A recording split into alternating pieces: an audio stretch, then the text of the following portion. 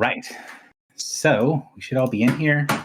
And I'm going to put a little marker on the screen for JP to let him know that it is time to begin recording. Although ideally, he'll just be able to look and see when there's a bunch of voices in the channel. That would be a time to record.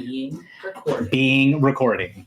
Thank you very much. This is the level of polish you can expect from the rest of the adventure this evening.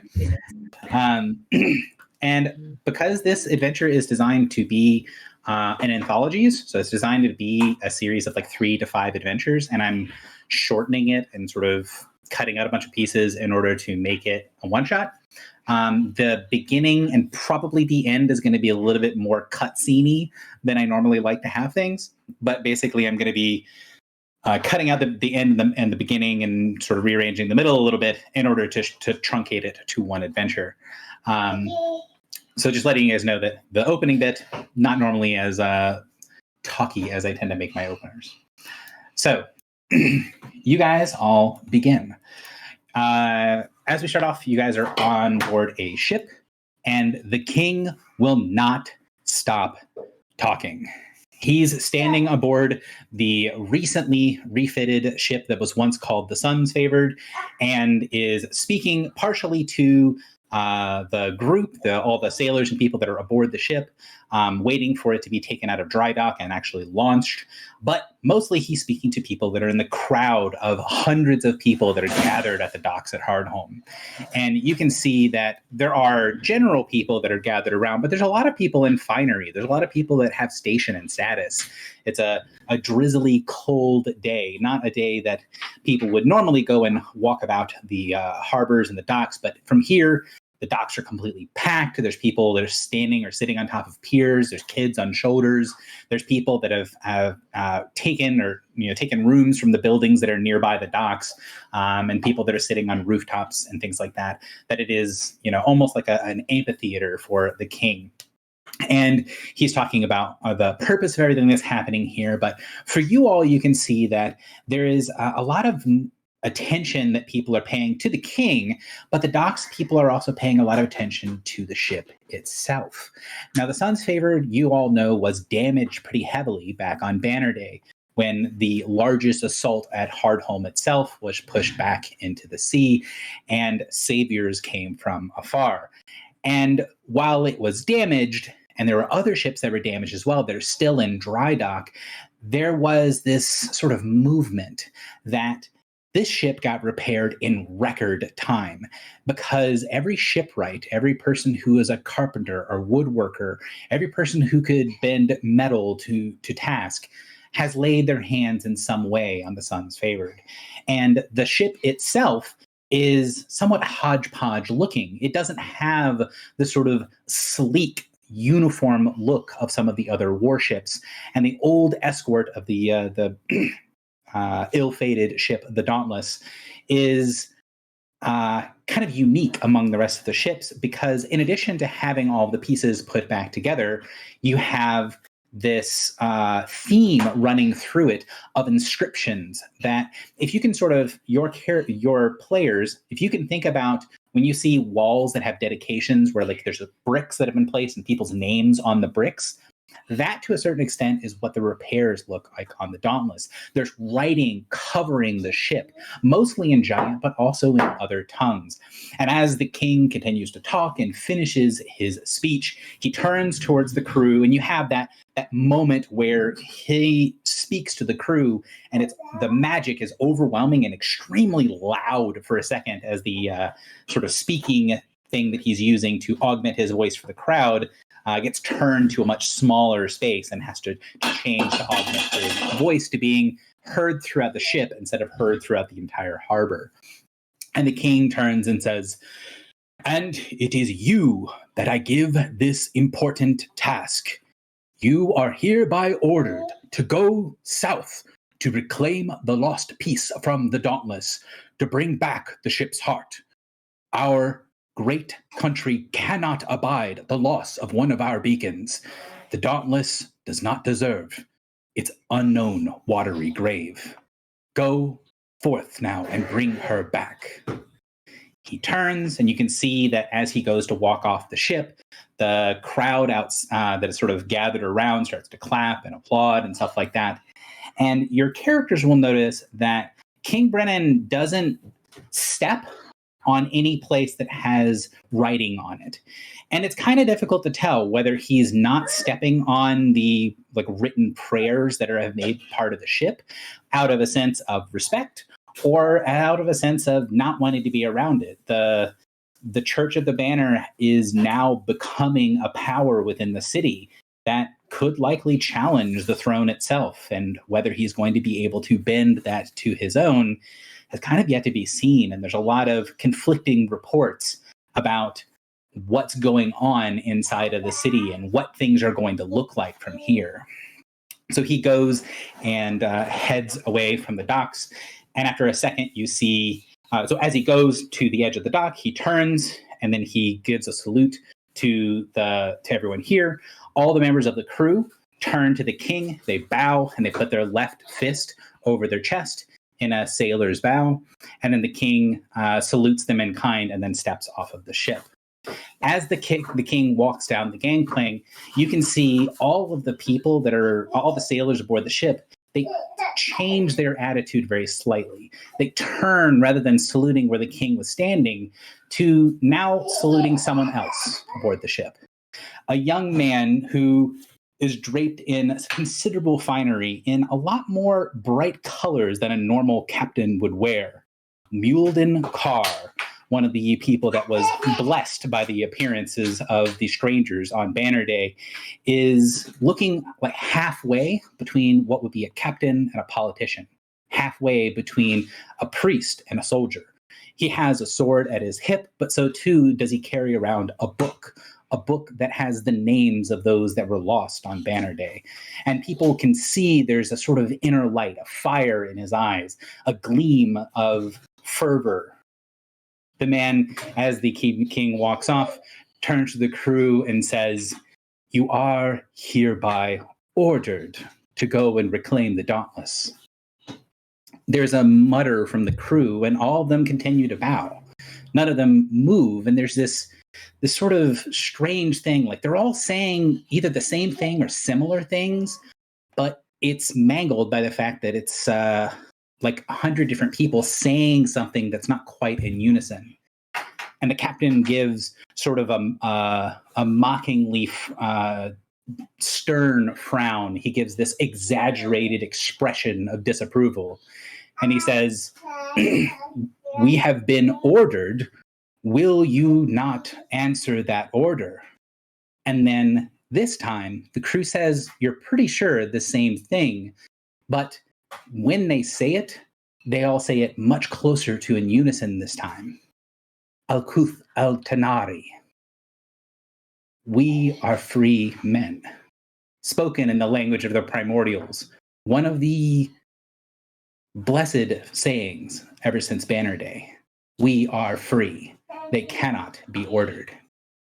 The captain frowns again and then makes his way up the top of the ship. Standing by the helm, he looks out into the ocean and he says, "Well, I don't think the Dauntless deserves to be at the bottom of the ocean. She do be worth saving.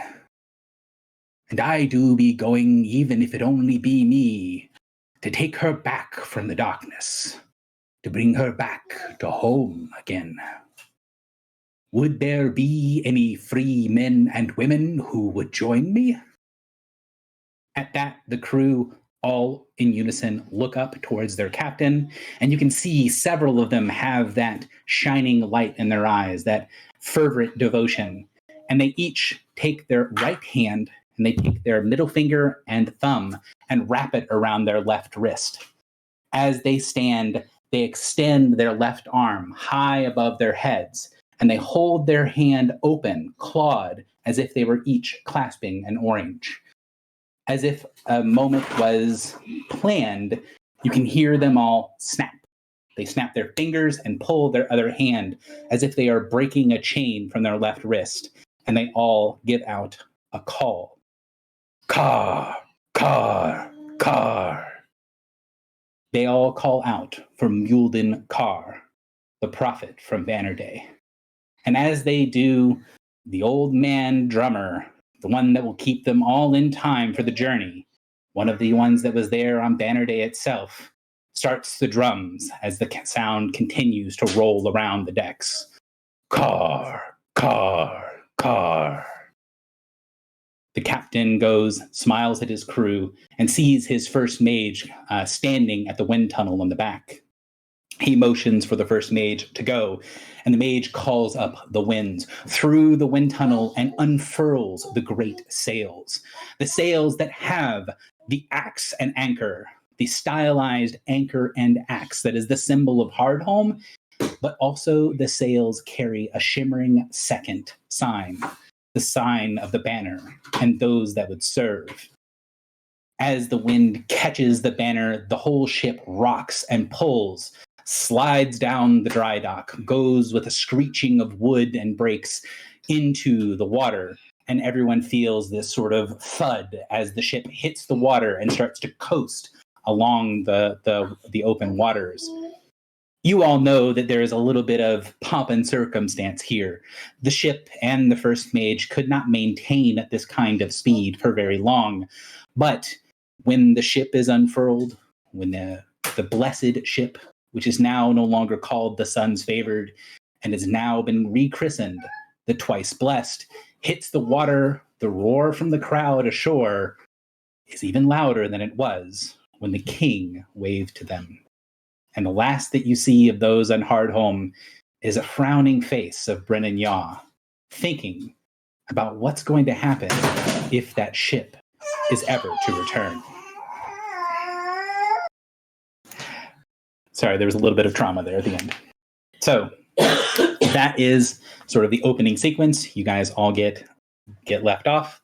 After a few minutes of the sort of sails at full being bolstered by the magic of the first mage being pushed out into the harbor, kind of the idea of like the cavalry leaving at gallop with all the banners flaring and that sort of stuff. But then once they actually get out on the road, they're not going to be galloping to where their destination is.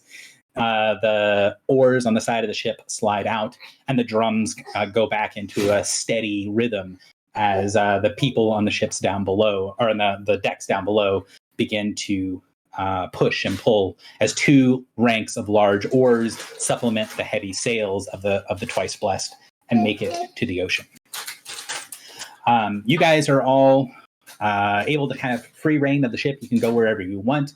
But it is customary that once sort of the public-facing side of things is done, that it is customary that you're all brought to speak with either the bosun or the quartermaster or sometimes the captain or first mate, and kind of given your task. And given that this is a very high-profile task you are being sent on, it is not unusual to find yourselves in the captain's quarters, with the captain there around his command desk, able to kind of talk with him and kind of get the explanation of exactly what is happening. And I think I might take a break for a moment, potentially to put the baby to bed, because she looks like she's dying. So we're going to pause here for I know that we just did the intro and then we're pausing, but we're going to pause here for 10, 15 minutes. So why don't we come back at let's come back at 50. That'll give us plenty of time to put the kids to bed. And if you guys have questions or stuff like that, by all means, toss it in the channel. And then I'll try to answer stuff when I get back. But we're going to try to put her to bed real quick. All right, I am back, and people want to do questions, but we're probably not going to get started for another few minutes. Welcome back. Welcome back. Does anyone want clarifying questions about the sort of intro scene? Did you say our characters were from the same nation that guy was a king of? Yes. So King Yaw is the king of Hardhome, and you guys are from Hardhome. Yeah. So he is technically your king, but you guys are Marines by trade, meaning that while he is the king, and that is important, you would probably have more, I guess loyalty is probably not the exact right word, but more respect for the two admirals. So there's always the king, and then he has two admirals underneath him that are basically the people that run almost everything. One of the two was aboard the Dauntless when it was sunk. So right now there's only one admiral, and that admiral was not there for the launching of the ship. So And I just want to ask is this like a nation that's very focused on like maritime stuff? Yes. So, assuming that the reveal tool worked this time, would have a picture for the admiral that's up there. And do we know if the admiral is a follower of the banner? As of yet, there is a lot of rumor, but he has not come out openly opposed or for the Church of the Banner yet. The king is openly pro-banner, but there's a lot of talk about how he might not be as openly pro-banner as he lets on. okay, so where he says he is, but he might not actually be. Yeah, it is the politically popular thing to say. Yeah. And our characters, would they likely be pro banner or? That's entirely up to you. Okay. Most of you guys would have been there on Banner Day. I think only one of the characters, who I will need to look up real quick. I assume it's a druid as well, because that's the same one. The druid was there on Banner Day. The warlord wasn't there, and nobody's paying the fighter. So yes, everybody was there on Banner Day, and what they are calling Banner Day was this massive amphibious assault of monsters on the city, and the city's fleet basically made a perimeter around the city, and there was a huge ship battle, ships versus sea monsters, that happened in the harbor, and some of that overflowed into the city. There was a lot of loss of life, but there was a strange unknown, a foreign airship that appeared in the sky and raised this huge banner above the city and supposedly turned the tide of the battle. Although depending on who you listen to, there are other people that believe that they would have won anyways. But there's still, even among the people that say they would have won anyways without the help of the foreigners, there is still that sort of begrudging, well, they would have lost more people. And do they have any idea who the airship was? There's a bunch of different rumors and different beliefs. So according to what the king and his people have put out, they were an unaffiliated group that was not affiliated with any of the other major city states or factions, that came and helped out of a sense of goodwill and righteousness. There's not a whole lot of people that believe that official line. Most people think, because it looks like a Genasi airship, and the Genasi have been sort of a neutral group towards Hardhome for a very long time, most people believe that it was a sort of a goodwill mission from one of the two Genasi city-states, probably the city-state of Sanctuary, that was here to do this, which is why when the crew were sort of murmuring that we are free people, we are free men, they were saying so in Primordial, in the language of the Genasi. What was the religion in this area like before that? So there's a bunch of different competing smaller religions. A pretty decently sized chunk of people don't have more formalized religions. They believe in the saints, which are sort of individual heroic figures throughout time. And the most commonly worshipped is not quite the right word. Most commonly venerated of the saints is Lugos, who was a storm giant that, kind of like the foreigners did, who saved the city from sea monsters hundreds of years ago, basically around the founding of the city itself. So a lot of people revere or say prayers to, or pay homage to the storm giant Lugos. But there are a bunch of smaller things as well. There's a pretty decent group of people that are considered shepherds, which is a very sort of Salvation Army-esque organization. They have this huge supply of ritual casters that tend to go and do goodwill missions by curing diseases and that sort of stuff, like casting mostly restoration rituals. And there's there's an element of ritual there. There's an element of religion there, but it's also like an organization that people assume they have to pay for the things, even if it's not like, oh, I need a cure, I'm going to pay to them. They don't just go for the wealthy. They do for everyone, but they need money to get it done. So the shepherds are there, and then you also have a much smaller but much more heavily devoted people that serve one of the other saints, Saint Tython, who's basically the saint of really bad, nasty shit that comes from the dark water, and you make offerings to them so that the bad, nasty shit doesn't eat your ship. So, that parallel between Lugos and the Banner, where they both like save the city, is that like brought up a lot by like the Banner people or whatever? Yes, it is constant. There's a frequent thing that is said, and now again, it's not been that long since Banner Day. It's been like a week since Banner Day at this point. So to say that this is a religion is a little bit ahead of yourself. It's the beginning of something, and they're talking about these people being the new Lugosi, the new Storm Giant protectors. That is something that's being thrown around a lot. And was Banner Day like something that happened in like your campaign? Because it seems like some people know about it. Yes. I mean, some of the players. So Filibuster and Foxy, so Griffle, Michael, are both players in the main campaign, and they were the ones that raised the banner on Banner Day.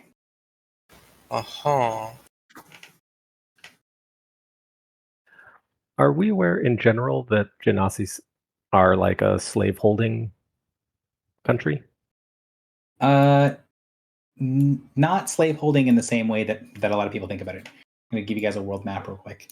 There's a lot of stuff on this world map that is going to make it kind of cluttered, but I'll direct everybody's attention over to where Hardhome is. So climate-wise, this area of the world's kind of like Alaska.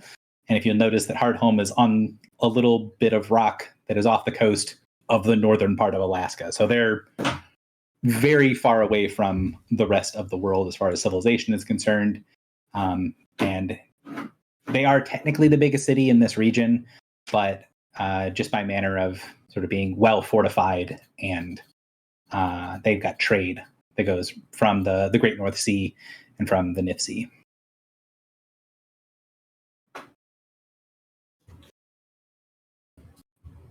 Good questions. Does anyone else have other things?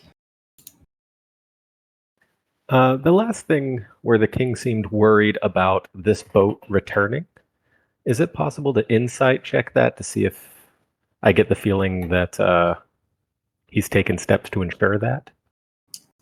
You do not need an insight check for that, which is something that I'll explain. Actually, it's 50 now. If people can toss a 1 in chat, let me know that they are back. We can kind of get going. We'll do the little briefing from the captain. 4, 5, 6. Cool. So to answer your question, let's get back into session. And as you guys get brought into the king's chamber, the king and his pilot and helmsman have different meanings in this setting. So there are multiple helmsmen. There's only one pilot. Pilot is the person who's in charge of the thing called a beacon. A beacon are these anti-sea monster tools that each ship comes equipped with. And only the pilot is the head of the beacon, although they also tend to be helmsmen that tend to control the ship as well. Lugos and Typhon. So I'll type out. Thank you. So Typhon is the guy. Oh, So Typhon. Okay. Yes, and the story of that character tends to be linked with Saint Tython and the Leviathan, the orc that went into the ocean and went to the monsters, and the monsters took him back to the sea. So he survived being thrown out into the ocean where all the sea monsters are, and then the sea monsters brought him back to land unharmed. Okay. And cool. that's Very cool. A century and a half ago, a little less, like 100 I think it's 130, 140 years ago. So it's a pretty well very recent. Fairly recent for some things, but like still multiple generations ago is something that happened. Yeah. Okay. Saint Tython himself lived like several hundred years ago, but the church became really popular and became more of a formalized thing like 140, 150 years ago. I'd have to look at the map again, but I think it's like 130 years ago. So, any other questions about the religions and saints and stuff? And then we'll... Cool. So, you guys are all brought in. The pilot and the captain are both there. And as you guys kind of gathered around, the captain is going to say, well, it do be something for all of them to see nice, pretty things, all good belief that we will come back safe and unharmed. But you be the people that are going to be going into those waters, getting back our beacon. I don't want to be bullshitting you. We're going to be going in deep waters, half near to places where ships don't turn back if they go by themselves. And we are one escort ship without an escort. We have nothing to help us when we are that close to deep waters. It is the belief of many at Hardhome that the ensorcelled hull, the divine feeling, the thrum within this ship. And he puts his hand over towards a piece of the exposed side of the ship that has prayers and stuff on it. And when he runs his fingers across the words in giant that have been inscribed in the hull, you can see a little trailing white light, like whispers of divinity, follow his fingertips. There is power in these words. There's power in the belief. And while there is this sort of collective will of Hardhome that is somewhat that you'd expect, right? There is this sort of celebratory air when you guys left. There is something more as well. The ship itself feels like it carries with it some of the will of the people that repaired it so rapidly. This ship should not be seaworthy because of how much damage it took recently, but people worked in shifts night and day. People from all over the place worked to get the ship back in working order. And the captain kind of turns and says, there be two things you needing to know. The first be that we are sent as proof. If Banner Day be a change, if it be a sign of what is to come, then we will make it home, our mission complete, our lives safe, our hull intact. But if this be a false new religion, if they be fake saints, if they be what others say, just mercenaries that wish to have our goodwill for a safe place for harbor, then our ship will grace the depths with the Dauntless herself. This be the proof we will all see.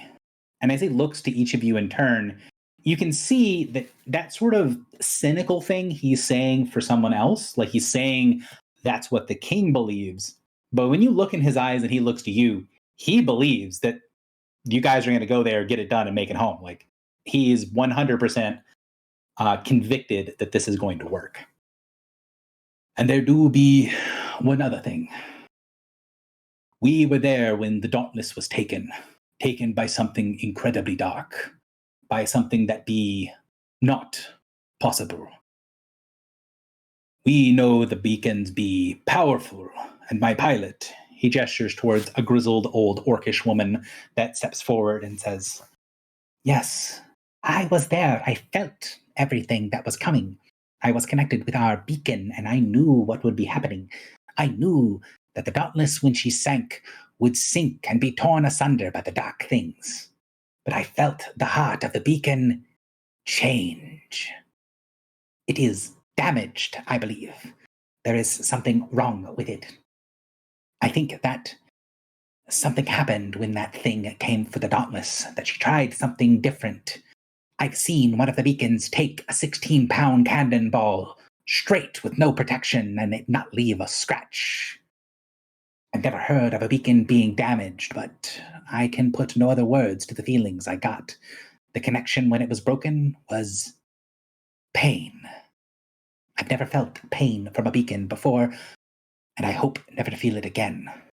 But we are to recover the beacon that was lost and repair her if possible. And if not, to find out if they can be damaged, what exactly we must protect them from, so the beacons are not able to be destroyed, not lost, so that our civilization will no longer have light against the darkness. And as she kind of goes to sit back down, you can tell that she's not 100% steady. Like, she is old and grizzled and not super seaworthy. That if she wasn't already sort of well established here, that she probably wouldn't be the head pilot of any ship. And so the captain says, I have permissions, B, to grant each of thee a water gift. It should protect you from the cold, from the water, should allow you to breathe beneath the waves. But I'm going to be sending you into a ship's graveyard, the edge of the abyss, and I want you to come back alive. If there's anything that we can give you to make that happen, say, and it will be so. And then the DM is going to kind of end our cutscene, take a step back, and allow you guys to say whatever you want to say. The scene is now open to whatever you guys want to do or ask.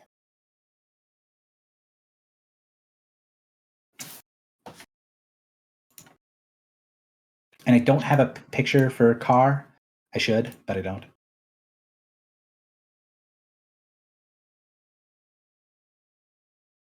Does the ritual they plan on casting include water speed or removing attacks while fighting underwater?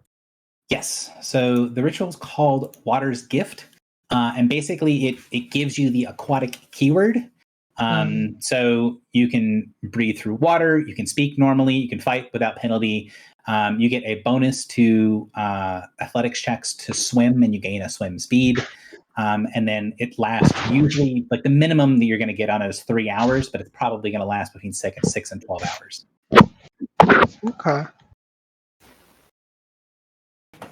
And do we know the depth of the sea where we go? So not exactly, but given the captain's description, and since you guys are all seasoned Marines, you know that he's talking about, he's kind of walking around actually saying the words, but he's talking about a place called the Passage. So I'll put you guys back in the main map. If you look at the blue lines up at the top left, this here, that's called the Passage. So that's the sort of area of super deep water. Think of like center of the Atlantic, right? Where it's not just deep water. There's like a continental shelf and then a drop off. When he talks about the edge of the abyss, he's talking about that super deep water. And the sort of, even for sailors and seasoned Marines, what they would consider like the mythical scary sea monsters, they live in that sort of like extreme deep dark, the thousands of feet below the sea type monsters. Okay. I think Alice would speak up and say, we're going to need light if we're going to go that far deep. That far down. Is there any way we could have light? Of course. We will be sending through minor beacons with you. We've been given them by Yah to serve many purposes. They should dissuade some of the smaller creatures from coming near you, and they will provide lights of their own. He gestures, and the ship's bosun goes and pulls out a chest that has within it hand-sized beacons. So your characters would know that these tend to go out with like fishing vessels and things like that. Like, by fishing vessels, I mean like individual personal craft. Then they get power from a big ship's beacon and sort of hold it like a short-term battery. So it'll give light, and it should allow some communication with the surface as well. So it's going to function both as your flashlight and your communications. That's cool. Okay. In character, you would also realize this would be another one of those nods that they have an entire chest full of small beacons in order to go by this task. That is an incredible amount of like wealth that's being thrown at what's happening here. Like, that is a ton of money in that chest.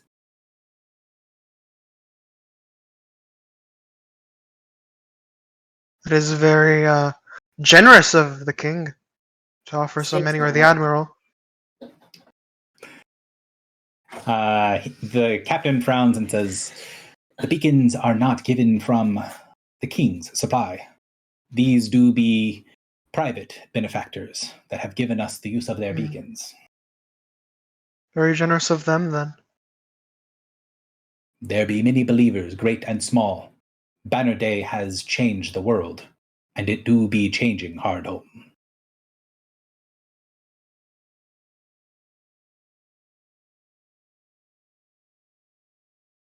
She just nods and like looks at the others to see if they have anything they think we need. Nell will ask, what's the ETA to the sinking point, sinking site? We do be planning to make good time, but I know be one to expend resources we might need to be protecting ourselves. I'm going for what would be a middle ground. It should be 2 days, maybe 3. If we are close, and I believe it is near sunset, we will be slowing ourselves. I know be wanting to go and find things at the edge of the passage in the dark.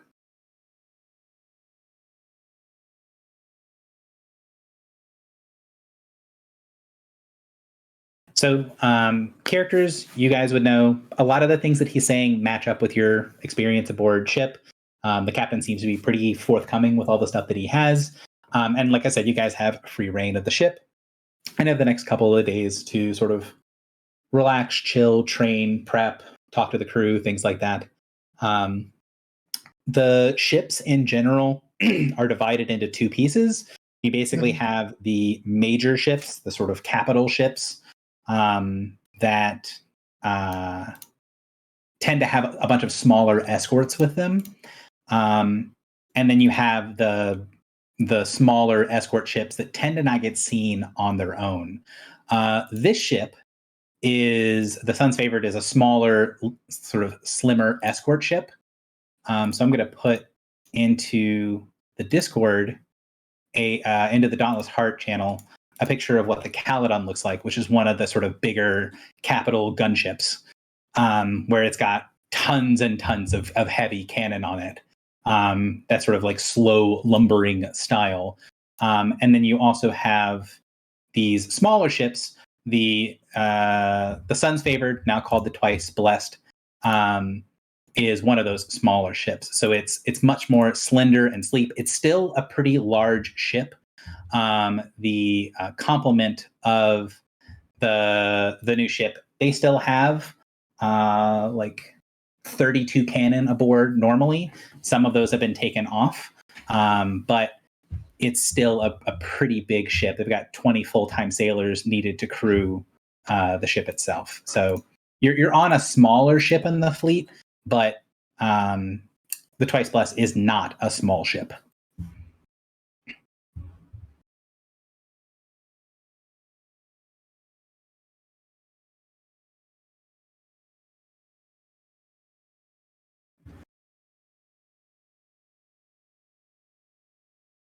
So the day passes relatively, the first couple days pass relatively clear and fine.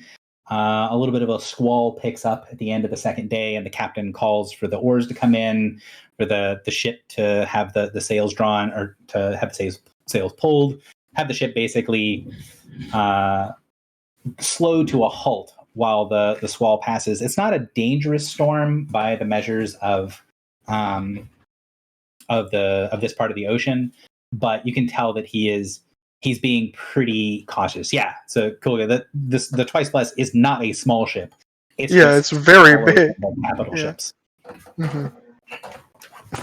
So on the third day, you guys make it to the part, and the captain kind of has you guys come back into the sort of war room area, into the captain's quarters, and he kind of lets you know again, we do be coming close. And according to my pilot, who's taking some time to herself in her quarters, that it do be feeling the same way. It be wounded somehow. In the morn, we will be gathering you all around, giving you the water's gift, and sending you down. If you have any last-minute preparations, it do be time to have them done. And he kind of stands there and lets it back. I will say that, like, over the couple of days of just being around the crew, you can tell that aboard a lot of crews that are on at sea, there is definitely a strong amount of respect for the captain, or at least deference. Even if they don't like the captain, there is the only way the ship will function with a crew is if there is a level of dedication. This crew is a little different. There is definitely a sort of fanatical look of devotion for many members of the crew. Not all, but many members of the crew have sort of a fanatical devotion to the crew. And the ship is being kept pristine. Like, typically when you get out past a day or two from dock, there's a little bit of relaxing of keeping the ship to look parade perfect. That is not so on the Twice Blessed. It is kept sort of parade perfect even at sea. That's really interesting. Okay. True believer. Probably a little bit uncomfortable, even. Like, Yeah, it's a little weird, but everyone so far seemed pretty friendly about things. It's a cult. Mhm. Are we joining a cult? They You're look so like they're right. gonna be joining the cult. Whether you guys join or not is up to you. A cult. Let's do it. I've noticed I've got ritual casting. Is there any sort of divination rituals that I would have at level 5 that would help out with seeing what's ahead? The short answer is yes. The long answer is I didn't put effort into filling up your spell list because the ritual casting stuff was kind of at the end of my to-do list. But if you want to look up divination rituals, if you have anything that's level 5 or lower, it's reasonable that you would have it. Divination rituals are very popular among seagoing people, and your character is a seer, so that is even more meaningful that you would have some sort of stuff. The big ones is Hand of Fate and Read Omens are the two most common ones. So if you want to look up those two, those are usually the big ones. But they're short range divinations. By range, I mean in time, not in distance. Like you can't see that far ahead. Cool. Looking them up now. While you do that, is there any provision for temperature protection? I can't see Water's gift Oh, yeah. saying anything about keeping us warm in the depths of this ocean. Correct. So they're also going to be casting Endure Elements on you guys. Cool. So for Marines that are functioning and are intended to like do anything off of the ship, it is just standard practice that you guys get Endure Elements cast on you. So that would be cast on you basically every day when you guys woke up. Okay. It is the end of winter, so it should be the beginning of spring, but it's still very cold. And the sailors know how to dress and know how to function in colder weather, but the assumption is that the fighting men, the Marines, are the most likely to get thrown in the water or have to deal with the elements and not be able to protect themselves. So they do spend a little bit of extra money to make sure you guys are properly warded at the beginning of each day.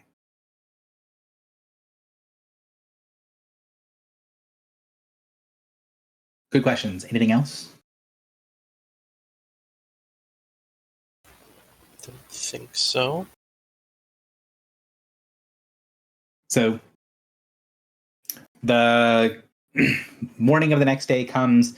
The sails are unfurled. The day looks like, though there was the squall yesterday, there's still a little bit of light rain here, some clouds off in the distance that look a little bit ominous, but nothing that looks like it's likely to be dangerous anytime soon.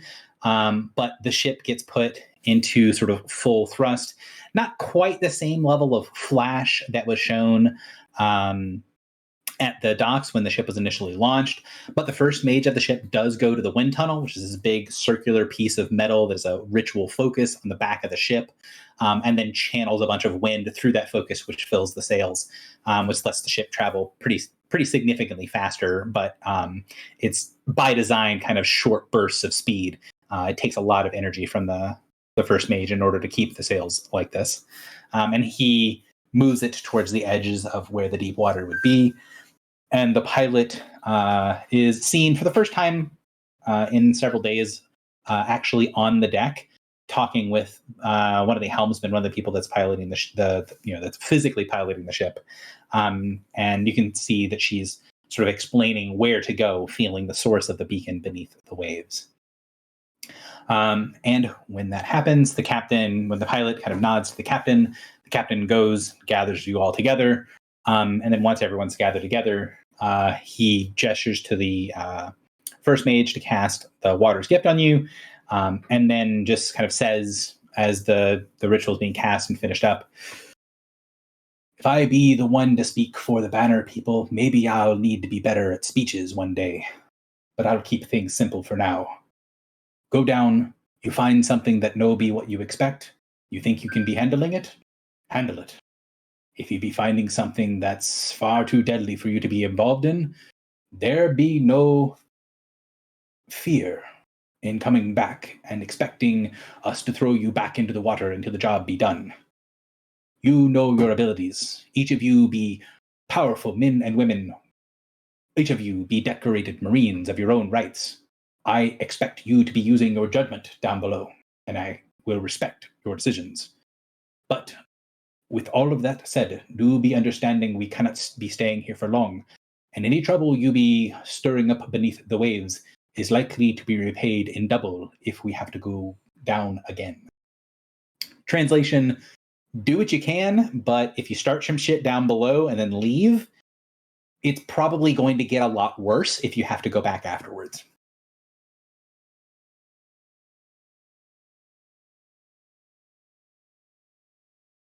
Any final things before you guys get sent into the water?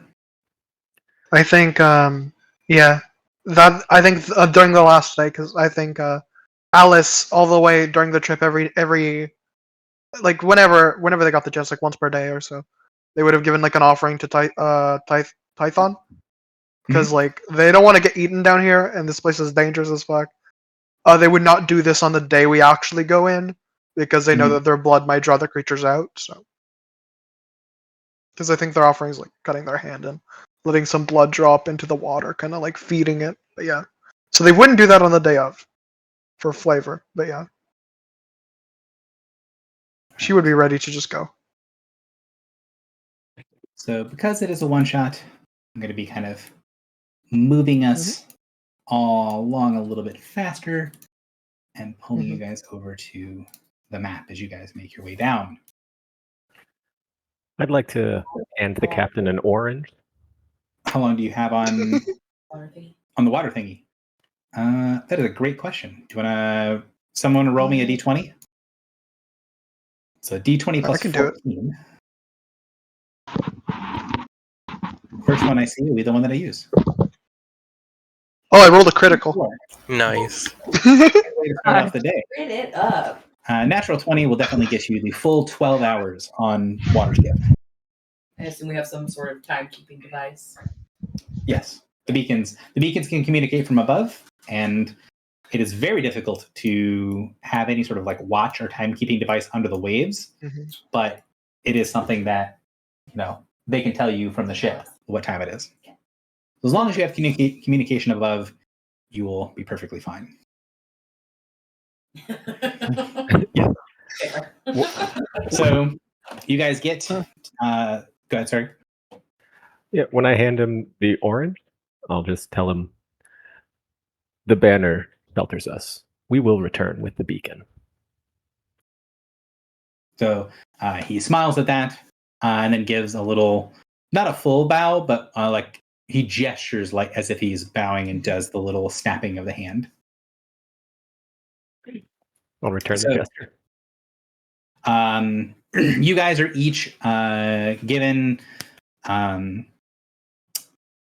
deep shoes, which are basically just big weighted boots, so that you guys will sink rapidly, and are set off to the side and sank into the ocean. It is very dark, and the light given off by the beacons after you guys pass about 100 feet becomes lighter than becomes more light than what you see from the surface. And after you pass about 200 feet, pretty much all of the light is just from the beacons themselves. The water here is relatively clear, but there is a little bit of like murkiness and silt and other stuff that swirls through. You guys are right at the edge of where it is going to be getting significantly deeper. And you can see below you the remnants of the first part of what would be called later the Battle of Hardhome. where the Dauntless and 2 of her escorts were sunk. And then a third ship that looks much, much older, like it was sunk here a very long time ago. As you guys come on to here. Would we know what that third ship is? That's a good question, actually. Let me look.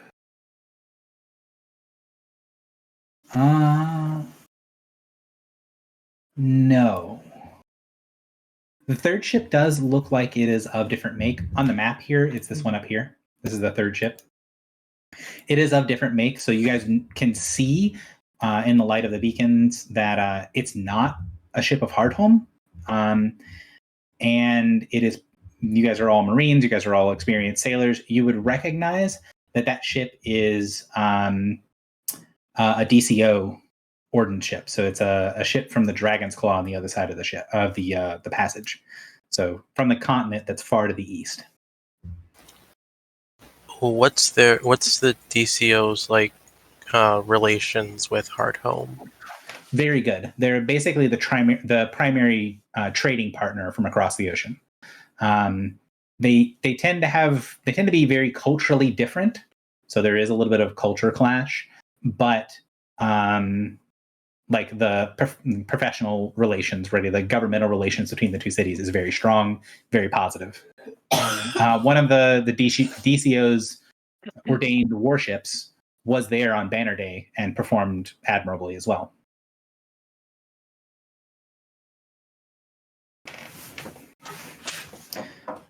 So you guys sink, and you can see basically your ship more or less parked directly on top of where the Dauntless was, and you can see the remnants of the Dauntless down below. Now, it is a little bit of a thing on this map that the Dauntless looks like an airship, but this middle big ship is supposed to be the Dauntless, which is not supposed to be an airship.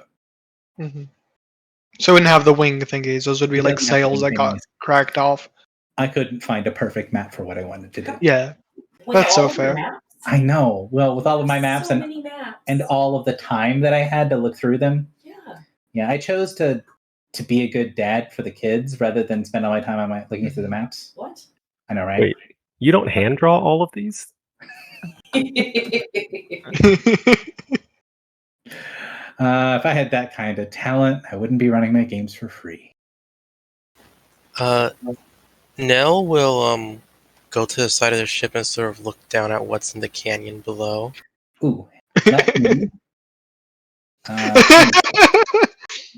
Let me put you guys in initiative order just so everyone has a chance to do stuff. So click on your tokens, and I didn't do anyone's initiative. I meant to go back and do that. So you will have to manually do your initiative stuff. I apologize. How do we do that? Actually, what I'll do real quick is, so on your thing, if you shift left click on the thing that says initiative, in there's a thing that says add your bonus in here. If you want to delete that and type in your actual bonus, and you'll see it on your character sheet that I sent you. I'm just going to do that at the end. Just the score box for that. Yeah, so initiative. Top left of the version. Yes, top left, and it's the far left of the top left. So, for example, for you, it's 2. 2. Show initiative. And for those of you guys that have special initiative abilities, ignore them for this, because this is mostly so people don't get skipped. Should we reroll? It doesn't matter. So you can if you want. Hang on. What is my initiative bonus? No, we have our numbers. Ideally, in the PDF, it should be the very top left. If anyone's having a hard time finding it, let me know, and I will look it up real quick. Because I don't know if anyone's playing on a phone or anything like that. I'm going to set my initiative to 6 because that's my original roll plus my bonus. I think I'm the only insane person that plays on their phone sometimes.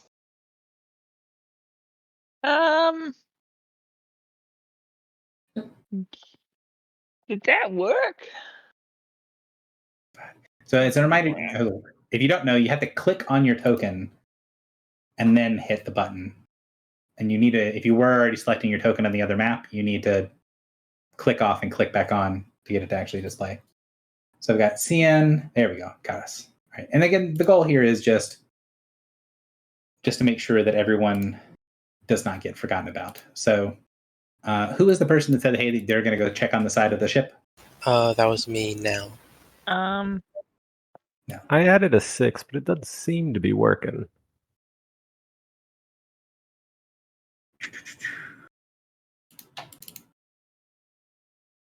Initiative. I don't see the 6 in your thing, so I'm going to fix it. Now say 6. Maybe it didn't say. It says 6 on mine. Ideally, if you click it now, it should work. If not, we'll figure it out as we go along. The initiatives are pretty easy to fix. And again, right now, the goal is just to make sure everyone has a chance to talk. And Nell, so you move to the side of the ship and go, you look down. Yeah. So this crack that you guys can see on either side looks like it's just extending farther and farther into deep water. Your shoes sort of, the heavy boots thump on the side of the ship so you can walk around on the broken ship, but then there's just darkness below you. Is there anything particular you're looking for as you go off and look down? Well, I'm trying to see if there's any other wreckage down there or anything dangerous. I did not mean to move my miniature there. It's all good. But yeah, just wreckage or anything dangerous looking. Hook me up with a perception check. So just hit the skill thing and then tell me what your bonus is. Yeah, let me check what this is.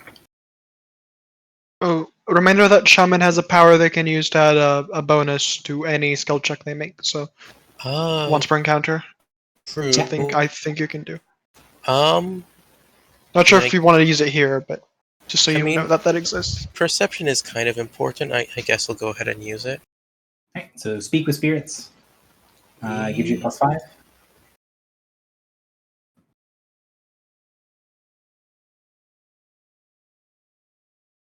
So you rolled a 3. And my bonus is 9 plus 5 for 14. So a total of 17. Yeah. So the DC. That's actually a good thing you used the +5 thing here. That's actually helpful. So looking down, you can see there's bits and pieces of other ships, or possibly bits and pieces of this ship that's down below. And as the kind of the edge of the light gets to it, you can see that while your character is only passingly familiar with the Dauntless, you do know at least that it was a much larger ship than what you see here. And what you can see down below is basically the front and the back parts of the ship hit this shelf, and then the ship snapped, and the center part of the ship sunk down further.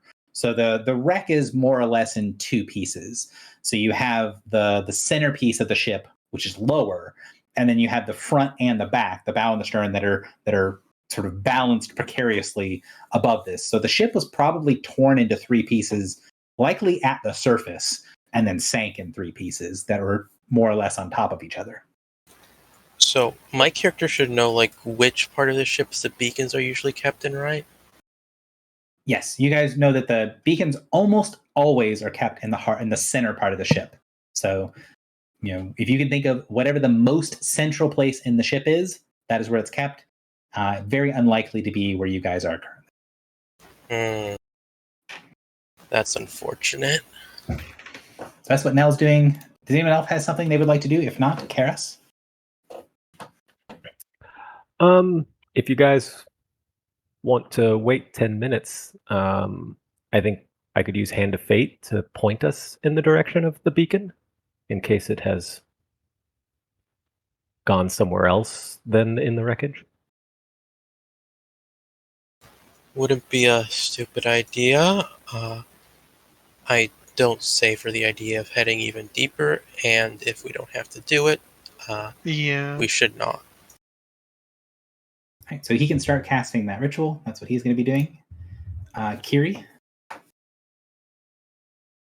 How far is it down to the next chunk of the ship? Yeah. Looks like it's about 100 feet further. I'm gonna go. You're just gonna head down? Yeah. So you guys see the paladin, so Kiri, who is... Paladins are relatively uncommon in Hardhome, and the ones that are almost exclusively devotees of St. Lugos.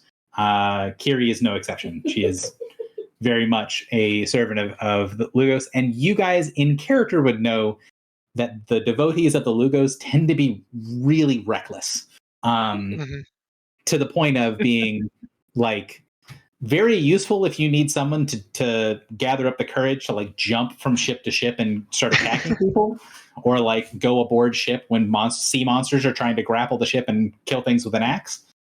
Not great if you're trying to investigate things as a group. So would people try to stop her, or would they be like, yeah, just let her jump off? Alice is actually going to follow. Or follow, yeah. Let's Yeah. go. Probably was like looking to see how deep it was, and then sees Kiri jumping as well, and then just goes with like a few moments later. Now we'll be like, what's another 100 feet? You guys are about 500 feet down where you are now. Exactly. Yeah. no, we'll be like goddamn fools, and then jump after the paladin. All right. Well, something's going to happen as the paladin goes to jump off board. But I need to know. So, Sion, what are you doing with all this? Am I saying your name right? Yeah, sure. Can I make a quick nature check I want to see if there's any signs, like telltale signs of like aquatic life, or any like in a forest it might be like animal tracks, or like eaten stuff or bones, or like that sort of thing, but Yes. be wise. Sounds great. But nature or dungeoneering, either one. I'd probably be more like dungeoneering, right? Yeah, because you're looking at the... Yeah, right. Yeah. I have to put it in manually. Oh no! You got 17. So whatever your Wait, bonus what? is. Oh, okay. Sorry, I missed that. Yeah. Yeah, 17. it So it's does 8. roll.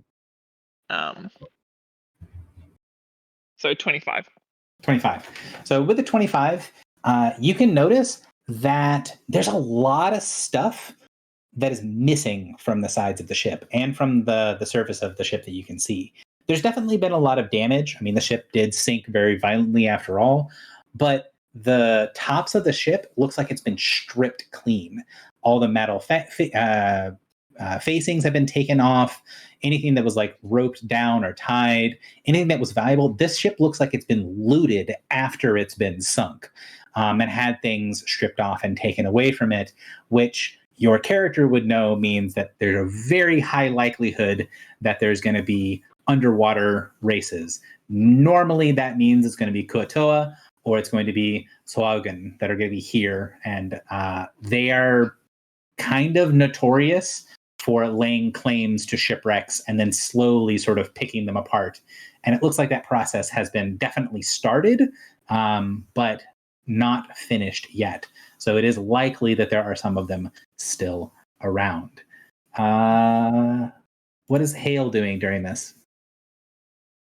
Insulting me. Yeah, Hale spends his time insulting the paladin. Truly. Yeah, that's... I have taken the role of follower of Rachel. Both of us together shakes hands. How far did I get into this ritual before Kiri jumped? Like, just took out your implements. You just started. If you all wait, no. All right, so as they go over to the side, you see as you shine your light down, getting ready to jump off the side, that there is this strange purplish light that opens up, and you see something that looks like an eye down below you.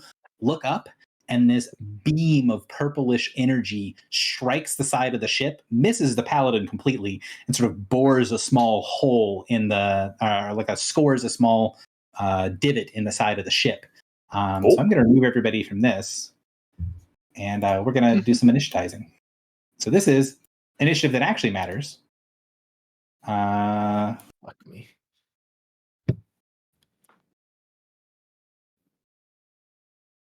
Wow. I rolled well last time, not this time. That's fine. And since I did... Oh, wait. I'm forgetting my links thing. It's assumed that I would have that active, right, Gary? Yes, it is assumed that you would, if you have an at-will stance, you can have it active all the time. I should have fixed your paladin stuff. Should not be Kiri. Plus 4 power bonus to initiative. That's way better. And obviously, these are the only two things in the combat, so give me just a second. Wow. A bit of an out of character question. Who has like good basic attacks, especially range basic Me. attacks? Oh, I only have a melee. Never mind. We have like no ranged characters. Kolgo, who was your character? I'm Alice. Alice. So, I'm going to go ahead and use Nature Sense on this, since they all rolled real high, and that should give us all some bonus to defenses. Okay.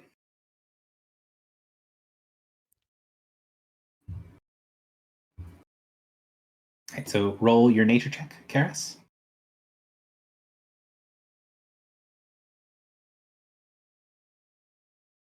That.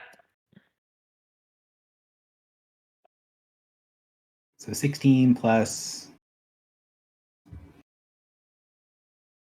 What's your nature skill? Plus 12. 12. So Oh, 20. nice. All right, so sort, which means you go from the middle of the pack to going first.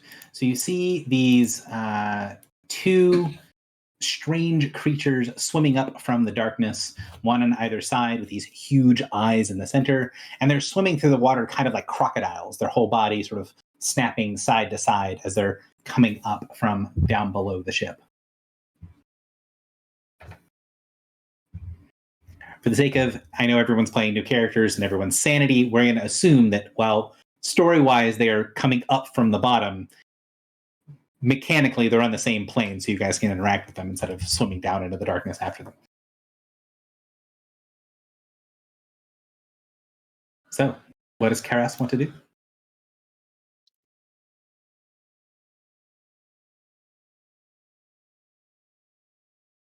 Saurus? Let me just measure something here.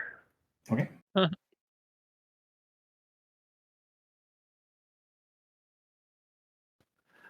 I turn into a seal. I'd like to turn into an octopus and do a nice pounce.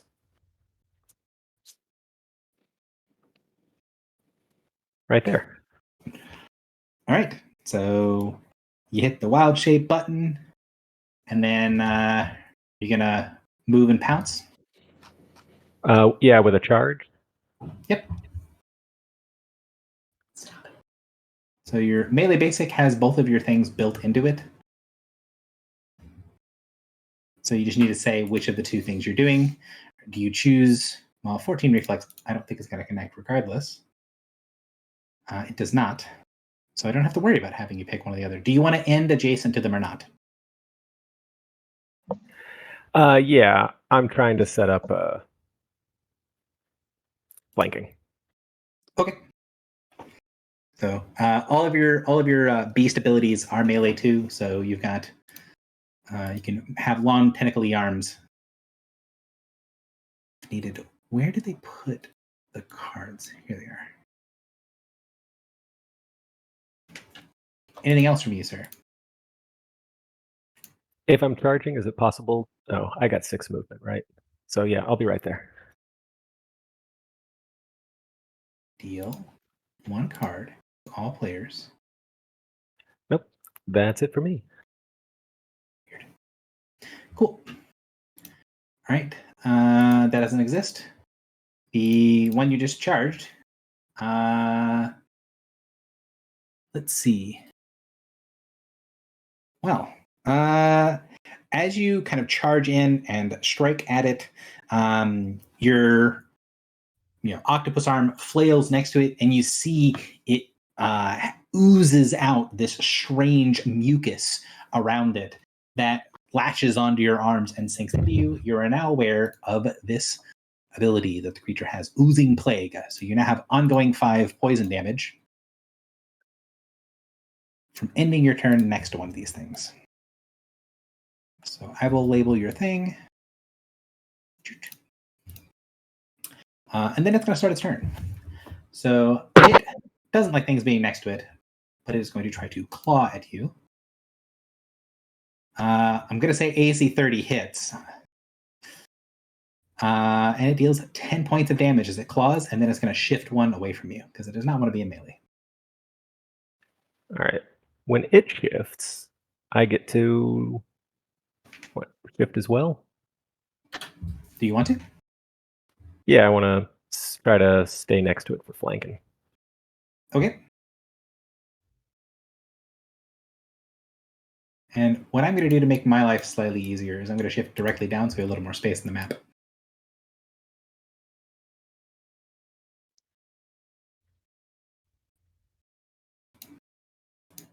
All right.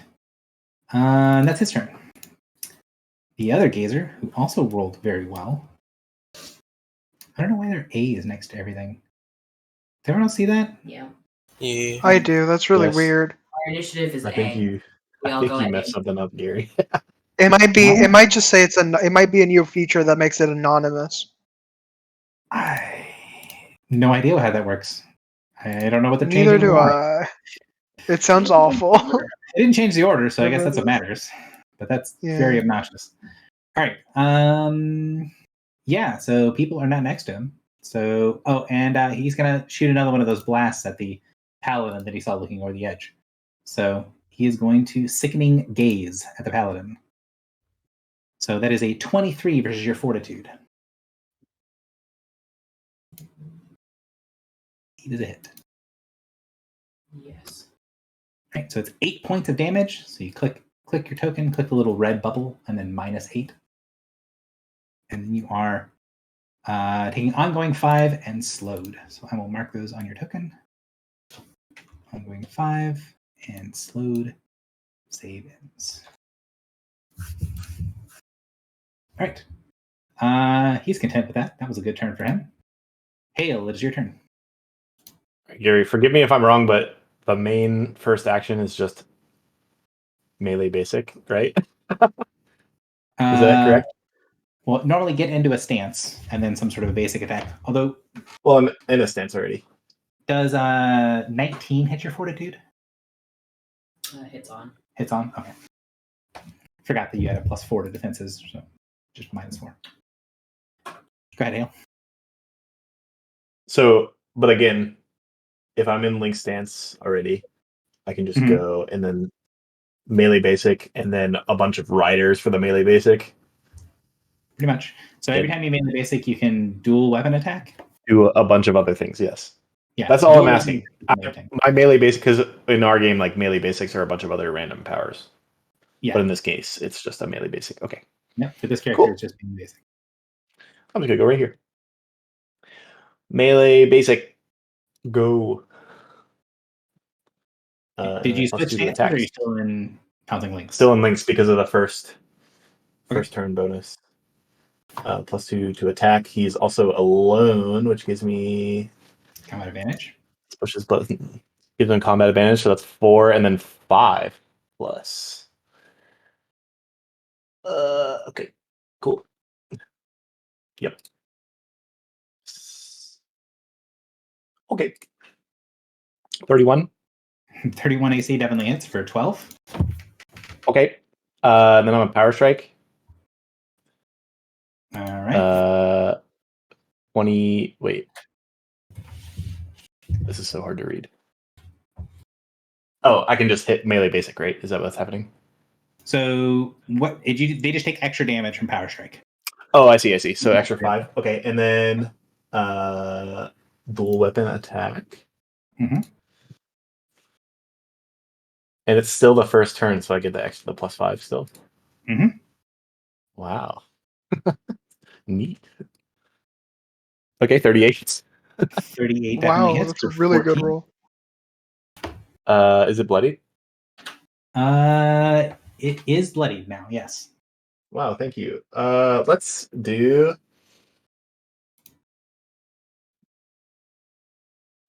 Oh crap! Was the initial I attack a would've- charge or not? Oh, I don't know how charging works, so I never would have ever. If you're only planning to move in basic attack, there's really no downside to charging. It just gives you a +1 to hit. I see. I kind of wanted to just knock this thing out immediately. I would have probably inevitable strike too if I were smart, but I didn't do that. Okay. But that requires me to melee twice. So can I just re-roll the last melee basic I did? How does that work? So inevitable strike, you roll twice and use the higher, and then if you hit with both, you deal extra damage. You can do that if you want Okay. to, or you can action point and do it. Oh, let's just action point. That sounds fun. Let's just kill it. You can't dual attack on an action point, but you can use your normal melee basic. Okay. So I will do. What was the thing I just said? Inevitable strike. Mhm. Where is it? It's not on the others. Okay, so then I just roll twice. Just click melee basic twice, with your +5, and then if both hit, you'll do an extra 4. And if one of them crits, then you do a lot more. But he's also bloodied, so I get with bloody gauntlets, I get something extra damage. +2 to damage. Yep. So 3 to damage. I would like it to die. That's a 37. 37 and second roll. Yes. So that's another hit. The 39, even better. So it'll take 19 points of damage. It is not dead yet, but it is very, very injured. I don't want the ongoing, though. How rude.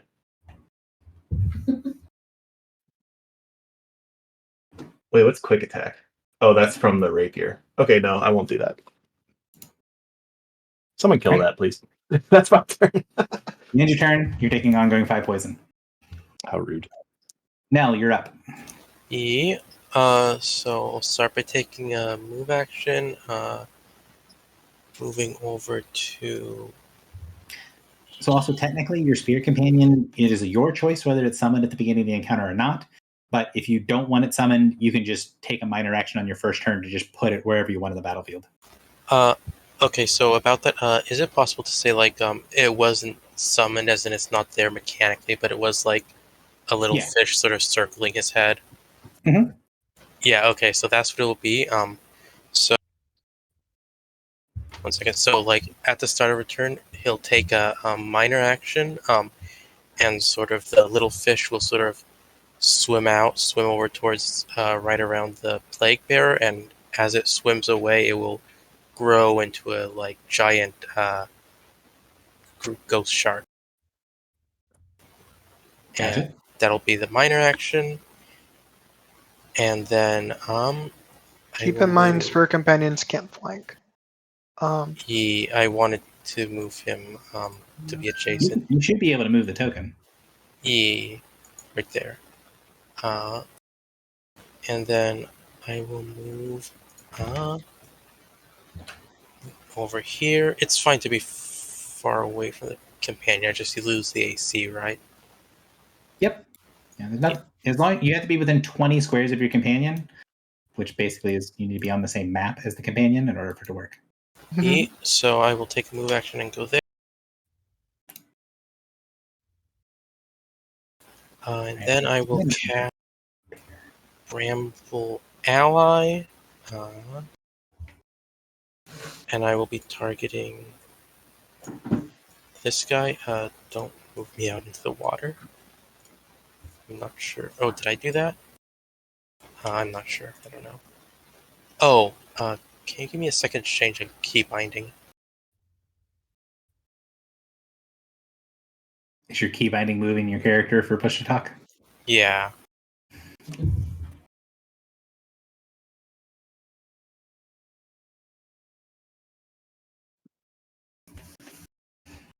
Can you guys hear me? Yep. Yeah. All right, now it should work. All right. Move your dude over. You move over to the other side. Yeet. I'm casting Bramble's ally. Bramble on Plague Gazer 1. Yep.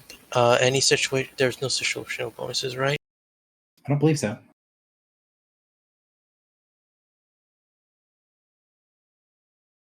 Uh, 10 versus reflex looks like your macro broke. And by your macro, I mean my macro. So let me. It's a no. 20 versus reflex, I think. It is a 20 versus reflex. Did you? I think the delete issue is zero? Let me see if this is actually broken. Okay. It's Yeah. not, so if you don't have a bonus, don't leave it to say 0. If you delete the actual bonus and leave the thing blank, it'll break the macro. So 20 reflex on the Bloodied Plague Gazer is going to hit. And 15 damage is enough to finish it off. And so Plague Gazer number 2, when he starts his turn, will be immobilized.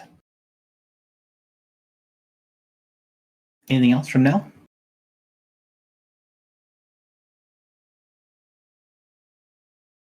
Arden? Oh, I forgot I changed my key bindings. That's my turn. Gotcha. All right. Those things don't exist yet. Sion. Hello. Can I? Monster Knowledge Check is a free action, right? Mhm. How many free actions can you take per turn? As many as the DM allows you. Awesome. So what is the? Is it nature check? For these guys, it's dungeoneering. Oh, cool. Oh, that's sad. 11. Oh. They like the dark. Fair enough. Fair enough. Oh man. I think I'm gonna double move because things are getting a little. I don't know. They seem to be coming up from like kind of here, right? From either side of the ship, yeah, from the dark places. Either side, okay. I mean, if you're double moving just to get someplace, you can. You could also move charge if you're trying to get to the other gazer. Yeah. Because your charge is actually pretty solid. It is pretty good, yes. Okay.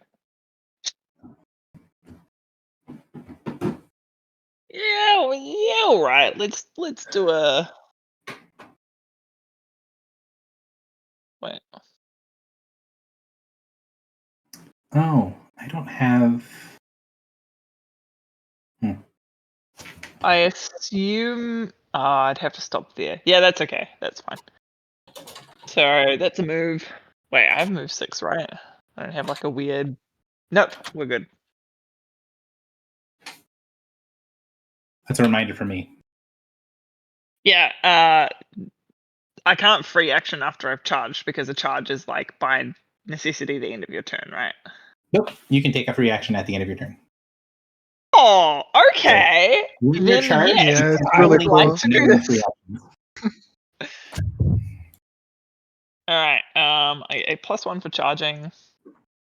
No damage bonuses currently. And +2 because it is granted combat advantage. Mm-hmm. Oh, okay, cool. And then I will Nature's Wrath. So it is marked. So 15, 17 AC. I don't believe it's going to connect. It does not, unfortunately. That's okay. And you're now taking ongoing 5 poison. You're also in a cloud of grossness around this thing. Sounds great. Paladin that got us all into this mess. Hi. Welcome to your turn. Take 5 points of damage. Remind me, slow is 2 squares of movement. 2 squares of movement. Is it save hands? It is save hands.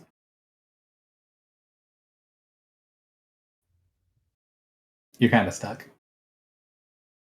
Yeah, no, I'm just gonna try to save myself and wait for the next. So you can try to force a saving throw. You can make a heal check. So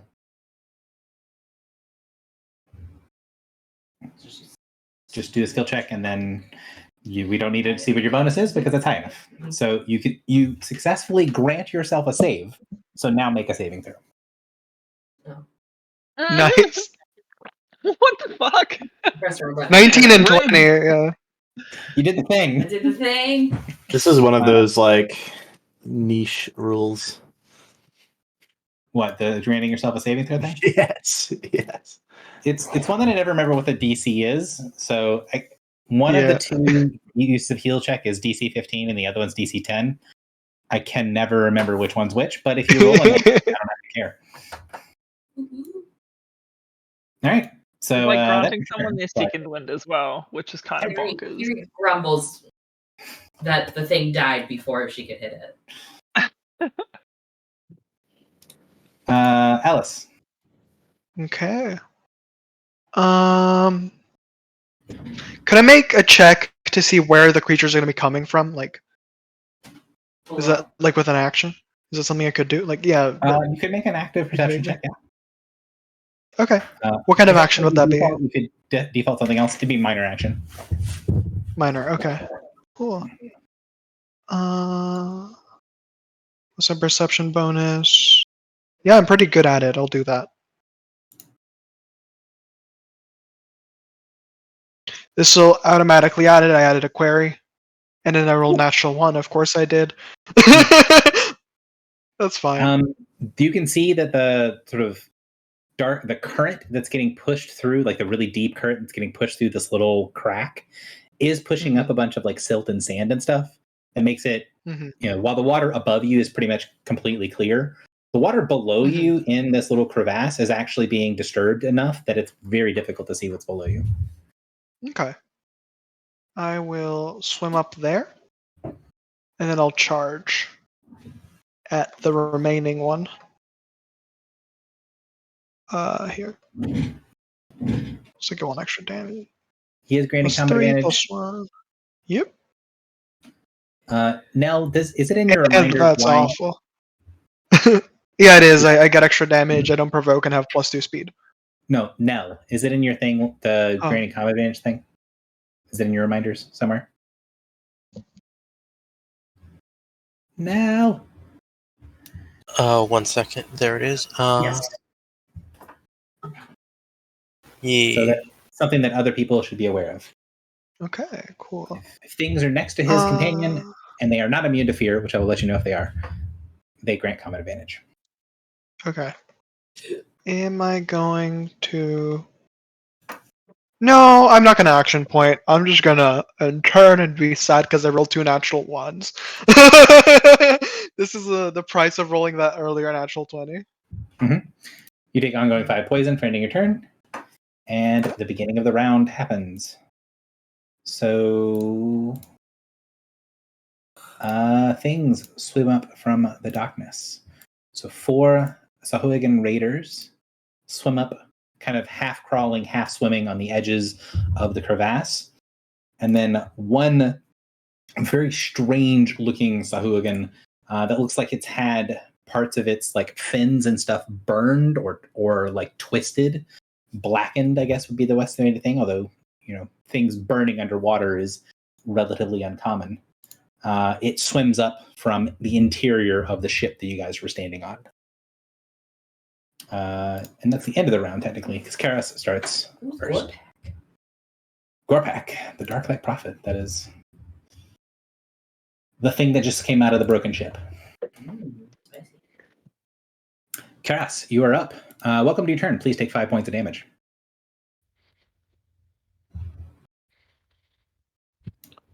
Okay. Does that ongoing or only when I'm next to him? It's ongoing, so you'll save at the end of your turn. Cool. I'll start with a darting bite.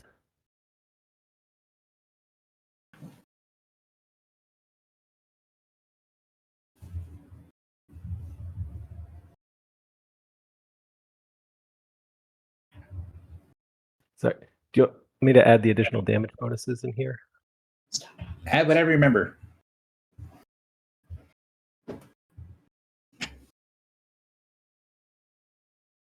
Uh, 31 reflex, 10 points of damage will definitely work.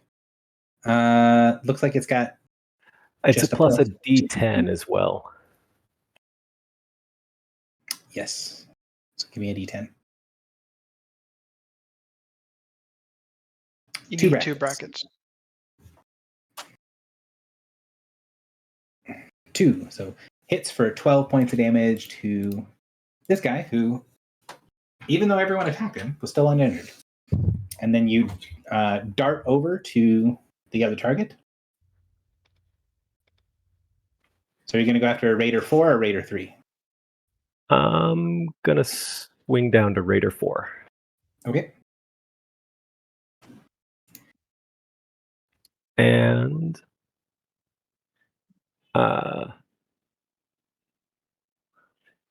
when I do, can I...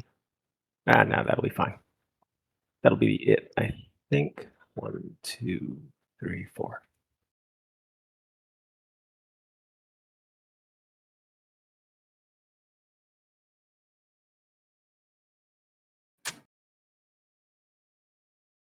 All right. You can make the attack again. Yeah. Make the attack. Oh, sweet. And you do have Cunning Stalker, so you also get combat advantage against this guy because he's by himself. It's not in your reminders, but it should be.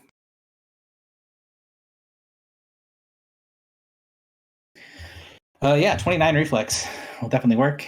And the D10 is not in there yet, so the D10 as well.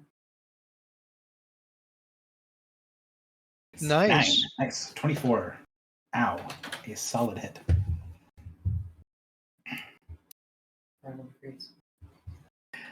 Anything else? That was your standard action. You have a move and a minor left.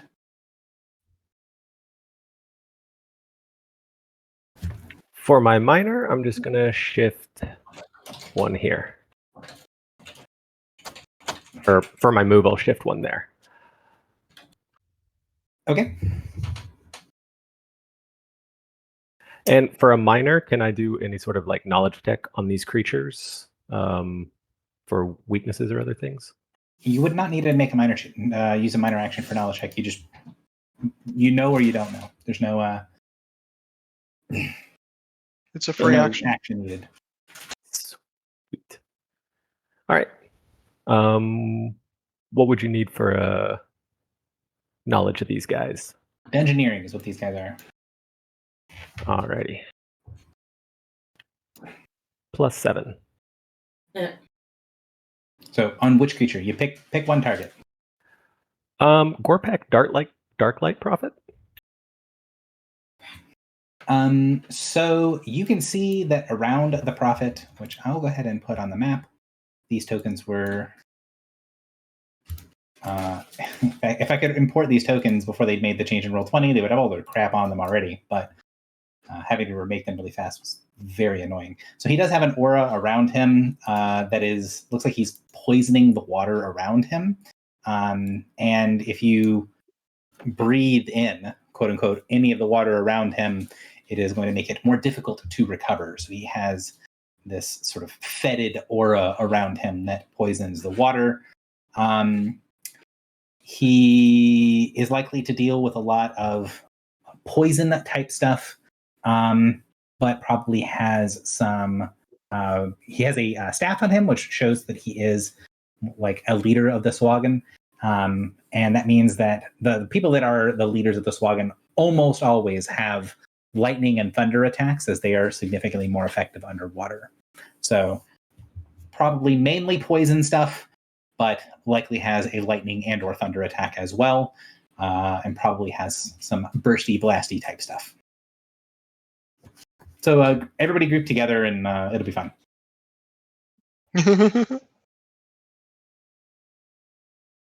But also with the check, he would likely resist poison quite heavily. Doesn't have any specific weaknesses, and as a spellcaster-looking guy, his mobility and his toughness, his fortitude, and his reflex are likely quite low, and his will is probably pretty significant. All right. Would you like to action point, or is that the end of your turn, sir? That's it for me. Give me a saving throw to get out of the poison, and so I'm going to Raider number 2. Gonna go. Let's see how horribly broken these macros are.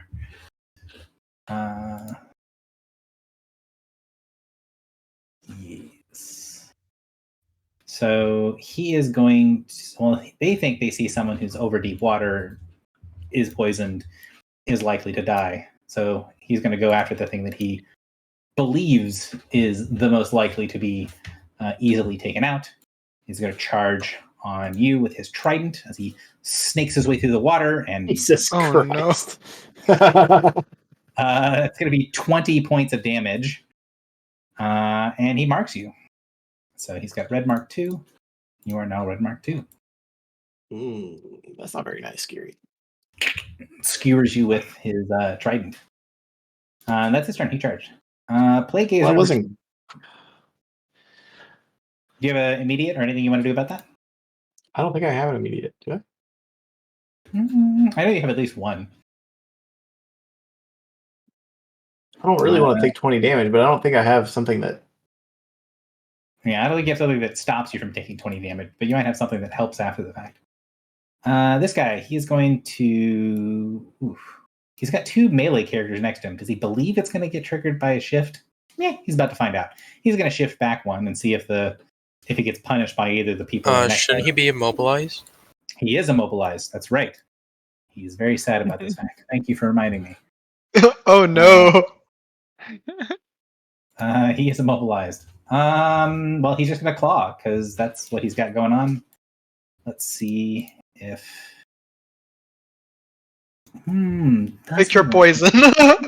Do that.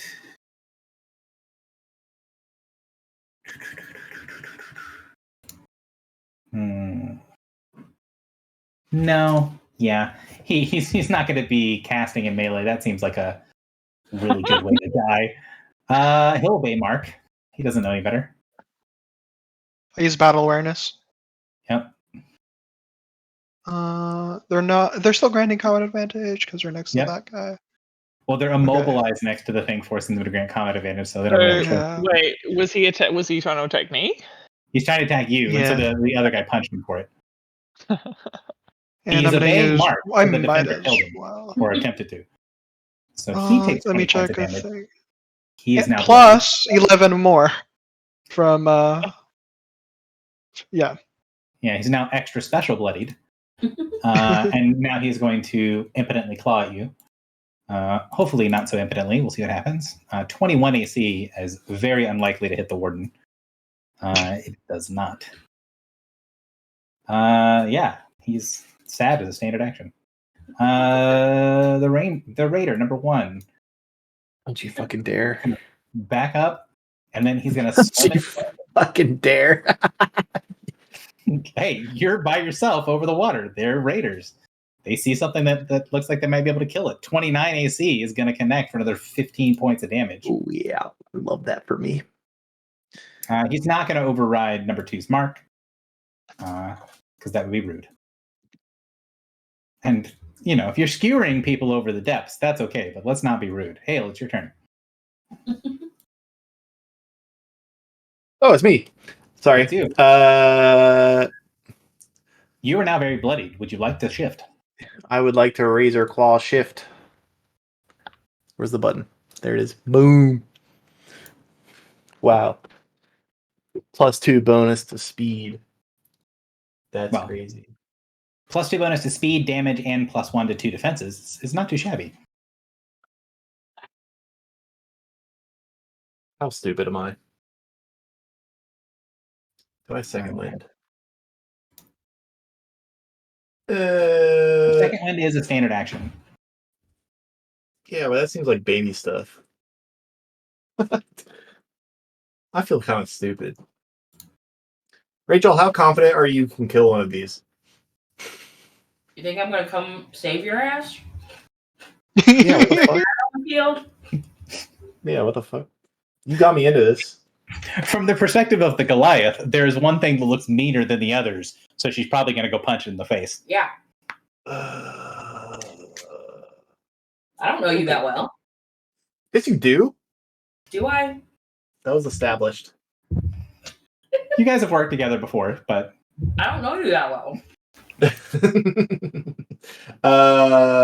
Well, since Rachel has determinedly said she's abandoning me, I will heal. Since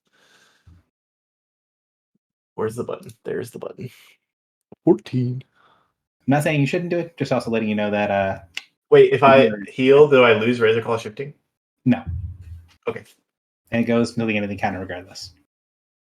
Oh, okay. And that also defense bonus is in addition to, correct? So you currently have +2 to 1. everything, an additional 1 to AC and reflex. Yeah. Yep. And then I will shift down. Okay. Like that. Now it's your That will turn. be my turn. All right. I will. Oh, now you roll saving throw. Sorry. Oh, and my health should be 5 lower, shouldn't it? Yep. Let's see. Oh, nice.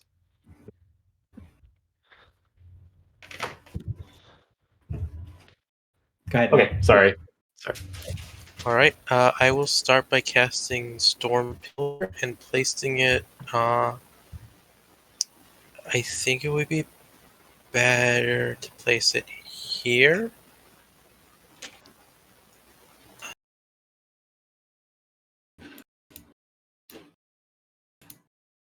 I don't remember. Storm Pillar's ally friendly, isn't it? Or no?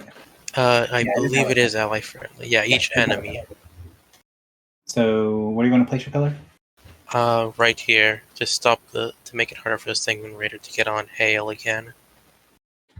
So like there. Yeet. Sounds good. Yeet. And then I will take a move action and move.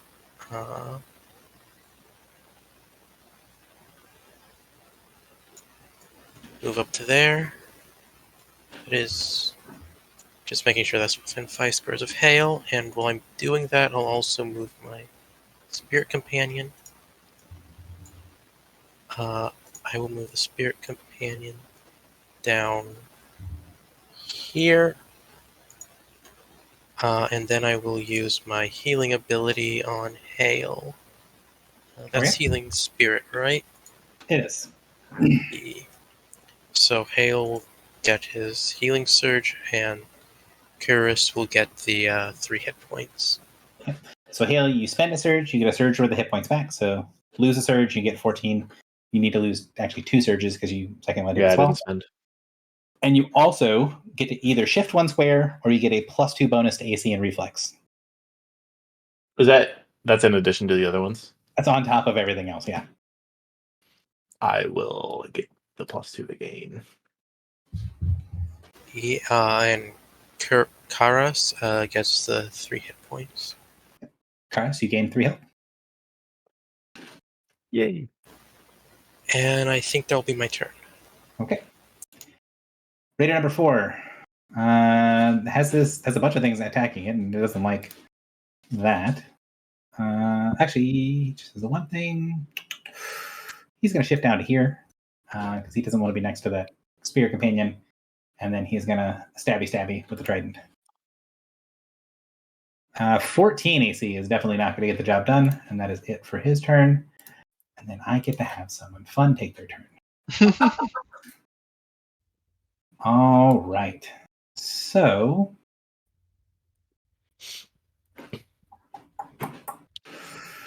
yeah. Even or odds left, evens right. left. So he's going to cast an Area Burst 1 that hits Hale and Kiri. Okay. So he left out to die. this strange, thunderous sound, a fiery croak, a bubble of like thunderous air, and you see little crackles of thunder or crackles of fire causing steam to burst through as he makes the Area Burst 1. No bonuses against either of you. 15 reflex against Kiri and 19 reflex against Hale, which I can't imagine that 18 hits. Hale has like a bajillion Yeah. to both AC and reflex right now. So I don't think that hits normally, but and then 15, so that does hit Kiri. So 16 points of fire and thunder damage, so 16 to Kiri, and then half as much on a miss, so 8 points to Hale.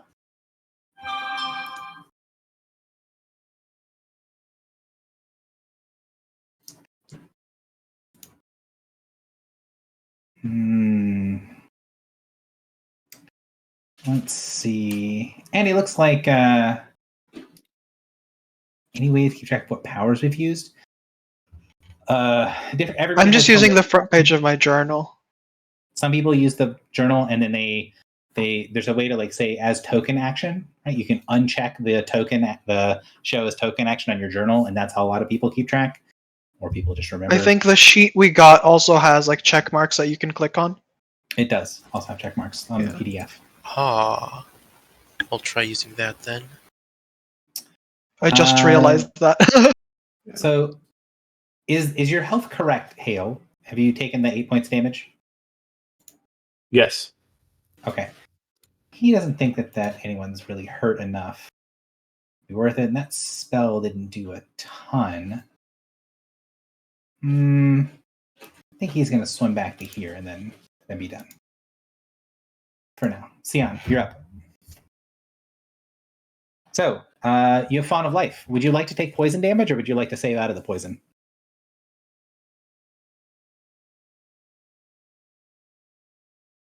Hello. Oh, there we go. Gosh. Technical troubles. Yes, I would like to Font of Life. Cool. I will take my saving throw. Hooray! All right, you do not take any poison damage. Huzzah! Is this guy bloodied? He is bloodied. Yeah. Okay.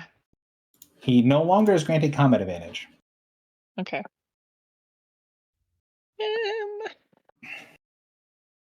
Did the immobilize drop off as well, or is it still up?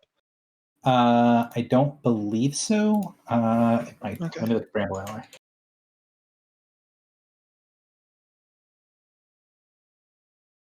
During that turn, so he is also not immobilized anymore. He's just bloodied and marked.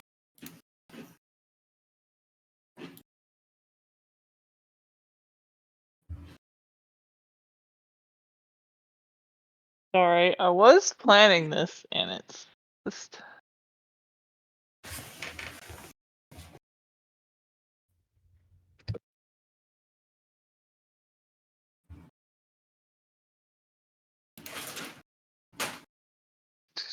No.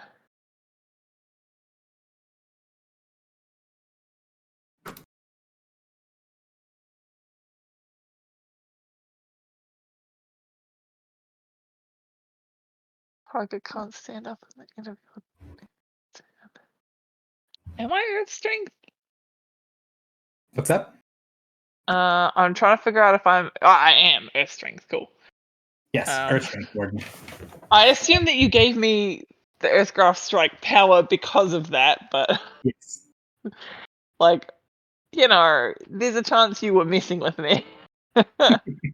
No. No, I think I want to do. Yeah, fuck it. Why not? Let's do form of Mountain's Thunder. Bam. Okay. Very cool.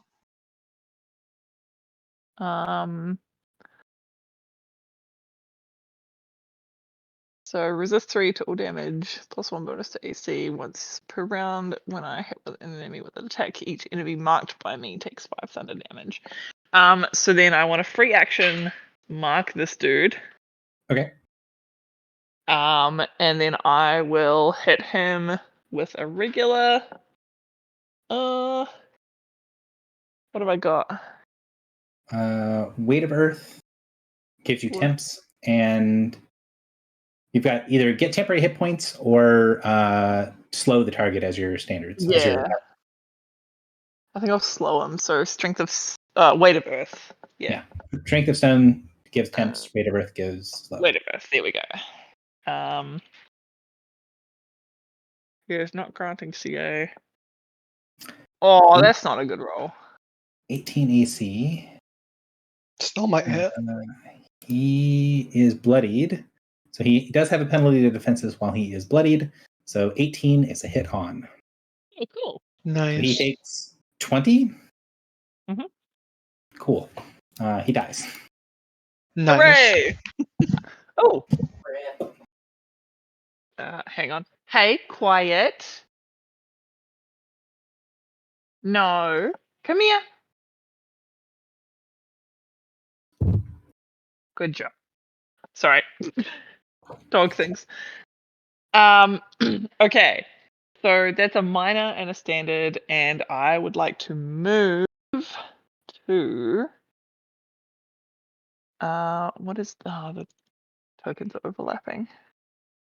Okay, right. I want to move. What are we doing? Like 1. With 5 squares, you could go to flanking if that's what you wanted to do. Yeah, that's kind of what I'm looking at doing. Yeah. Let's do that. Okay. Do you want to mark that guy at the end? Oh yeah, because I can do it as many times as I want. Yes. Yes, I do. You can only use it once, but it does last until the end of your next turn. So there wasn't a reason to mark the guy who was already marked. Like, Right, end of my turn. Okay, yep. Then yes, I would like to mark this dude. Cool. There's move minor and standard. Okay. Kiri. Let's fucking go. Alright. Hello, friend. I would like to do the thing where I punch you in the face real hard. Alright, so the first question is, do you want to channel divinity first? join challenge? Generally not, because that's channel divinity. So you channel divinity and pick one of the 3 options. Either you could have given the saving throw to Hale before you left, or you could do one of the punchy things. If you click the channel divinity button, it'll show you the options. Because it's technically 3 different abilities, but it's really hard to read the options when they're in 3 different places.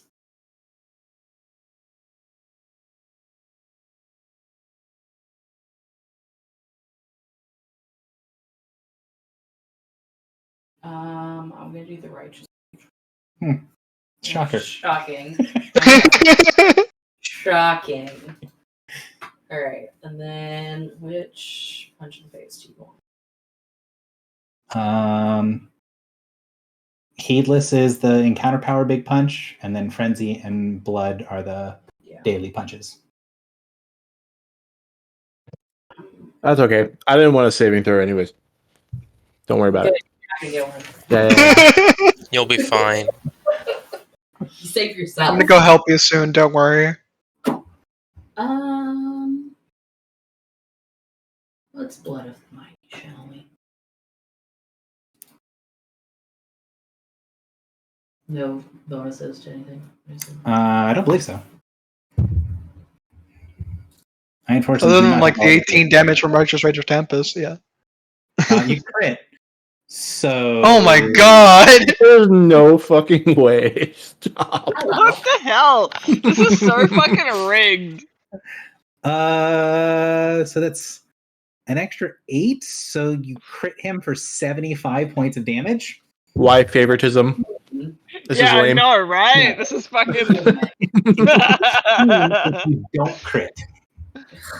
If you do crit, it maximizes everything. Alright, fine. So maxing everything is going to bring you to 75. And he's double prone. And he is double extra prone. You also take 5 points of damage. I do? Yes. Okay. For Blood of the Mighty. That's fine. He is also very bloodied. Good. I could help. You know what? It's okay that you didn't give me a saving throw. Will you forgive I me? could help. I could help. In this one instance, I feel like this is an abusive relationship. it has been since I was 16 years old. It's a long-standing abusive relationship.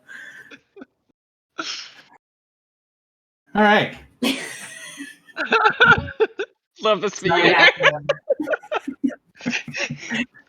Free action, double middle fingers up. So, would you like to end your turn, or would you like the action point? Ooh. Sweet nothings. Sweet nothings. I don't live your life. I assume I don't get the Righteous Rage? Yeah. No, you get that once. Okay. You get it once per fight. Well then, let's. You can use your other stuff that does things like that, but you don't have any actions. So. Yeah, we'll stop there for now. Okay. You're now in the aura, so you can see what the aura does. Spoiled Sea. Fun. Alice, you're up. Okay. I could try to kill Gorpak, but instead I will help Hale. No, you can kill Gorpak. Don't worry about that. Don't worry about me. Are I'm you chilling. Sure? Okay. No one's hit a Raider yet, have they? No. They hit Raider 4. Looks like, yeah. Raider 4. They're not minions? They are not minions. Oh, okay. Mm, Yeah, do what you want. I think I want to help Gorpak you. is I also think that not a sounds more minion. fun. Yeah, she figured that out. I move here. Not a mascot with a fun name. So the pillar here, is it friendly? Yeah, it's friendly. Can I stand in its space because it's conjuration? Or okay, I'm gonna charge over there, and I'm gonna hit the raider next to Hale, or Okay. try to at least. So, Raider 2. Raider 2. So that will be +1 to hit, +1 to damage. That's a better roll. 29 for 21. Definitely connects. Mm-hmm. And I'll action point. Might as well. Okay. I'll use on the same raider Avalanche Strike. All right. So that is going to drop your Defender Aura. Yeah, I know you're right. I don't want to do that. Does not yet. Does the Storm Pillar count as a conjuration for my tome expertise? Ooh, that is a great question. Probably. It has the conjuration keyword. Is that all it needs? I'm looking it up right now. I was really tired when I built these characters, so that sounds smarter than I would have been. No, it totally works. Yeah, Nice. Exhausted Me was pretty smart about that. Oh, nice. Okay, so Yeah, I do have random combat advantage. Nice. See, I could. I'm not going to action point. I accidentally removed it already, but I don't think I'll action point. I think we're fine. I'll remember I have that. But you do have another. You have an Implacable, which would work. I'm just. No, yeah. I guess I could. Yeah. Yeah, I think it's a bad idea to even lose your aura. I'm just making sure you are. Yeah. I think I will use it. I think it's just worth it. Maybe I kill this guy or bloody this guy. I think it's just worth it right now. So, no extra damage. And then I roll natural 1. That's awesome.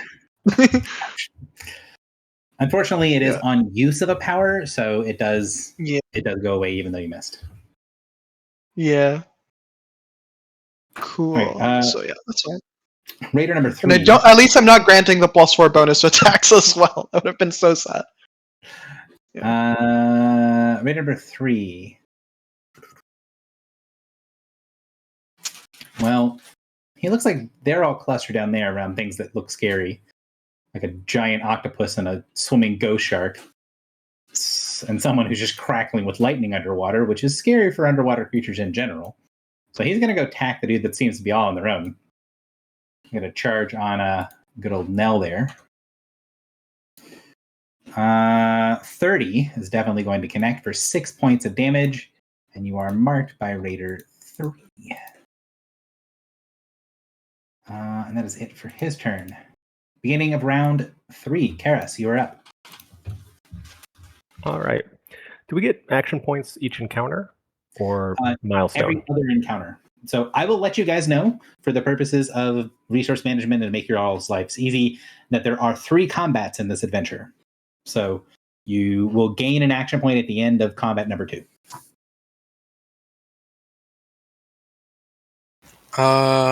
I subtracted the health from my character, but it doesn't seem to be showing on the token. I see it shown. Oh, it doesn't it's show showing for for me me as for well. some reason. Don't know. The red bar is Let me reload. You're 46 out of 52. So. Oh, I also Try gained 10, reloading. so that's a thing I should remember. Mine's doing that too. What? All right. I'm not sure. Remember. My accurate health is not like it says 95.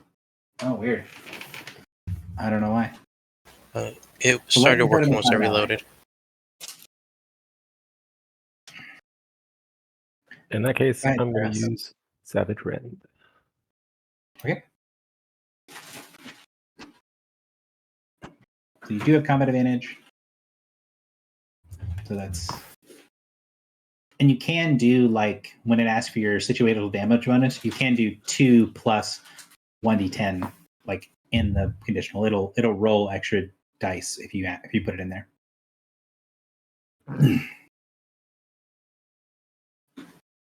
Cool. It's in there. If an 18 versus reflex hits. Is it in there? I don't see it. No.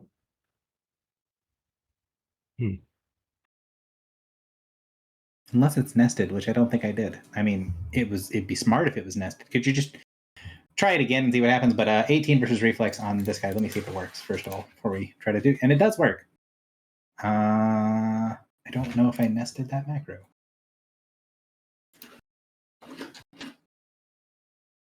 Let's see. I did not, so that you should be able to see it. So it didn't get the bonus. Go ahead and just give me a d10.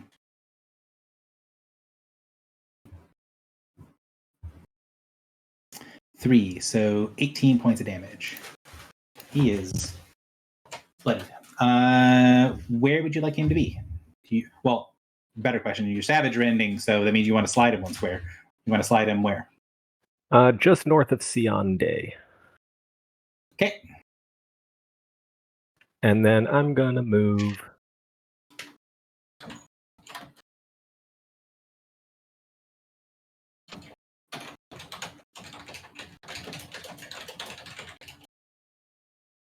right about there. And I'm going to turn back into a person. Okay. So you shift one square. Make sure you take 5 damage from existing with poison all over you. Did I get rid of that with the 15 save last turn? If you rolled 15 to save, then yes. Oh, I should also great. roll that save right now. I did. Forgot to do that on my turn. Okay. All right. I believe that's it for your turn. Unless you have a minor action you'd like to do. Actually, no. The minor was the shift. Yep. I was just spreading out. Swaggin number 2. His marked target is there. Oh man, he totally forgot his ability because the DM did not build the reminders into the macros, which is sadness. He doesn't really understand that this guy is super hard to hit, so he's going to shift to there, and then he's going to try to stab Hale. Well, would he? No, he's going to shift to here and try to stab Hale. I will Guardian's counter. Or is that only on a hit? He's only going to hit. So okay, cool. So I don't do that Go yet. ahead and stab him real quick, and then you can counter. Yeah. 16 is going to miss. Never mind. Raider number 1 sees that the other guy is trying to give him combat advantage, and Hale is or is not bloodied? Is not bloodied. I am not bloodied currently. He'll provoke. He doesn't think that Alice has got it in him. Alice, take your attack. Yep. I want extra to hit. Wow, I really don't have it in me. I'm rolling garbage. Happy that he was obviously correct. He is going to stab Hale. Probably still not hit because of the giant bonuses to AC. 22 AC, I don't think hits you normally. It would hit you normally, but you've got +5 or something silly. I don't remember what your bonus to AC is, but it's more than 1. Yeah, 22 is my base, so anything higher. Oh, also, how many squares did he move adjacent to the pillar? He would only go 1 because he's not a complete idiot. He'll just take the damage once. Yeah.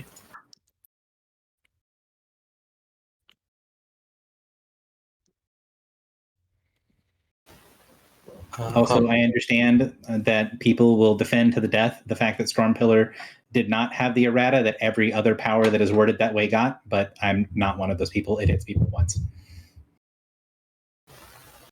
Do I roll it? Do I roll it damage? Just hit the button and it should do the damage in it. It's a d6 plus 3, I want to say. It should be on Storm Pillar.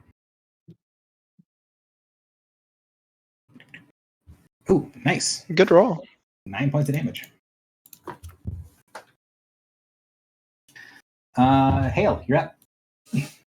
Take 5 points of damage and then begin your turn. So rude. Okay. Sahwagen 2. Time to die, I hope. Melee basic. It is alone, correct? So that is... It is alone. It is granted combat advantage to you. 1. Wait, sorry. Sorry, So I hit so many little myself. additions. +1 bonus to AC, or plus... Oh, wait. Razor Claw Shifting doesn't give me what I'm thinking it does. So it's just the +1. 1 to damage and 1. Okay. So Gary, just real quick before I end my turn, I asked that a little bit ago, but the wolf, no, the wolf aspect is only good with 2 of my allies next to me, correct? Or next to an enemy. Yes, I think it is. I mean, it does other stuff.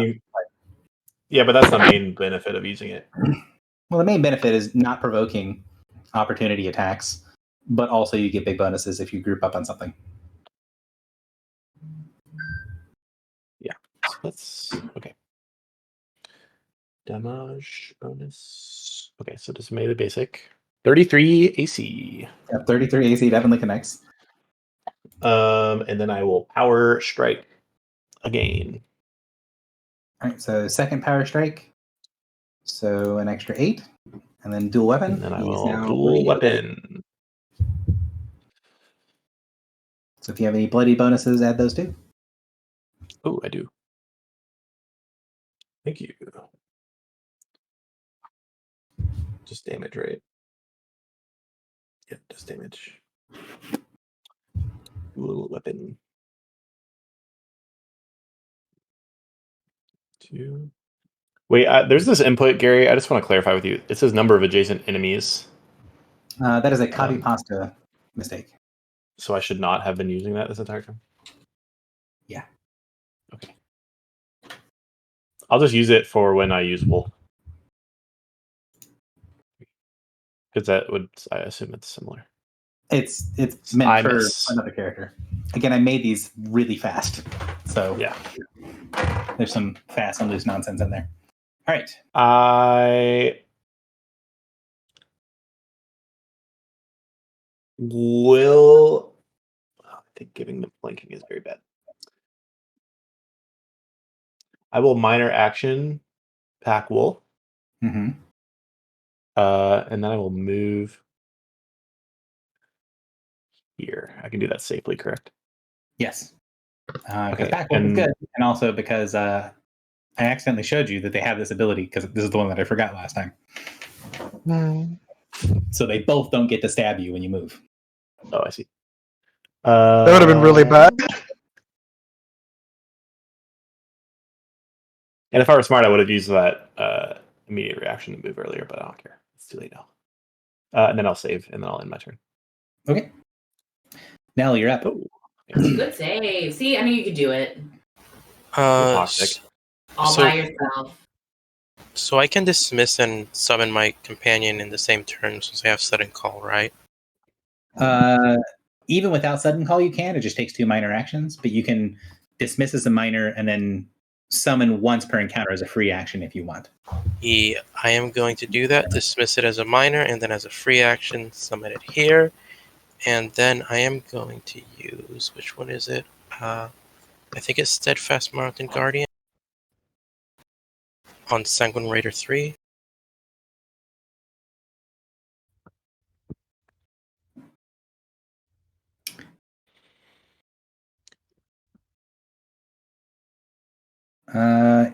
Yeah, you definitely do that. As a note, that if you do that with the companion there, it'll only be you that gets the benefit.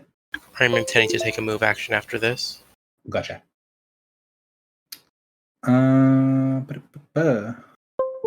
So 17 reflex. I'm almost positive connects. It does indeed. So 10 points of damage. Do you want to push the full 2 squares, or do you want? Yep. Just get him away from me. Whoop. All right. Then I will take a move action and move down to here. Oh, we can go over the open water, right? You can. So I'll move down here. And then the assumption is when you landed on the ship that you took off your heavy-weighted shoes. And then I will move my companion over there.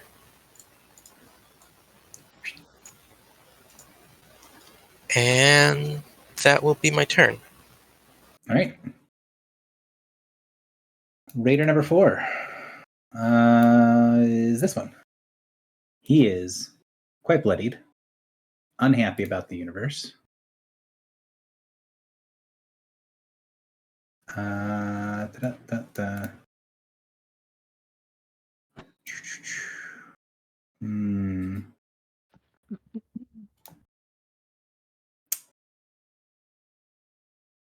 boss is getting his ass kicked. But he saw that shifting away from these things is also bad, and he's really hurt.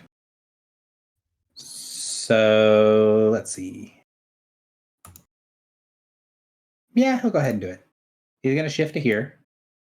Pray that that doesn't get him slaughtered by Sion. And then he's going to charge to there. Go after the dude. Attacking the prophet. The lady. The person. The individual. I don't get to punish shifts, do I? I don't believe so. Not at this level. No, I don't think so, yeah. Yeah. Misses terribly, and it's the Darklight's turn. 2 people are in a shiny blast formation, but neither of those people are the people that just ripped his face off. Let's see. Does he have any force movement? He does not. That's unfortunate. Really handy. I just read his. Hang on. I just read something which I'm going to put in the chat now. Oh, You can find it comes back from your power that hits yourself. Thanks. tasty. I'll take it.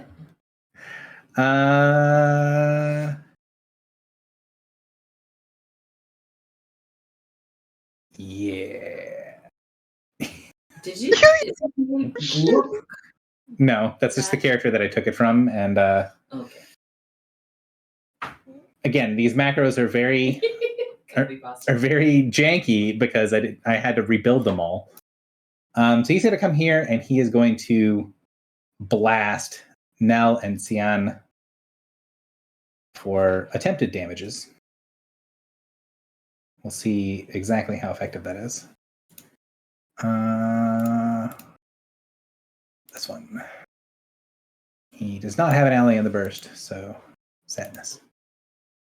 I'm going to say the 10 misses the reflex of the Warden, even in the Warden's terrible reflex, and 18 versus Nell. I have reflex of 14, but I do have the +4 from my spirit companion. So hits on. Yeah. So 11 cold and lightning, and you are dazed until the end of, well, forever, because Glorp's not in this combat. No, until the end of Glorpak's next turn. So, doesn't do anything on a miss, I don't think. Double check. Again, lots of bad copy pasting. Does not do anything on a miss. All right. And yeah, things got really nasty there, and he doesn't want to deal with this other thing. It's coming after him. He does not recharge.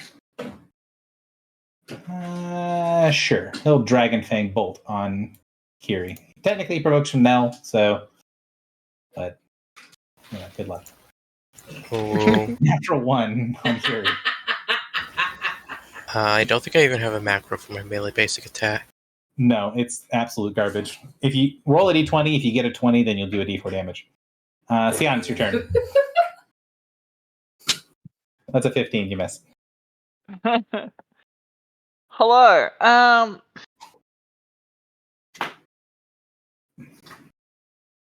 having a hard time.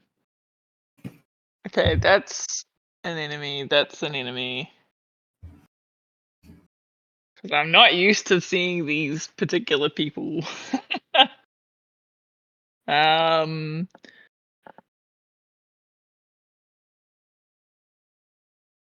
Okay, so there's 3 dudes there and okay.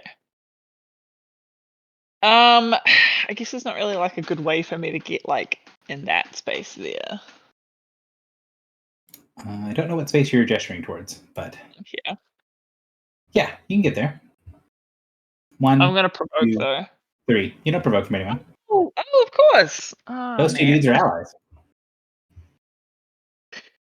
For reference, for those who have never met me before, I am actually legally blind, so it just takes me a minute to pass the battlefield. Rachel said you provoked 2 hugs. Thanks. Also, with this level of zoom, it really does look like the Spirit Companion is a ghost shark with a top hat on, and it's making me very. That's so funny. You also live on the southern hemisphere, so everything's upside down. It is upside down. It makes being blind much harder. Like it's quite difficult, guys. Like I have to turn my screen the other way to see it anyway. Live upside down and are blind is actually a bat. I'm a fruit bat. I like fruit. All right. I would like to mark them both, and then I want to do the reason why I did Form of Mountain's Thunder. It is ally friendly, so it does not hit now. Ba-bam! Oh! Critically hit the Swagan, who is marked by you and is very dead. Bye-bye. That is very fun. 28 reflex also connects for 10 points of damage on Gorpak, and he is prone. And is this? No, this is just normal prone. He's already double prone. Or did he stand up? He stood. Yes. Oh, now he's on the ground again, or floating horizontally. He is disoriented. Floating horizontally. I'm gonna tell him, you know what else be floating sideways in the ocean? A dead fish! Also, did you want to mark him and zap him further before you... Yes, I marked both of them. Yeah. Alright, so he takes an extra 5. Excellent. Is there like additional lightning damage because we're underwater, Gary? There is not additional lightning damage from by default, but the raiders do have vulnerability to lightning. The prophet doesn't, but the others do. Oh, well, that's fun. So if he had survived being critically hit, he would have taken 10 points of damage from the lightning. Excellent. Also, I don't think. curse. I like the curse that you roll bigger damage dice on the second thing, so it rolls lower. It's Philly all over again. Yeah. All right. This game is bullshit. That was smooth, standard, and free. I don't think you have any relevant minor actions. I don't think I'm pretty like bereft of minor actions, I think. You've got like 2 that are decent, but that's about it. All right. Kiri, you're up. Hello. Hi. Now, do you want to use one of your minor action power yourself up things? Which one? Ardent Vow you still have left? You can use it 4 times per day. Sure, let's do that. Okay. So whichever one you do, when it asks you for a damage bonus, you do an extra +9 damage.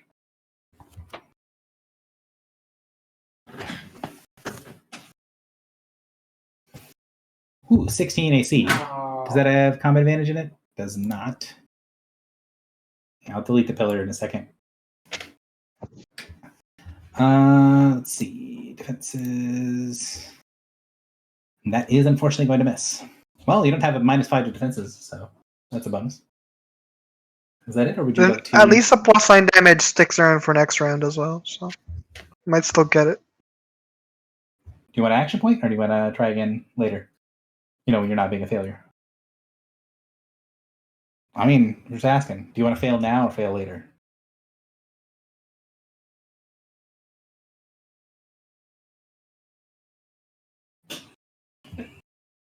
I'm gonna use my action point. Nice. Because I want to kill this motherfucker.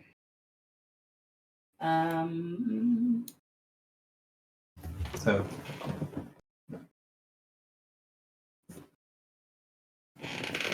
Fortune's burn spikes. Yeah, Fortune's burn hits a little bit harder. That one is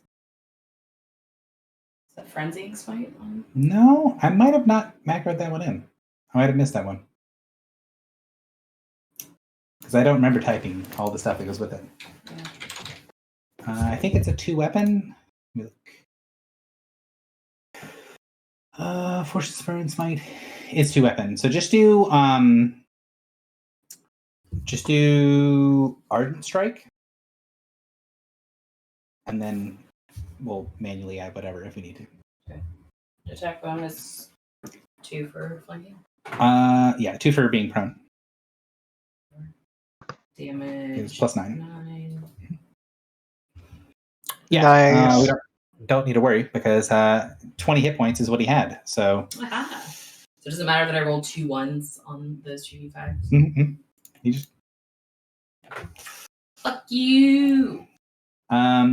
So. Oh, he was bloody, so he took an extra 2. He's extra dead.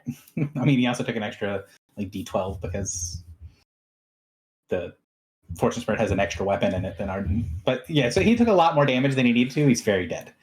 The raiders, with the loss of their commander, are going to flee and run.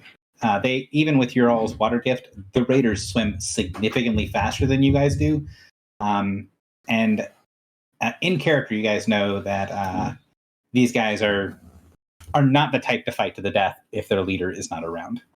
So they're going to swim away rapidly, and we'll call the combat there. We have had a good chunk of time in combat, so let's do a quick break. So we'll break until top of the hour. Sounds good. I'll hop off of voice for now. I'll be back by the top of the hour. Okay. Gary, may I short rest? Yeah, everybody go ahead and short rest. If you are damaged and would like to spend some healing surges, you may do so. What a lovely time for someone to give me their extra searches. All right. I am ready to jump back in. If you guys are, go ahead and chuck me a 1 in the chat. All right, we are all back. So I'm going to delete. I'm going to focus on the break icon and delete the break icon. And then remove everybody from here. So with the battle happening here, you guys see the kind of blood in the water gets dissipated out pretty quickly. That is a relatively small amount of blood in a gigantic ocean. But even still, you all know that there is definitely going to be some form of ticking clock happening here. That if you guys get into any sort of fight underwater or fight on the surface of the water, the answer of we need to either do what we're supposed to do or leave is pretty immediate. So the paladin tried to jump off the side of the ship and then go to the next area. I'm gonna jump over the other side. Oh, changing it up on me. Yeah. Oh. So does everyone follow the paladin as she leaps into the abyss? Yeah, fuck it. Another part of the ship. Don't want to I be here did when the just sharks kill their arrive. leader like it was nothing. Are there any rituals of purify water that I think would take the blood out of the water? Are there rituals for purify water? Yes. Would it help for this quantity of water? No. You know that as far as outside of like things that are especially sensitive, like sharks, it's not going to be enough enough blood to really make a huge difference.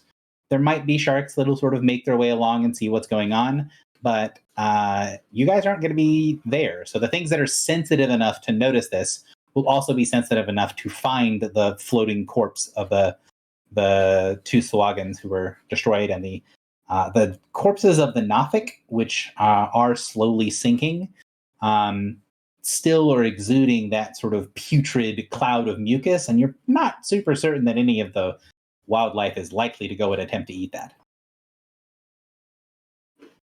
I'm sure something able to digest them will come along. Eventually. So does anyone have anything what to do before they follow the paladin that sort of grabs hold of her boots and jumps off of the... Do we have any long rope or something that we could anchor to this ship that's over here and pull ourselves up really quickly if something goes wrong? Sure, that is definitely something reasonable to have on you as extra rope. Actually. Also, I would like to use the cast fortune power on the paladin before she goes over. Okay, hit it. Do I DM roll this or just normal roll it? It automatically DM rolls. Oh, nice. Some of the macros I made smart, just no idea of telling which ones are which. Ooh.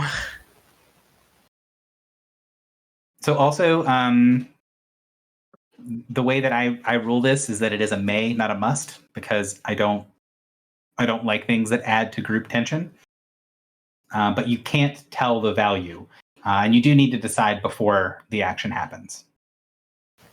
So, when she goes to take an action, you can say, "I'm going to choose to call fortune on that action," or not. Wait, so I can just decide to use it or not?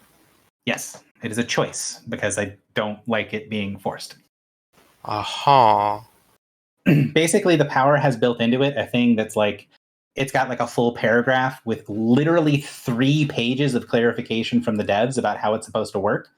And all that stuff is there to say, do not troll the DM or your other players. You can literally delete all of that stuff by just adding the word may. Because it makes a big deal of oh, you can't make trivial things and the DM can adjudicate this or that or the other thing. Fuck all of that. It is a may thing, but you're still not allowed to say the number. You can say whether you think it's going to be they have good fortune or not. And you can always choose which one to use, but it's not a forced action. And I still have to use them in order, right? You still have to use them in order, yes. And they do have to be the next 3 d20s. Wait. So if they have to be the next 3d20s, then how do I choose? What's that mean?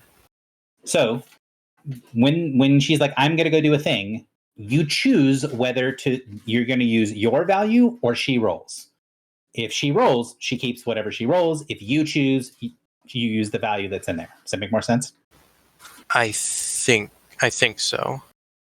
So the next 3 times the paladin is going to make a d20. You are going to get to choose to say whether you use fortune or whether she rolls. Huh. And then, so if she doesn't, if you don't use it, does that like, say it's the first one, does that first roll just get passed over? Yeah, it just to goes the second roll. Yeah. Okay. Yep. So it's just cool. So if there was a bad roll, I can choose let her roll for that one, and then for the next one, I can choose to use it. Yeah, assuming that you want them to succeed at that thing. I think I understand the power now. There's definitely past fortunes that are like, oh, someone's forced me to fail at being a dumbass. Yeah, or if she's attacking an ally for some reason, you can force them to get a bad roll. like dominate. So for those of you, I know at least one of you guys has one of the answer about like, can we tie up a rope? One of you guys has is a war axe user, which I think is the warden. And the war axe is a very it's an iconic weapon for Hardhome, and the axe looks like a mixture of a battle axe and an anchor. So if you think of like a traditional looking anchor, and then you have the 2 sides of the anchor that go out, if you make those 2 sides bladed, that is the sort of iconic weapon of Hardhome. And they have a little circle at where the edge of the anchor is that we get stuff tied to. You have 1 magical war axe, and you have like a dozen non-magical war axes, because they tend to get used for things like anchoring points in, or using them like grappling hooks when you're boarding other ships and things like that. So So I'm gonna like get a couple of those up with a bunch of rope. Gotcha. Yeah. And it's not going to be quite the same as if it was in air, because you guys have a swim speed, but being able to pull on the rope as you're swimming is going to make you swim significantly faster. Yeah. This is our exit strategy, guys.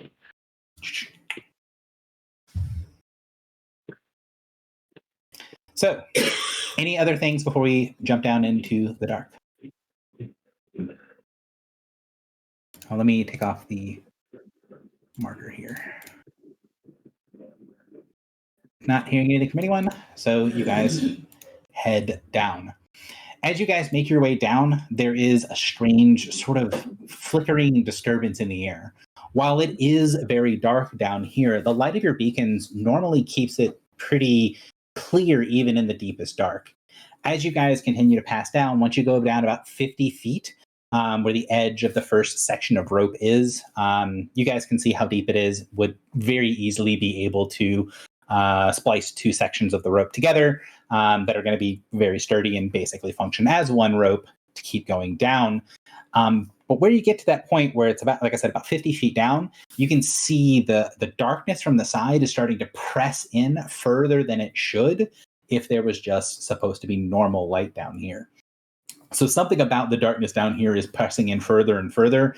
And as you can get down further, you can see that the ship below you, the section of the hull that is below you, is glowing with this sort of strange greenish light. You can see that there is sort of 2 mostly connected pieces. So like the top of the ship has been sheared away slightly, and there's looks to be a huge gouge in the sheared away section on the lower decks. So you have the upper decks, which you can see that is 100 feet down, and then maybe 10 feet below that, like there's a small gap between the floors. There is the bottom part of the ship, and it is glowing this sort of eerie green light as you guys come down below. I'm going to place you guys on the map.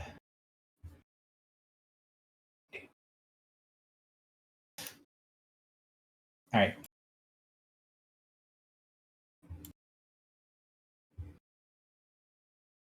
So placing you all down here. So where you are now would technically be in like the main part of the ship below where the captain's area is on the top deck. But that part has been kind of totally broken open. So while there are, like, as you can see in the map right here next to where I put Kiri, there are doors here. They're very easy to move over. Very easy to kind of swim over and around. You guys are moving in 3D at this point. But for the purposes of like understanding the situation, those walls and doors are still there. So kind of as you guys FUD down into it, you're kind of ending in a little bit of a room, but you could see as you guys landed down here that there was something happening above you guys in this hold over here. And as the light of your all's beacons comes down, you see things start to flow up from the darkness in the hold down below. And as you guys kind of land and take off or let go of the weighted boots that allow you to sink with any sort of real speed down here, you can hear from the other side of the wall this sort of strange garbled sound as like something is bubbling up through the hold and spreading out around. As you guys came down, you could see that in this section of the ship, connected to different pieces of the riggings, there are several corpses of sailors. And as the light sort of passes through the area where the hold is, just as you guys enter this little kind of cubby room, you can see that several of the corpses look over your directions and start to writhe their way out of how they are connected to the hull. Don't worry, nothing bad can happen. Oh, spicy. Are these corpses wearing Hearthhome insignia? Yes, it is. They are very clearly sailors, former sailors of the Dauntless.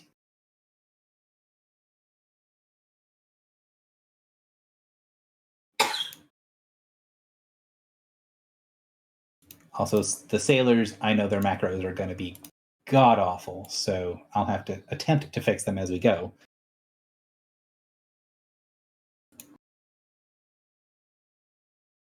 If there's things in here that reference other monsters, apologies. It's okay. Now I know some of you guys have initiative shenanigans, stuff that you want to do. I'm going to put things in order for the moment, and then you guys can let me know if you're using any of your casket tactics or special powers that do initiative stuff.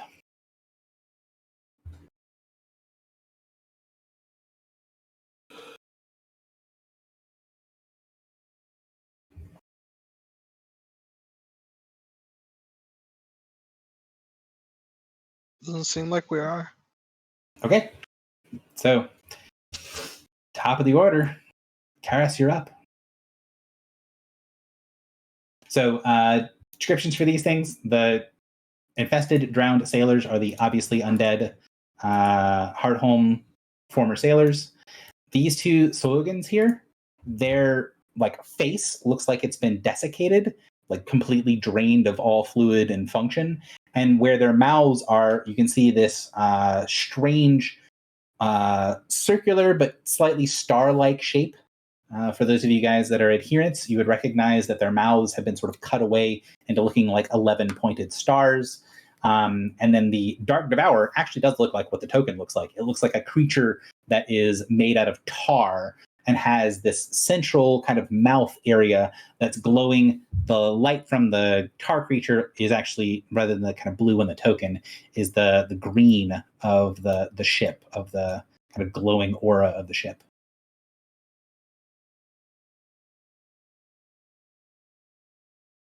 Any questions before we start doing things?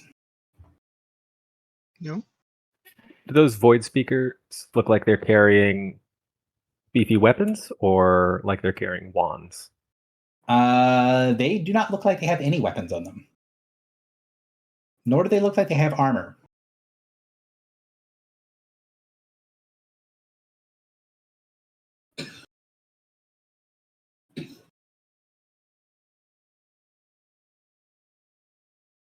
Interesting. They've got sort of flowy red robes.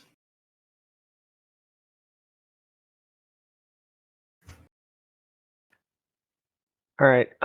Can I hold an action for them to move a bit first? Yeah, you can delay if you want. Where do you want to delay to? Do you want to just go after the void speaker, or do you want to go further down the line? I'd like to go before Kiri. Like to go before Kiri, okay? And if you change your mind, you can always let me know. All right, so void speaker. Also, if you guys wanted to be in a different place in this room, like you guys can move yourselves around. Like Suan isn't even in like a square technically, but where you guys would expect to be, especially because you guys, as you're kind of falling down, can see that there are creatures on the other side. So you'd be able to sort of rearrange yourselves slightly. The front line makes a front line. The shaman six in the back, like, go team. Woo. And I'm starting with my companion unsummoned again. Mm-hmm.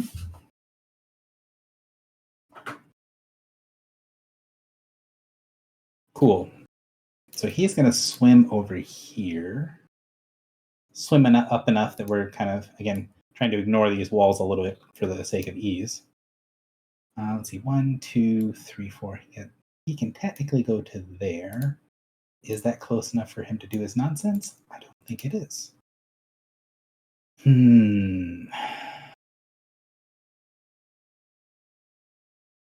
Yeah. He'll delay. He won't delay. He'll just he'll ready an action. And then it'll be Hale's turn.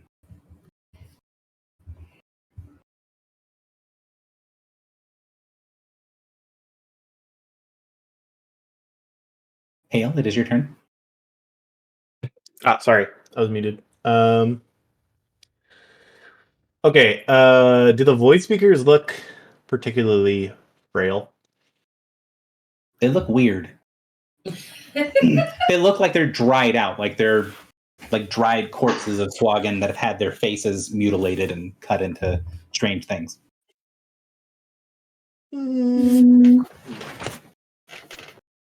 Oh, that dark devourer is scary. Yeah, I'm just gonna hit what's in front of me. Let's do the thing again. I don't have an action point this time, but that's okay. Let's do. Okay, 1 second. Oh. So as you move to there, how dare you? His ready action is going to trigger, and he is going to open your mind to the darkness. Oh God! Oh no! 19 versus your will. Let me check. Oh no, he can't do that. Sorry, he has to do the days first. So mental lance. Sorry, because he has to hit a dazed creature with that. He's got a natural 1. Carry on with your life. Yeah, idiot. I charge him. Does charging gives me a +1 bonus to attack, right? Yes, natively gives +1 bonus attack. It is assumed that you're in your +2 bonus attack thing, so you're at a total of +5 to hit. As combat advantage and all that nonsense.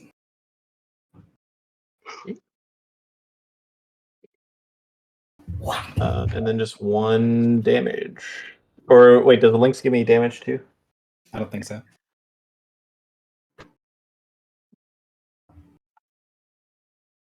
Nope, just damage. Okay, so just 1 damage.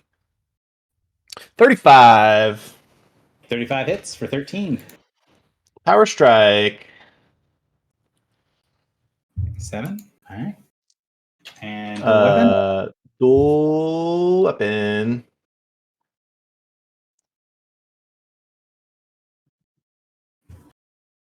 $31 for 18. Nice. Is he bloodied?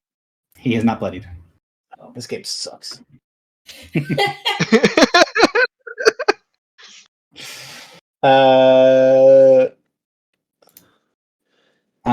As you strike into him, you see that smacking into him does cause this wave of disgusting mucus that explodes from him as you start striking into him. That reminds you quite heavily of the Nothics from the first encounter. And yeah, these guys have an aura 1, which I'm going to put on the board in just a second. Okay, I will minor action aspect of the wolf, pack wolf, and then I will end my turn. There you go. Any dazed enemy that starts turning the aura. Oh, yuck. Do you have to make it that gross? Like, is it a requirement? Slightly acidic. All right. But you're not dazed, so it doesn't do anything terrible to you yet. Void Figure. Don't worry, I'll never get dazed. The sailor. The sailor stuff I think is all wrong. So let me see if there's a part that I can remove it. Yeah, so that's all right. Unfortunately, I cannot.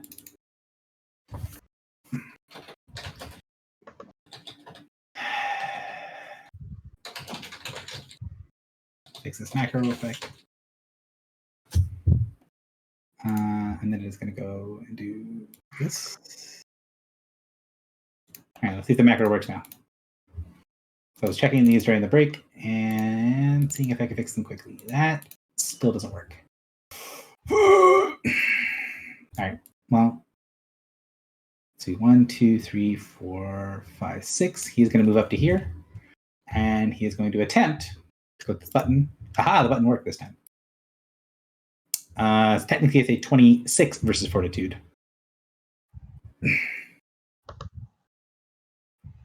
So 26 Fortitude is the claw, sorry. But that is if he hits with both claws.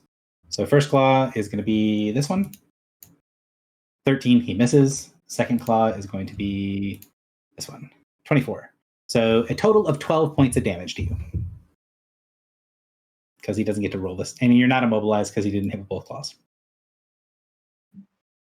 Again, macro's horribly broken.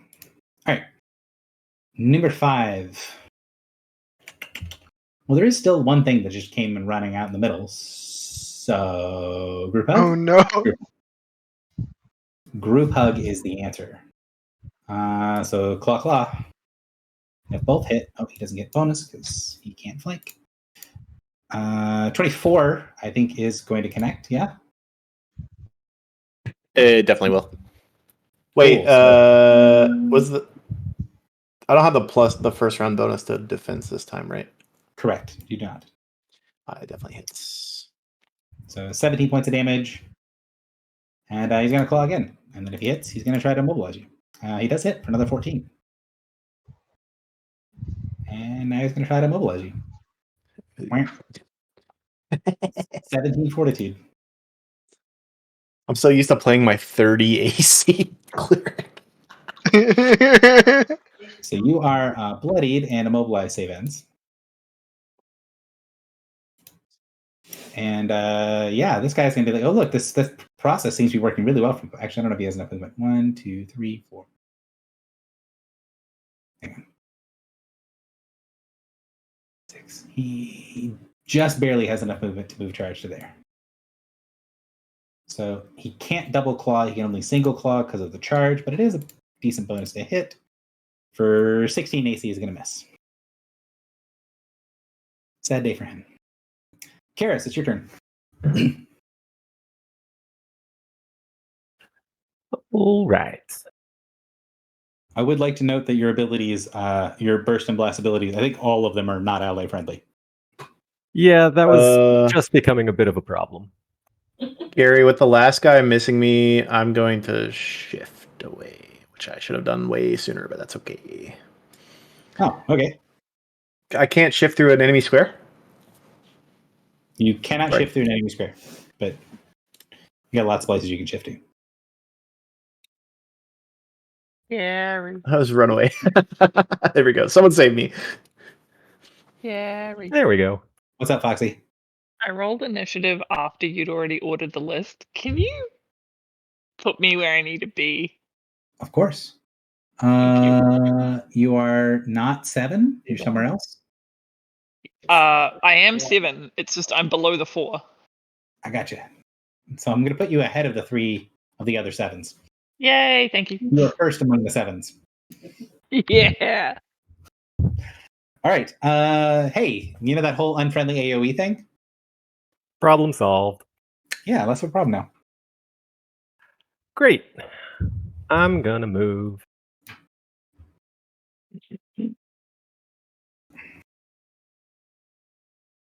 Also, could people not move more than 5 away from me? That would be great.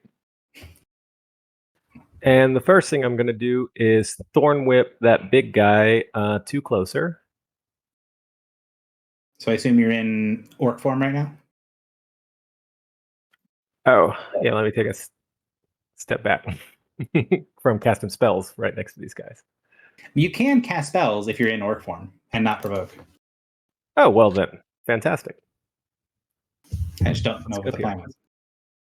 Yeah, I'm just gonna Thorn Whip this guy, action point, and then Thorn Spray everybody. Okay. So He is very thorny.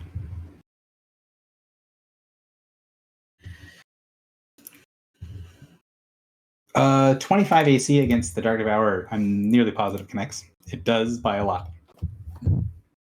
All right, so 2 forward for him. Second. That does not affect it. It has a trait that I'm trying to locate.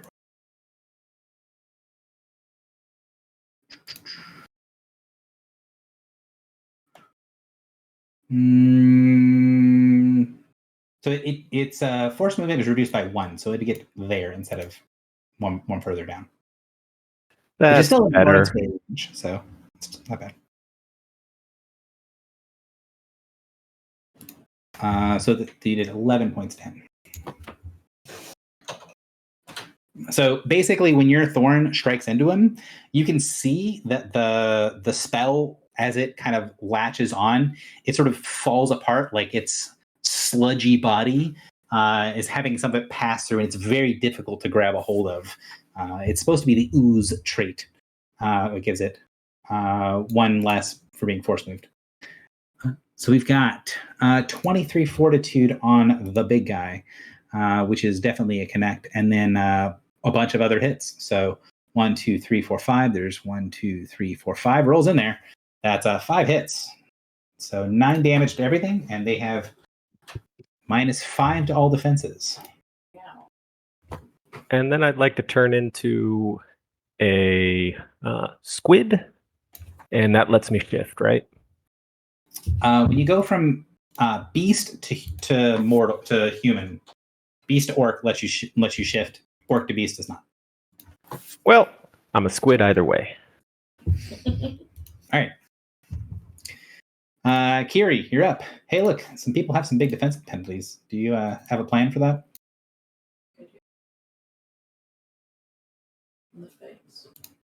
This seems like your normal plan. I feel like your plans don't change.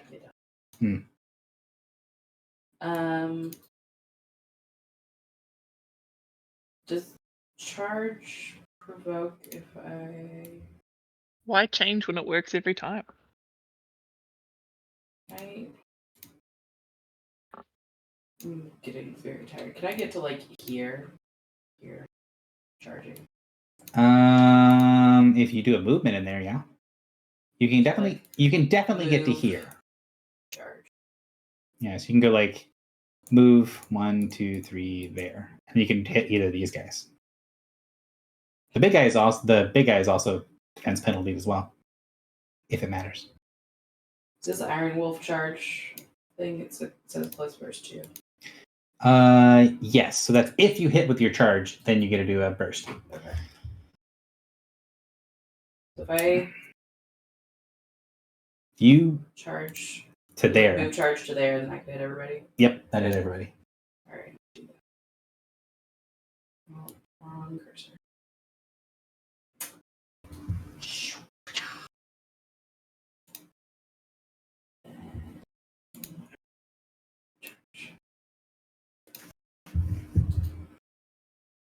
So did you want to use one of your, you need to do your charge first. So like the actual charge attack. The one that says charge. But, I don't know. Also, that is a terrible macro because it has the crit stuff in it. Oh, yes. So it just says you get +1 to hit, +1d6 damage, and can use either Valiant or Ardent Strike. So it's just telling you how it works for charge rather than having a charge macro because, again, tired. So use Ardent will mark the target, and Valiant will give you a bonus to hit. -4, yes. -5. Oh, shit. Yeah.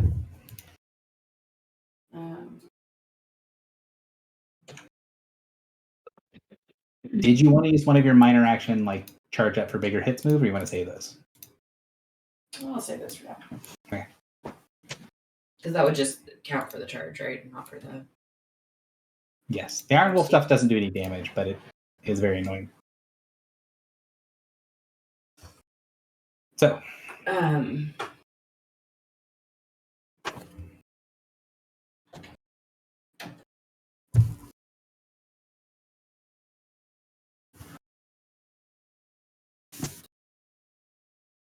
That would be 26.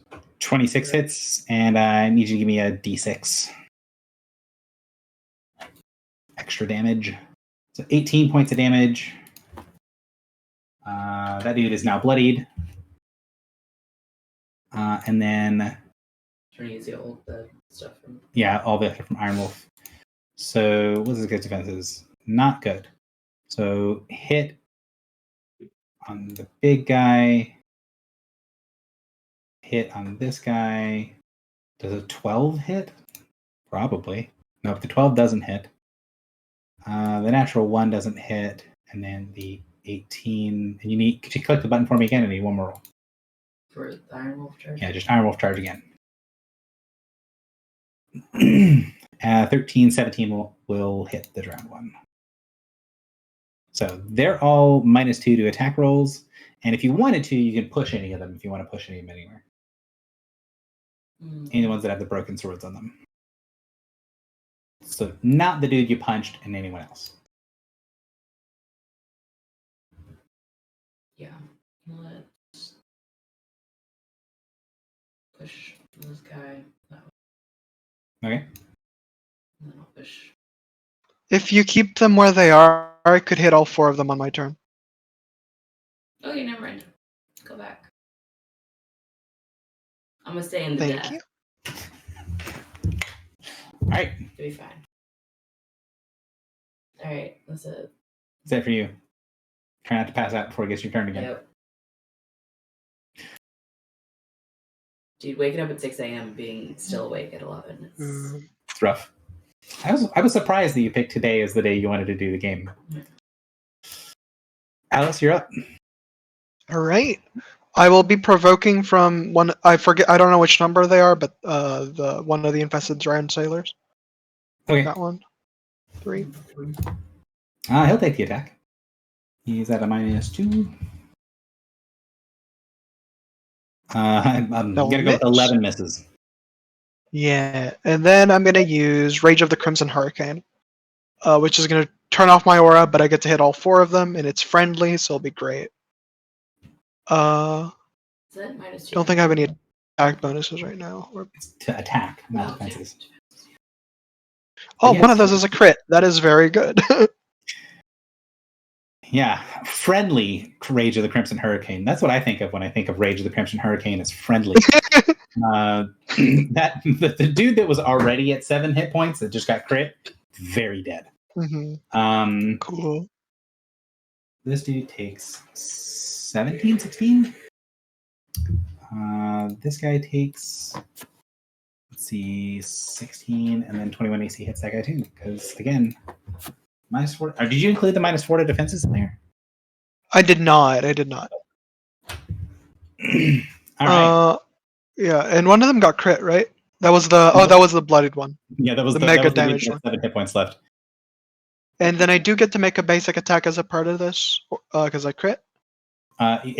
Because you have a rending weapon, it has to be against the dead guy.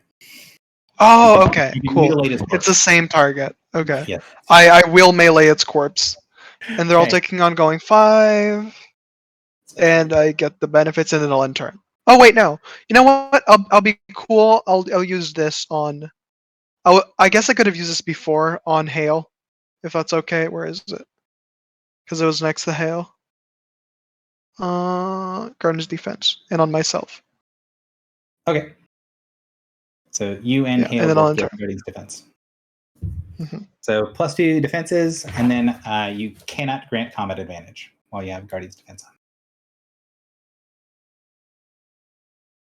All right. Yeah, and then I'll enter. The other void speaker sees all of this shenanigans going on. Does not like this process at all. Run away. And it's going to try to bolt some people. Let's see. 1, 2, 3, 4, 5. 1, 2, 3, 4, 5. To there. So he is going to go and Mental Lance. First target is Alice. First target is Kiri. Second target is Karas. So 27 versus Will against Kiri, and 21 versus Will against Karas. Oh, yeah, fam. So Kiri takes 4 points of damage and is dazed. And Karas takes 4 points of damage, or 8 points of damage and is dazed. If a 21 hits, I think it does. I have some sort of anti-daze something or another. Very eloquently said. Hold on while I read it.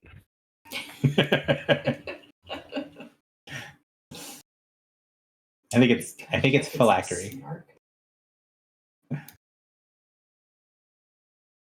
All right. That is it for his Yes, turn. it is. All right. Nell, you're up. Yeah. I am going to Devour natural 1 initiative. Cool. Okay, I'm going to I'm going to use my once per encounter free action to summon my spirit companion up there. Okay. Put him where he needs to be. And then I will use what's it called? Ancient Progenitor Spirit.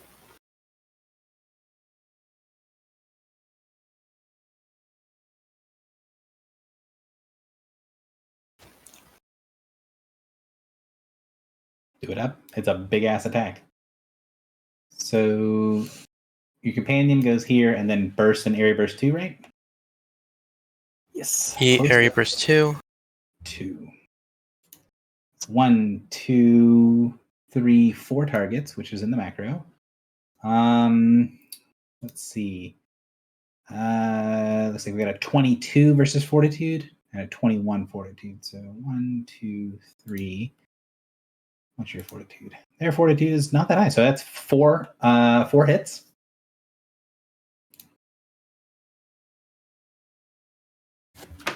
For 9 psychics. And they have the flag of shame. Save ends. And your spirit companion pops. Do you want to resummon it? Once I'm thinking about something. And also I'm taking note. And then I'll make this big ass zone. It's there. Okay. Green zone is your spirit companion zone. Yeah, and then yeah, I'm gonna go ahead and minor action resummon it. Over I think I'm gonna put it here, because I want to use Bramble Alley and stop those guys from getting to me. On this guy. So it's action point time? Yep, I'm action pointing. Okay. Worth noting that all of the sailors are bloodied. Yeah.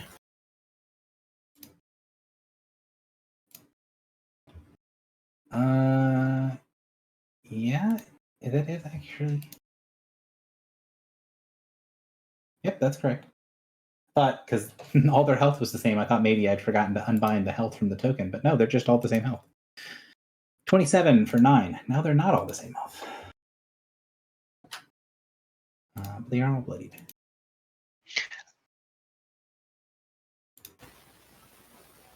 And I think that's my entire turn. All right. Sion, you're up.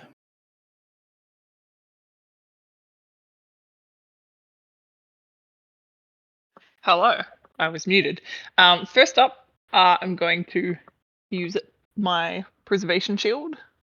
Everyone, please take 13. Is it? Yeah, 13 temporary hit points. So that is the green bar, the green little bubble. Just type in 13. Everyone except me and Kiri. No, it's you still get it. Oh, okay. Within 5. You'd have to move up first, but yeah. Wait, Isn't it? It is within 5, right? She's 6, so you'd have to move up a little bit. That's fine. I'm 14 temps right now, anyways, so I'm fine. Thank you. Sorry, I'll be say fine. that again. I have 14 temporary hit points right now from entering my frenzy, so they I'll be don't fine. stack, so there's no point. And Yeah. So it's okay. And which one are you? I'm Who's Alice, Alice, the one in okay. the middle. one in the middle of the clump. Oh man. Okay. That kind of messes, like moving up kind of messes with the plan. What is the plan? Why? Well, I was going to use both my miners and then charge. I don't really want to drop a. Hang on, let me reassess and see. The only major difference is that Kiri would not get the temporary hit points if you didn't move up. I'll be fine. And she's still basically. So if you want to do your thing, you're hitting most of the party with it, anyways. Mm-hmm. Don't. Yeah, you're fine. fine. You're I'm fine. actually fine. I'm gonna leave you. You're fine. So true. Then, I am going to use my. Yeah, I want to use my Form of Winter's Herald. Ooh, There it is. it's a fun one. So 2 aura 2 difficult terrain. So I need to put an aura on the bar. I'll get your aura. Thank you. I gotcha. Appreciate you. And then let me take this off so I don't forget. Where is it? Winter's Herald. There we go. And then I'm going to charge up to like, yeah. 1, 2, 3. Ooh. What's this green box again? The green box is the aura of sadness for enemies. Sadness for enemies. Okay. You need the Spirit Companions thing. How much sadness? For enemies? Yeah. They take 5 psychic damage if they end their turn in the zone, and while in the zone, they take -2 penalty to attack rolls. Okay, which cool. With the -2 they already got from Kiri, so a lot of sadness. Okay, so don't move them out of the zone of sadness then. Cool. I'm gonna hit the big dude, the Dark Devourer, with my MBA. 1 from charging. 24 AC definitely hits for 14. Okay. Would hit even if he was not horribly crippled with his defenses. And I think this might be the time to action point. What are we at? Yeah, I'll hang on to that one. I was gonna Grasping Winds and kind of like cluster everyone together, but I think we'll do Earth Grab Strike on Mr. Man. Which is, where is it? If you charge slightly differently, which I would not have a problem with you doing, your grasping winds would hit a lot of targets. Yes, it would, but then I would pull them out of the zone of sadness. Zone of sadness is quite big. Yeah. Actually, I guess I wouldn't. Yeah. No. Mm-hmm. Yeah. You know what? It might really let me. It might make them not adjacent to my spirit companion. And the spirit companion will make them. It's gonna get more targets adjacent to your spirit companion. Yeah, nice. It genuinely will. Yeah. Okay. Yeah. I'm gonna do it. Grasping winds. Boom. Oh, No. bummer. That would have been really cool. Damn it. Boo. Even with the -4 to defenses? Hang on. 14 versus AC. -5 to defenses. it hits him because he's terrible. No way! He's granted combat advantage from the zone, and he has a -5 to defenses, so he's at a -7 right now. You are super duper fucking with me, aren't you? No, you hit him. You just need to not roll a 1. So, all right, pull 2. So, do you want me to yoink people in a way that makes sense for spirit companion? Yeah. So this one's gonna come in here. Yep. And then this one's gonna come. Yep. Perfect. Oh, that's so good, actually. And you can mark 3 of them. That is so good. Yeah, and then I will free action mark everything that I'm adjacent to. Cool. I love this for me. Wait, hang on. Oh no, because I want this one. Is it better to have it marked or be adjacent to the spirit companion? Probably the spirit companion. So the spirit companion will immobilize anything that starts its turn next to it this turn. Yes, we'll leave it where it is. That's all good. And that's you me can done. only punish so many people, right? Like, yeah. Chaos. All right. So Sailor number 4 sees all of the chaos down there and would really like to not be part of it. So he's got 8 movement, which he does. He's going to move charge to there because he wants to attack the person who's dazed, and he doesn't want to be in the shenanigans. So he's going to move and charge with his terrible move speed of 4 and miss the dazed target. Rip him. Good job. This guy has to choose either between going into the sadness or not getting to attack this round. Oh, he can't even go into the sadness and attack because that's all difficult terrain. It is all difficult terrain. Yeah, they might be able to charge at me. It's only difficult terrain for other people, right? He could go into the zone and hurt himself, but he's not going to willingly do that. Yeah, enemies. Just to be clear, it's enemy-only difficult terrain, so you guys are fine. 1, 2, 3, 4, 5, 6, 7, 8. Yeah, he's just going to double move because he does not want to.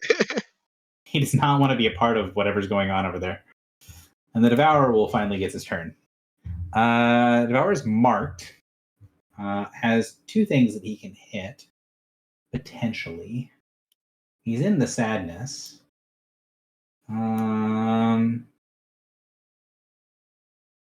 Yeah, we're going to provoke an attack of opportunity from Sion to get something done.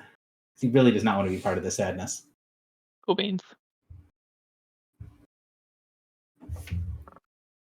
Nice. 23 will hit for 15, and then he's going to try to mesmerizing tentacles on you, and that does not work at all. Would have been really bad. You are immobilized, save ends on a mess, though. I mean, I'm okay with this. I'm not going anywhere. Immobilize the rock that keeps pulling everyone in. Oh no.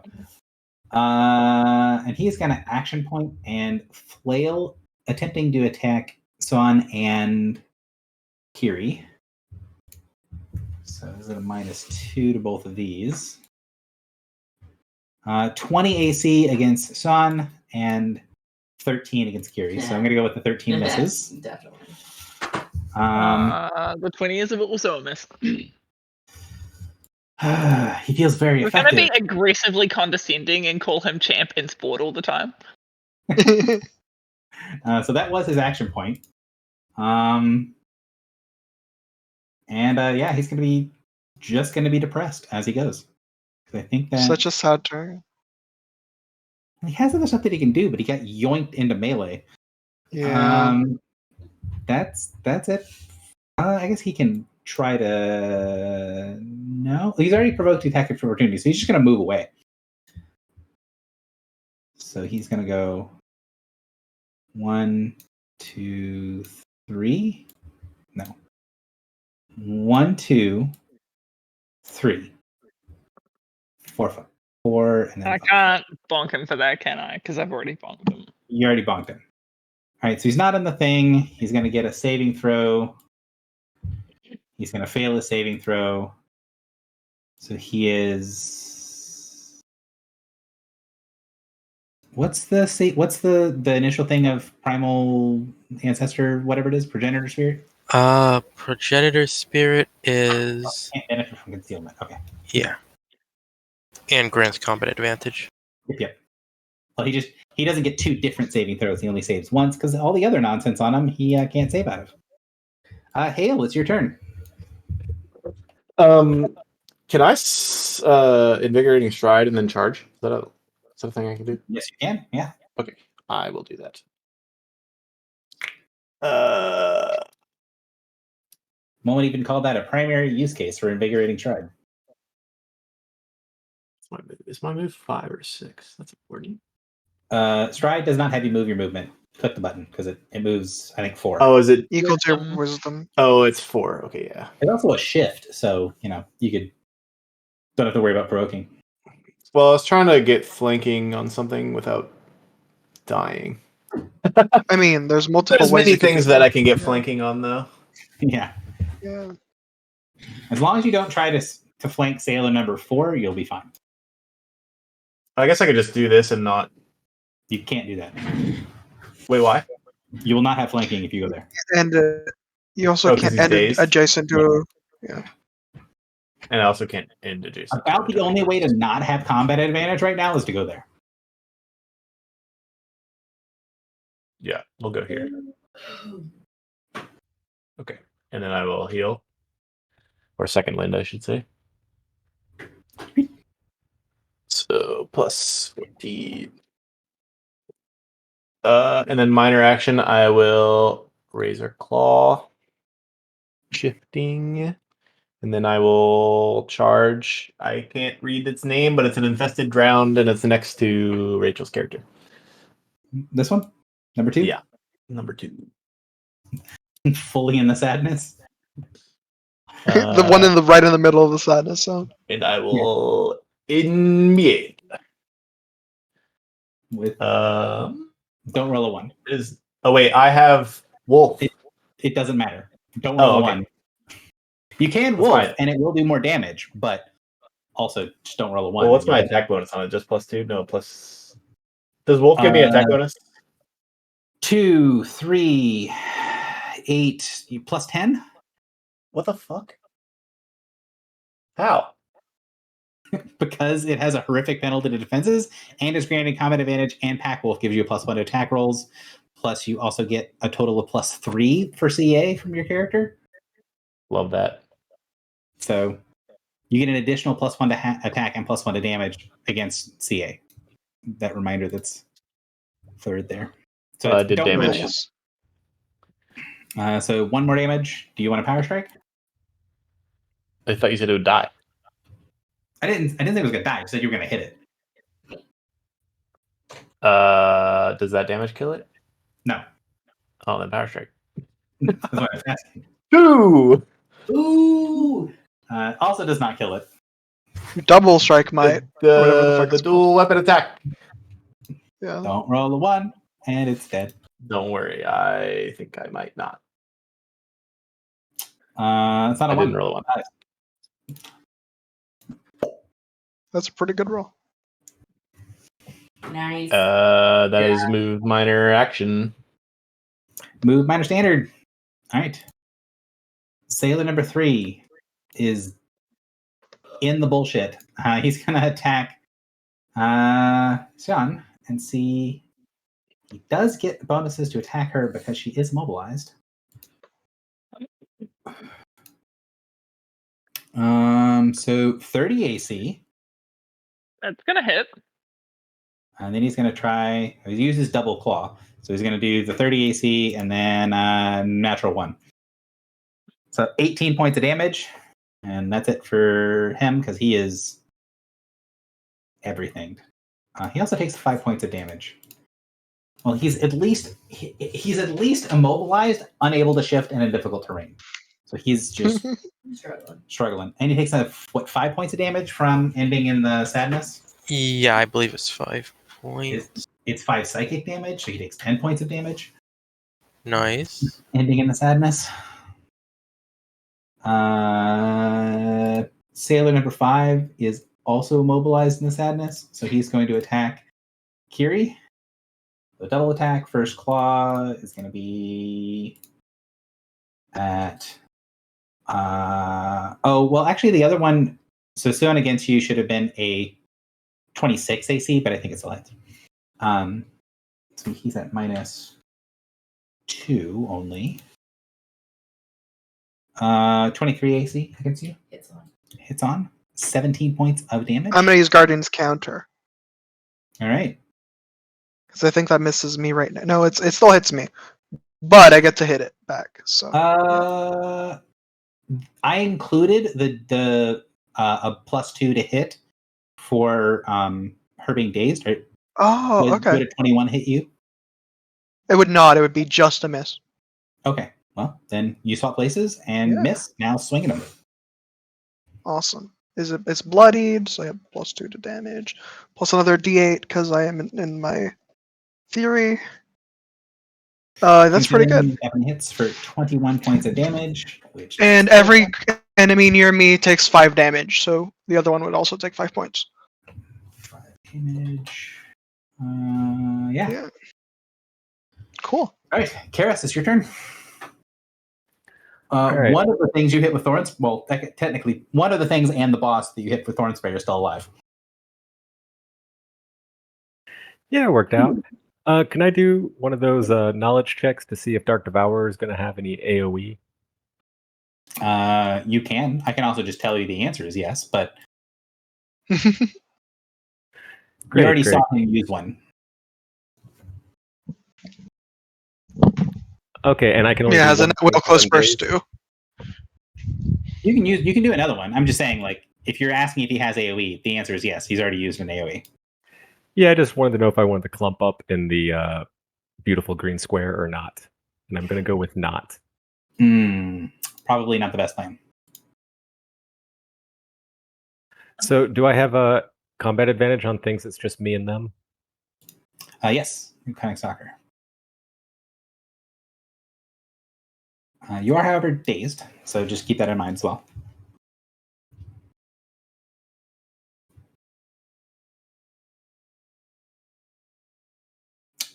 Uh, 17 reflex on Sailor 4, I assume? Yep, guy right next to me. 17 reflex does hit for 29. Ouch. Same as a crit. Him. It does bloody him. Cool. And then I'll move over to this guy and do the same thing.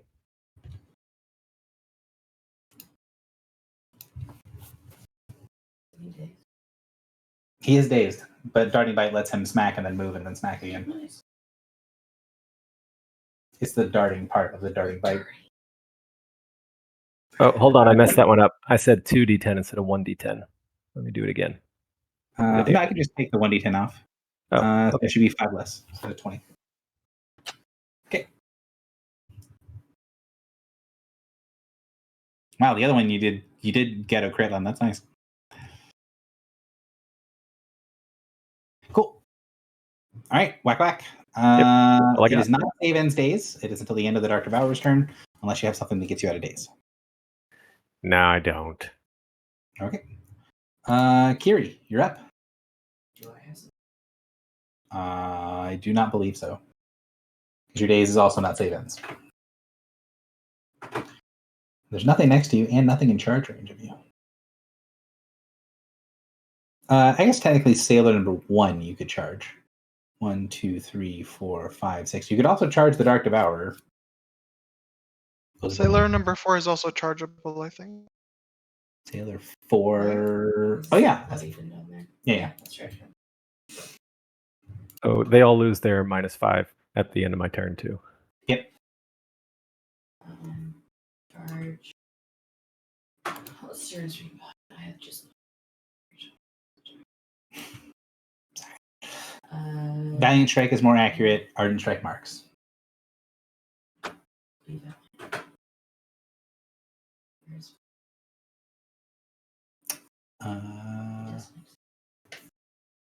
It's just NBA. Okay. And it Do says we have any bonuses to this? +1 to hit, plus 1d6 to damage. Or just 1 for hit and then 1d6 for damage.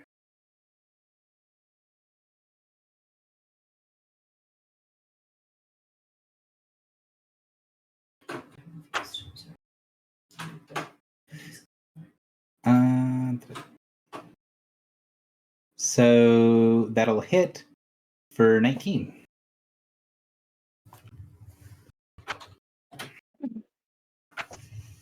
That's your turn. Alice, you're up. Okay.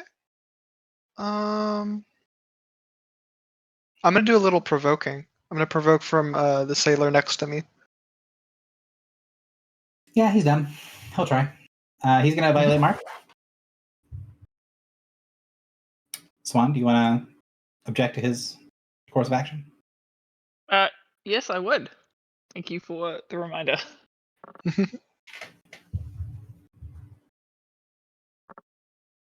Oh. Yeah. Not a strong objection. So sad. He's going to make the attack. I am He's now only at a -2. And misses. Still a miss. I will move as such, and then I'll attack the drowned sailor. I guess no, actually, no. Yeah, I'll go for the drowned sailor just to make sure I get him off the board. I think it's rundown is the one I want. So no bonuses to hit.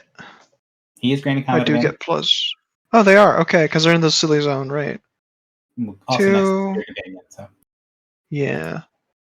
This will be +2 plus 1d8. That's a lot of damage. Yeah, that's 26 more than you need. And the Void Speaker will also take 5 points Okay. because of my rage. And then I'll end. Then I think I'll end turn because I don't have any minors, so that should be good for me. Yeah. The Void Speaker really doesn't like being in melee with everything. Nobody is dazed next to him. I believe the answer is attempt to flay somebody. Yes. So he is marked, so he'll evade mark and attempt to flay the person marking him. I'll interrupt. Okay. Where is it? It's battle awareness. Here it goes. Yep. Make NBA. +1 to hit. This is why I said I built the defenders to not step on each other's toes. Yeah, it definitely works. It's great. Damage 1d8. That's a 25 to hit for 21 damage. Oh, actually 5 more because it's next to me, so 26 damage. All right, so he takes 26 damage, and then he 20 AC on Swan is probably going to hit, or sorry, probably going to miss, and can't shift because difficult terrain. Doesn't want to provoke from 2 people.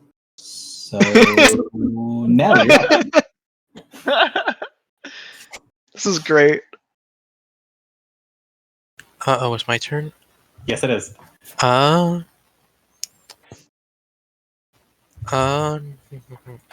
going to start by taking a move action. Moving up to there. And I'm going to move my spirit companion as well.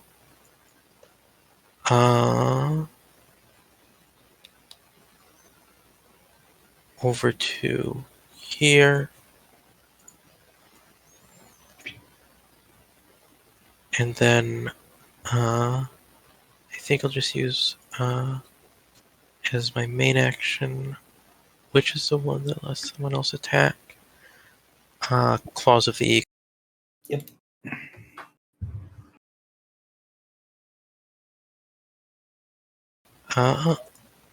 And so Saya, you can go ahead and make an attack against the Void Speaker.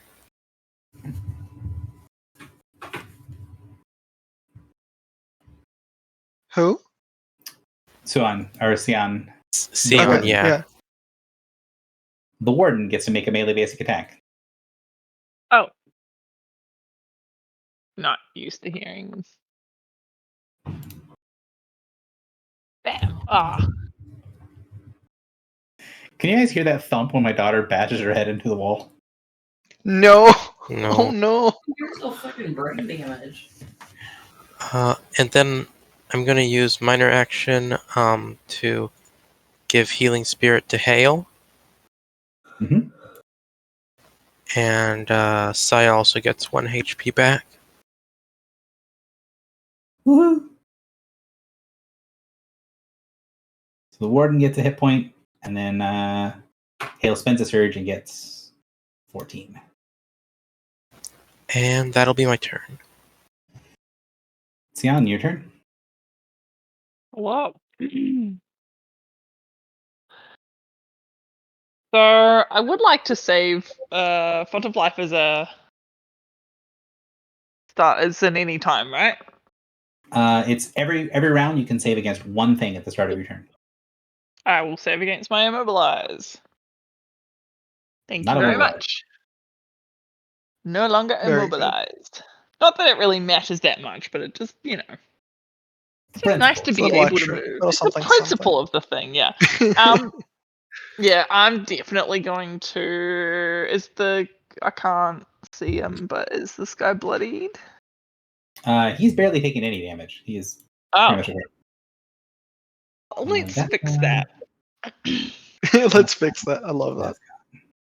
No, this is still here.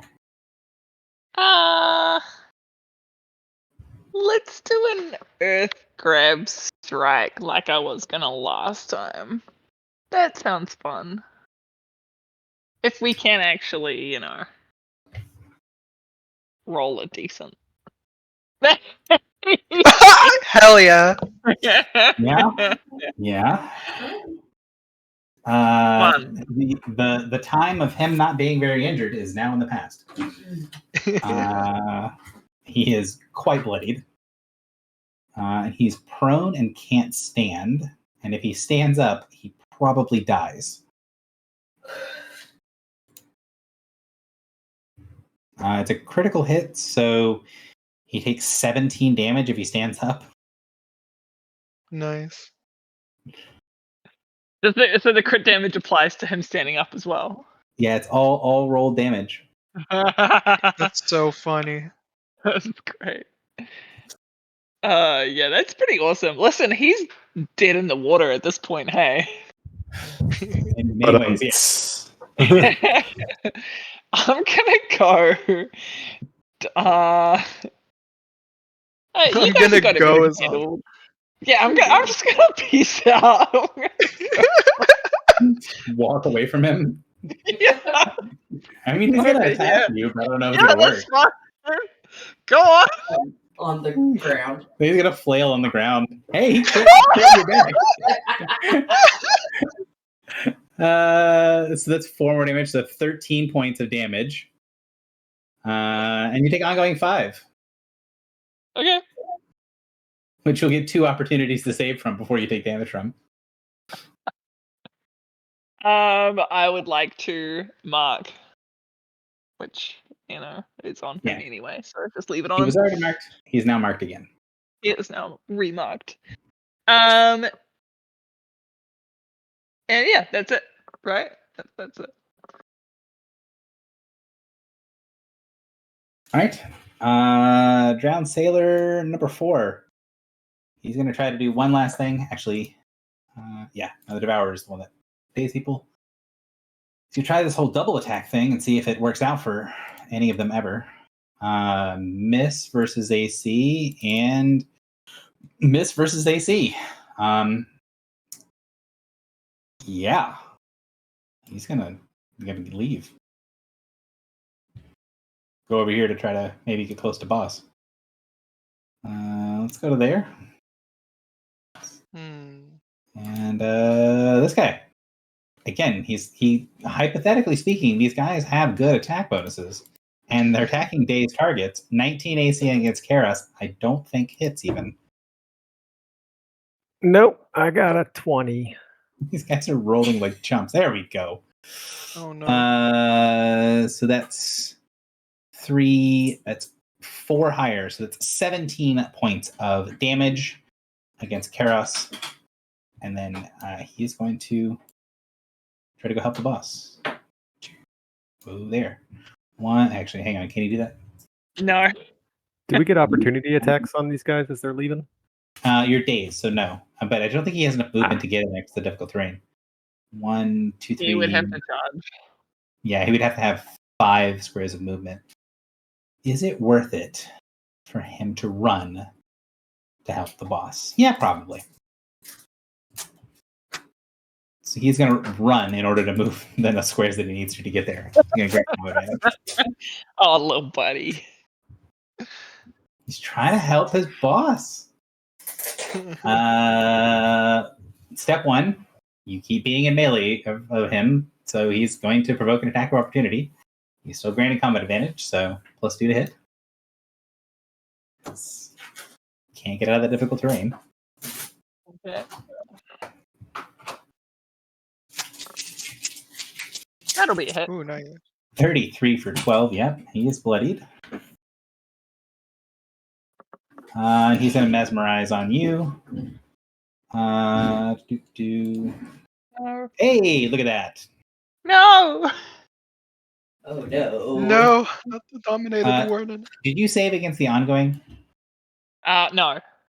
Would you please do so? Yes. Okay. All right, good. You got that good save out of your system so I can keep you dominated next round.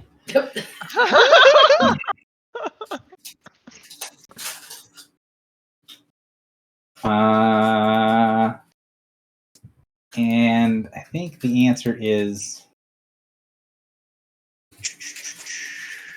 man, he really wishes that he get this stupid thing to not be all up in his grill, but I don't think he's got the option to do that. So he is just going to move 1, 2, 3, 4, 5, 6 to there. Oof. Ugh. That's it for him. Hale, you're up. Let's see. Is his turn's over? Are we not dazed anymore? You are not dazed anymore, correct. Karas and Kiri are no longer dazed. Yay.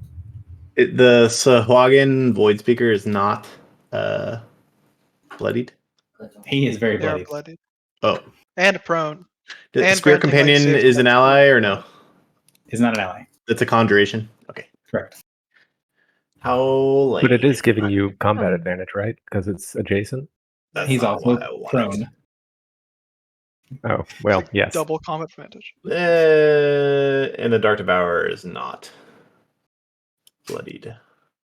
But The Dark Devourer is bloodied. He just got bloodied. Oh, he is? Haven't marked it yet. Oh, and he should get the save against the sadness. And he saves. Okay, I charged the Void Speaker. Let's do that. There's nowhere here I can get. Well, I guess I already combat advantage, doesn't matter. Okay. You can't get more than normal combat advantage. Give me double. Double And then my attack bonus is like 7 something. Does that sound right? 2 No? plus. No? I think it's +3, unless I'm. Combat advantage plus. Oh, I don't have wolf. No wolf here. Oh. Yeah. It's so 4. you're at +3. +4 if you're charging. 3. I did charge. So +4.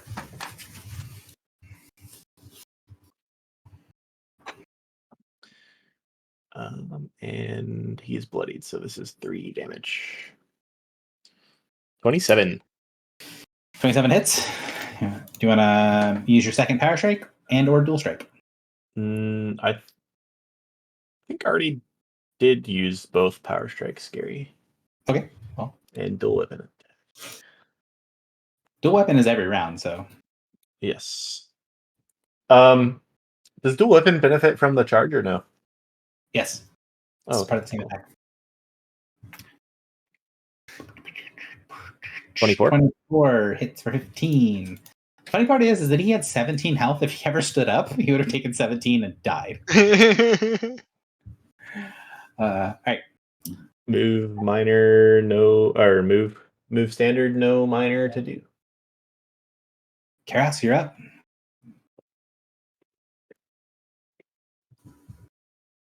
All right. Savage Rend I can use on a charge, right? You can indeed. Okay. So if I move up here 6, then I can charge here. And Savage Rend push him back towards Sign and the Spirit Companion. Both things are accurate, yeah. That's the plan. He's trying so hard to get out of this difficult terrain. It's such a good power. What's the bonus for charging? +1. So he's by himself, so he's also gaining combat advantage. So you're at a total of +3.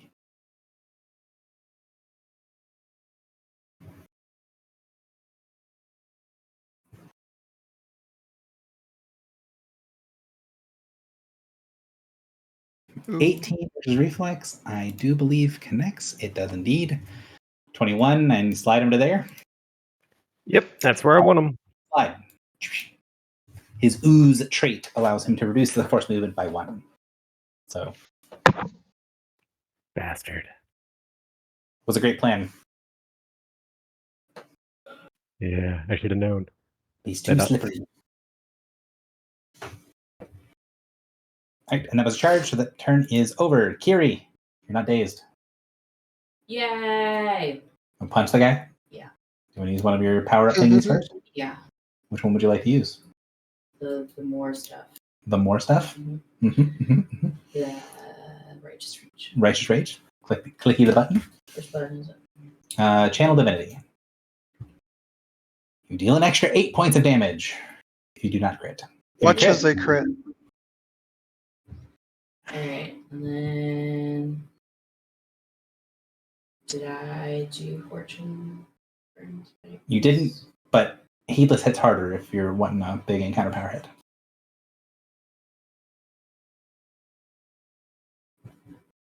Do I have attack bonus? +2, yes. Damage bonus? Nope. Nice. 24 AC hits. Oh, he's bloodied. So he takes 42? 42 points of damage. And very that's good. Yay! I kill all the bosses. delete. Yay! That was really I don't know if you guys can hear It's a my lot of daughter damage. cheering Oh, yeah. from the other room, but it was hilarious. All right. That is the end of the second combat. As you deliver the killing blow to the ooze, you see it start to break apart. And as it does, bits and pieces of it sort of fade into the water and seem to be vanishing. Not just dispersing into the water, but little pockets of the ooze just like disappear completely. Like almost like it's teleporting away or something like that. You get the strong sense of arcane magic for those of you guys that have Arcana, which I actually think is only one of you. I think it's only Karis that has Arcana. Don't think anyone else does. Yeah, so I think it's just Karis. You can feel a strong arcane signature, and as that happens, the kind of strange greenish glow that's on the ship starts to fade away from covering the ship itself, and you can feel it welling up from down below, and you see the other separated section of the ship starting to vibrantly glow that dangerous green, and as little bits it's whoever has storm pillars. So that is Yeah, that is Nell. Yeah. So Nell has Arcana. You can sense the same thing. And you see that down below you, that sort of overwhelming darkness, that supernatural darkness, has faded away, revealing what is below. And you guys can see that some of the pieces of the creature that you just destroyed, grabbing hold of this brilliant light below you and are now writhing on top of it, drawing the power from what your handheld beacons recognize as being the beacon of the Dauntless, now covered in this mass of tendrils and mouths and black ichor. You see below you this pulsing thing, like there's two lights, the sickly green light from the ship fighting against a more golden, bright, warm light. And the two things are fighting, but the golden light is fading quickly. So take a short rest in game, and then we'll advance to the final round. Do we have Comrade Sucker, Gary? What's up? Do you hear me?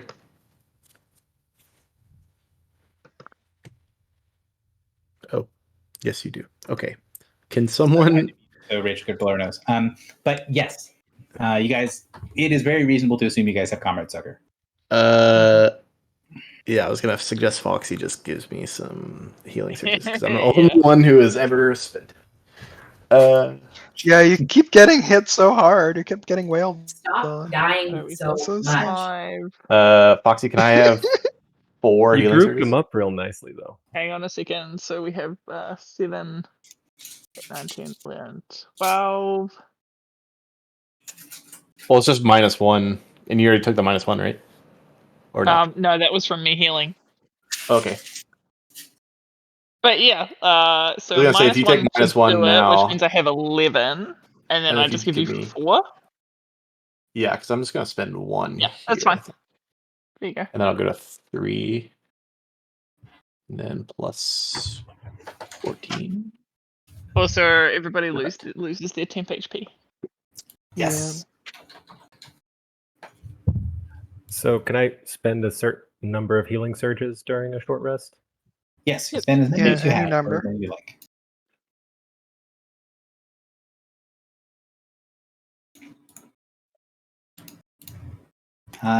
Now, do you guys feel like you need a moment to like get up, go to the bathroom, get a drink, whatever, or do you feel like we can just go to the finale because we're trying to rush through I can things? just go.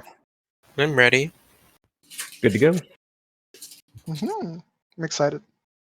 So the question for you guys is, how are you entering in what's below? You can see that there is this, like on the map here, you can see there's this hole in the center deck that goes down below where you can see the light is coming from. But there's also a set of stairs that lead down as well over here. So you don't need to use the stairs. Obviously, you're underwater, but it is still like a pretty easy way to get down below. You can also go around the sides of the ship. Basically, how are you guys going? Is it jump straight down, or is it kind of Yeah, I thought Kiri would. Kiri already jumped in? Yeah. I Also follow. jumping out. Yeah. Now we'll follow in the back. All right, so Nell was just like, "Oh my god, why are we doing this again?" Yeah. Is there a jump into danger option? That one.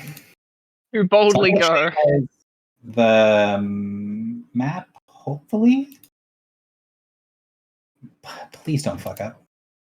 Did the map go completely clear, or did it go blank? Black. Goes It goes. It's dark. It's shadows. stuff too. One of these days, they're going to fix the reveal tool, and it's just going to be like. You've been saying that for so many years. I know. They're probably just gonna make it worse. Let's be honest. All right. So let's delete the sailors. So place yourselves where you would like to be.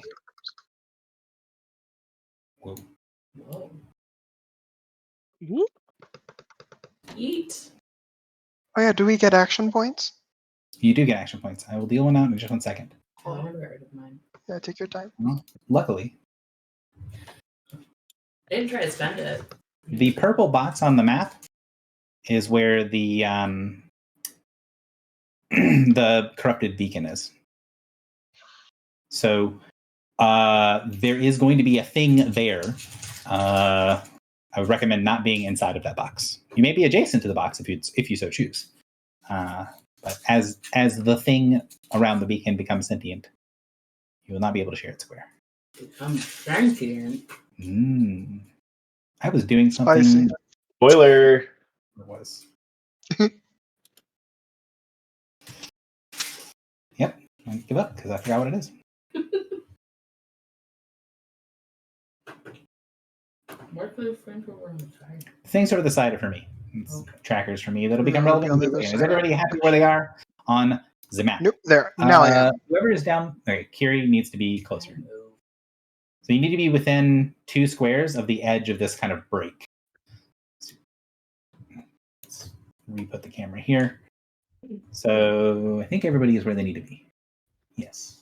Also, just for reference, I can no longer see anybody else's names or health or anything.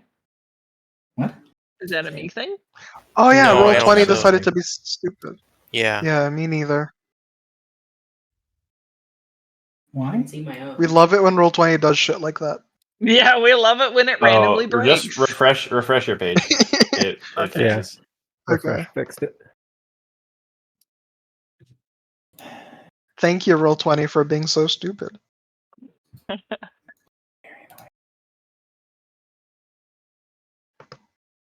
Understandable. Have a nice day. Yeah, that.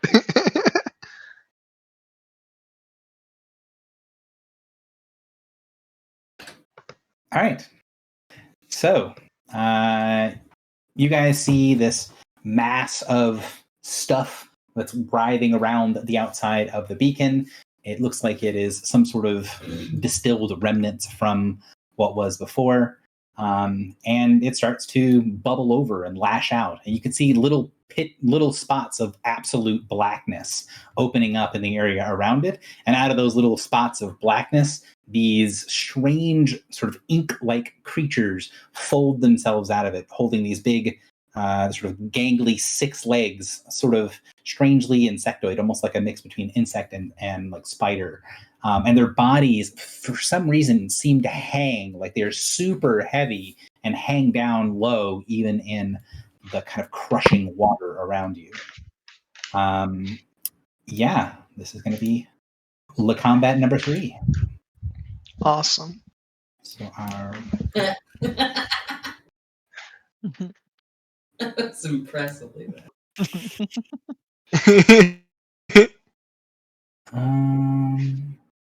Deacon is going to click this button and hope it's not. I'll broken. use an initiative thing.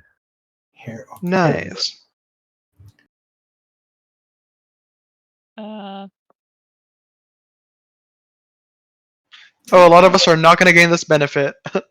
I am. Yeah. That makes me 12. Some of us are too far, I think. Assume the rolls if I.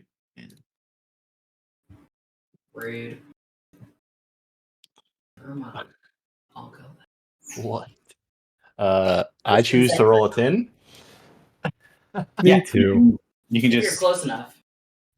Yeah, you have to be within 5 squares. 9 plus Uh-oh. 4 is 13. I will also choose to have rolled a 10. I think Xian is the only one in Yeah. range. I will Yeah, move the one 1 that's square range. closer to receive, but Yeah. whatever. Also, not that it really mattered that much, but the last combat, I forgot that I needed to add my bonus, so I would have actually gone at initiative 14 instead of 7. Oh, twice in a row. Kiri, At least you remembered this time. What did I remember? To add your bonus. Your bonus is in there. You just also rolled 2, and your bonus is 2. I'm going first in the second round. All right. Who needs me to adjust their initiative? I think Hale? Sion and Karis.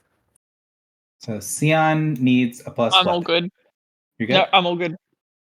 And Karis, you need what? 16. Plus 4? You need 16? Okay. Yeah. 16. And then is Hale where they're supposed to be? Looks like it.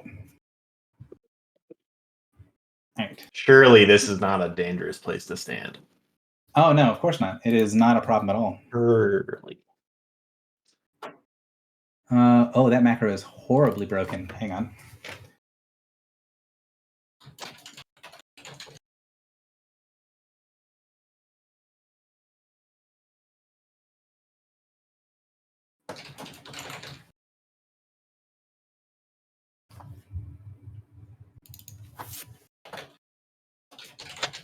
All right, so I'm gonna have to fix these. These are the ones that I didn't get any edit time at all. So I'm gonna have to fix these kind of on the fly. So start off with at his initiative plus 10.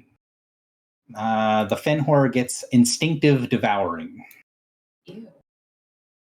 It doesn't have that trait. It does have this trait.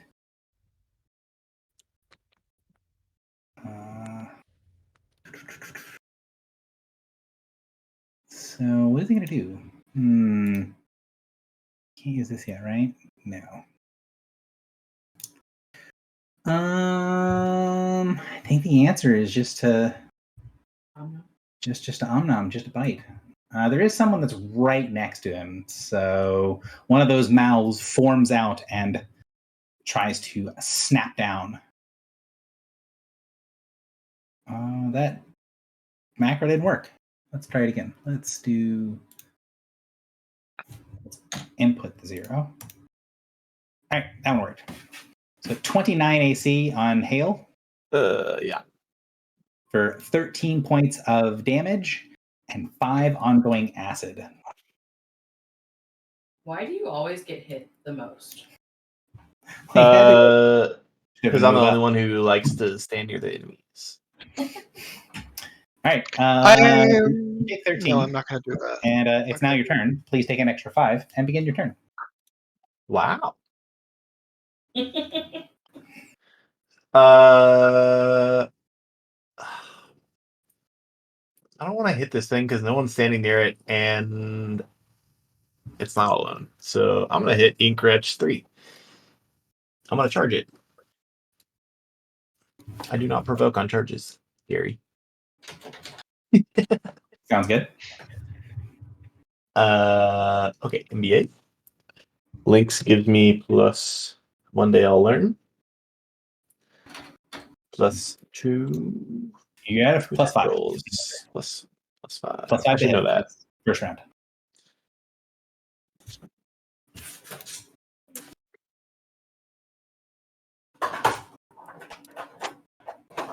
$33. Oh, it's a minion. Wow. Can I use my dual weapon attack against the Fenhor? I don't remember. I don't think I can. Well, no, wait. I think I can. Look, dual weapon attack. You can do it. It doesn't have to be the same target. Hit. Oh, one creature. Cool. Okay. Yeah. So I'll do that. You don't have combat advantage though, so it's only a plus 2. Isn't it? No, yeah, plus 2. Yeah, it's not. It is not alone. It has some of the ink wretches. 33. 24. 24 AC. I'm almost positive it's going to hit. Oh yeah, 16 points of damage. Okay, Am I bloody? No. Saving throw. 15. I save.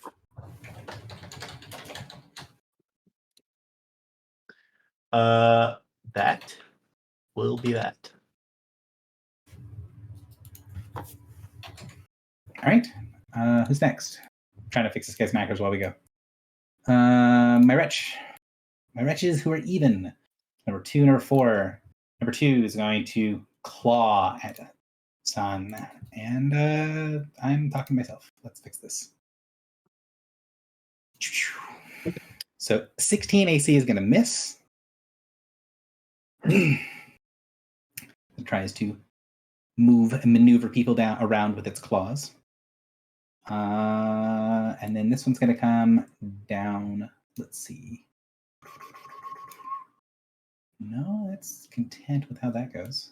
It's not going to go over there. This one's going to go through to Karos and charge. You get a +1 to hit. 30 AC. Barely hits. He's done. So go there and there. 5 points of damage to you. Draws you in closer. And then my odds go. So it's going to shift to there and then claw with combat advantage. 27 AC is going to hit Swan and put you there. So 5 points of damage to you, Miss Warden. And then, unfortunately, I have to go again. All right. Roll worse. I'm sorry.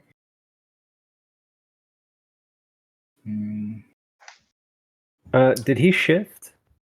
That is wrong. He did shift. I have a thing where someone else shifts, I get to shift. Probably. Sorry, I'm having to rewrite macros in the middle of the combat right now. So if you have abilities, I'm unlikely to remember them. Oh, the DC is correct. Oh, cool.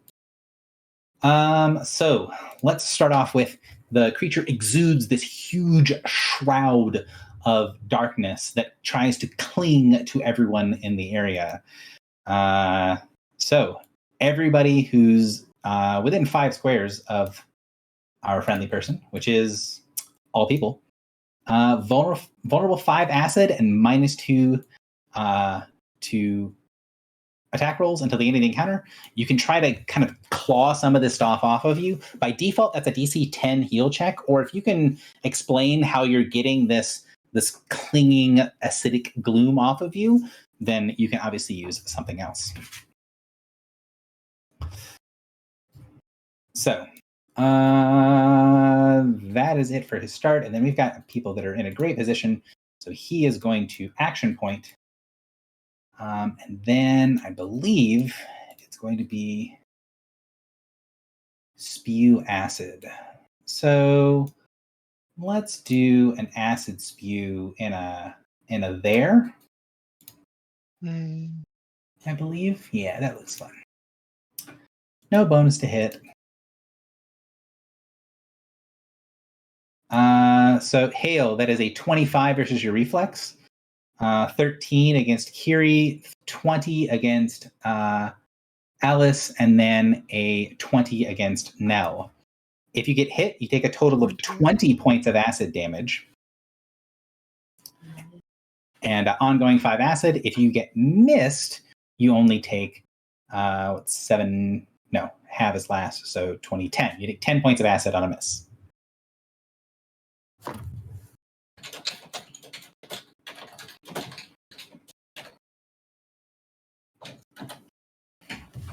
Typed it out to make life easier. Go ahead and adjust as needed. And then the horror is going to end its turn. And Nell, it is your turn. Welcome to your turn. Take 10 points of acid damage. Oh boy. Okay, close abilities don't provoke opportunity attacks, right? Correct. Alright, I'm going to take a move action to go up here. And then a minor action to summon my spirit companion. And then I will use... what is it called? I will use Spirit of the Healing Flood. Mm.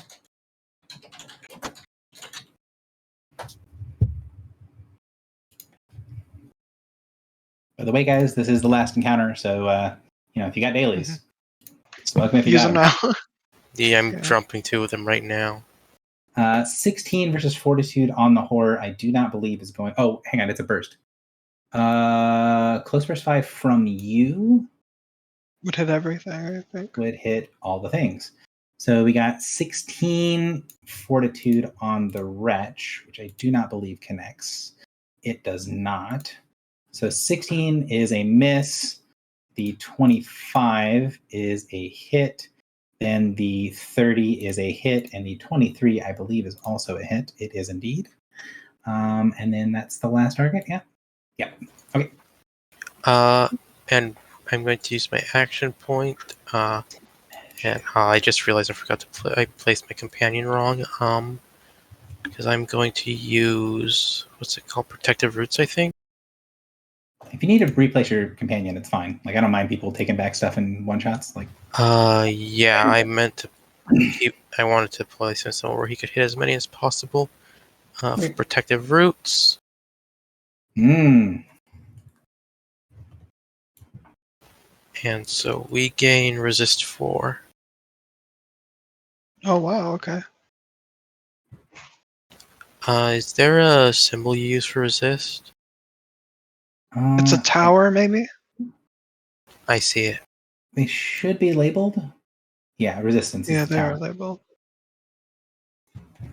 On my token sets, when you go and look them up, if you hover over them and leave it for a second, it'll tell you what the token is. Yeah. And that's my turn. Hover over, hit the number 4. Uh-huh. Hale, would you like resistance or would you like to die?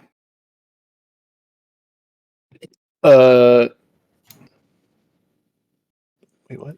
Oh, I see. Trick question, I know. Confused. Yes. All right, so at the end of the encounter, until the end of the encounter, me and each ally in the burst gain regeneration 2 while bloodied. So that's everybody. And you can end it to get 10 hit points and do some stuff. 1, 2, 3. 1, 2, 3, 4. Yeah. All right, so I'm putting the marker on people that haven't done it already. So Karis and this one also had it. Just remove the regeneration marker if you're going to use it.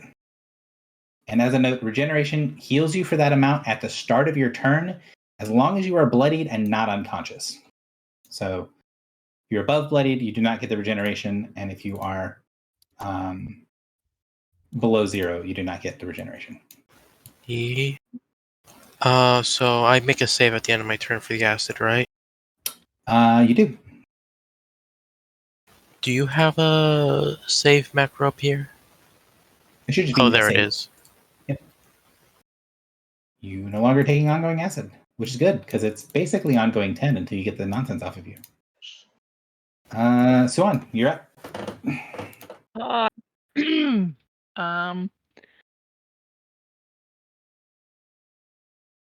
So is any of this area not not occupiable?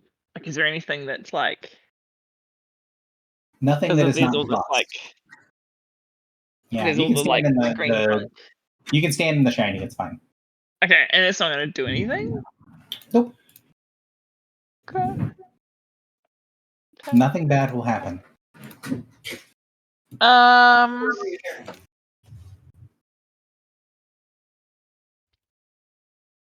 I don't really have a lot I can do.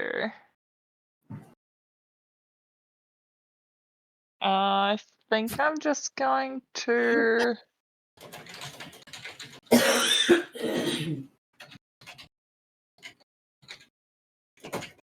If you would want to move one space closer to the enemy, that would be incredible. I am going to do exactly that. I'm going to go into here. That's Though if you were perfect. not in the middle of my burst 5, that would also be great. Burst 5 or blast 5? Blast. So the creature is much bigger than you guys. You can blast up and down to hit big things. So you can hit it and nobody else if you want to. Oh well, great. Cool. I think I'm going to Earth Grab Strike on this guy because I don't have a ton that's going to be super effective here, and I think this is my biggest bonk at this point. Yeah.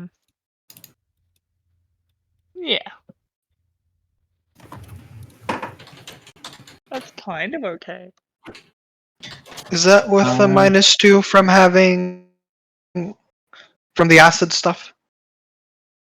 So I would say don't include the -2 from the acid Okay. stuff. I'm just going to include it on my end until you remove the radioactive thing from yourself.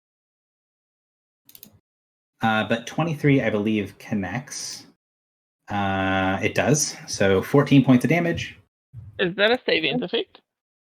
So this is the shroud. I'll click the button again. So it's not talking to myself is helpful. It's not a save ends effect. You have to use you can use a standard action to try to remove it from you. You can also use other actions, like you can use a movement or a minor, but the DC goes up. So move DC 15, and then minor DC 22. Okay. I'll use my minor to try and get rid of it. Okay. Are you going to use heal, or are you going to just buy something else to get the crud off of your body? What does my heal look like? I'm going to say it's probably not the best. Not amazing. It's a 3. So you just need to roll a 19. Just the game's easy. Just roll what you need.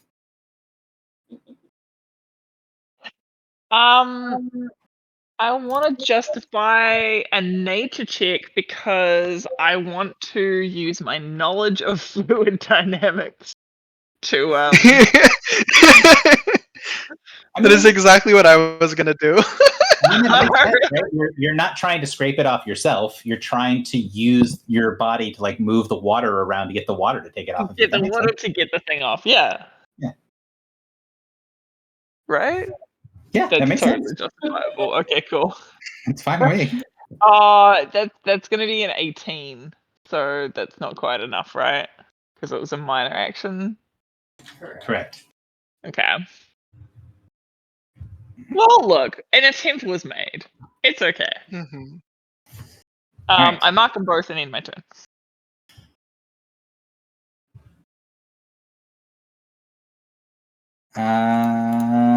Karas, you're up.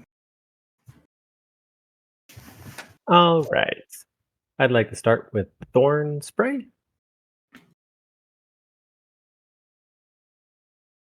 Do I have a situational attack bonus for this? Not if you want to miss your allies. I would also like to hit the Ink Wretch if I don't know the spatial dynamics work. If you want to hit the Ink Wretch, you also have to hit Sion. All right, then I'll just hit the Fen Horror.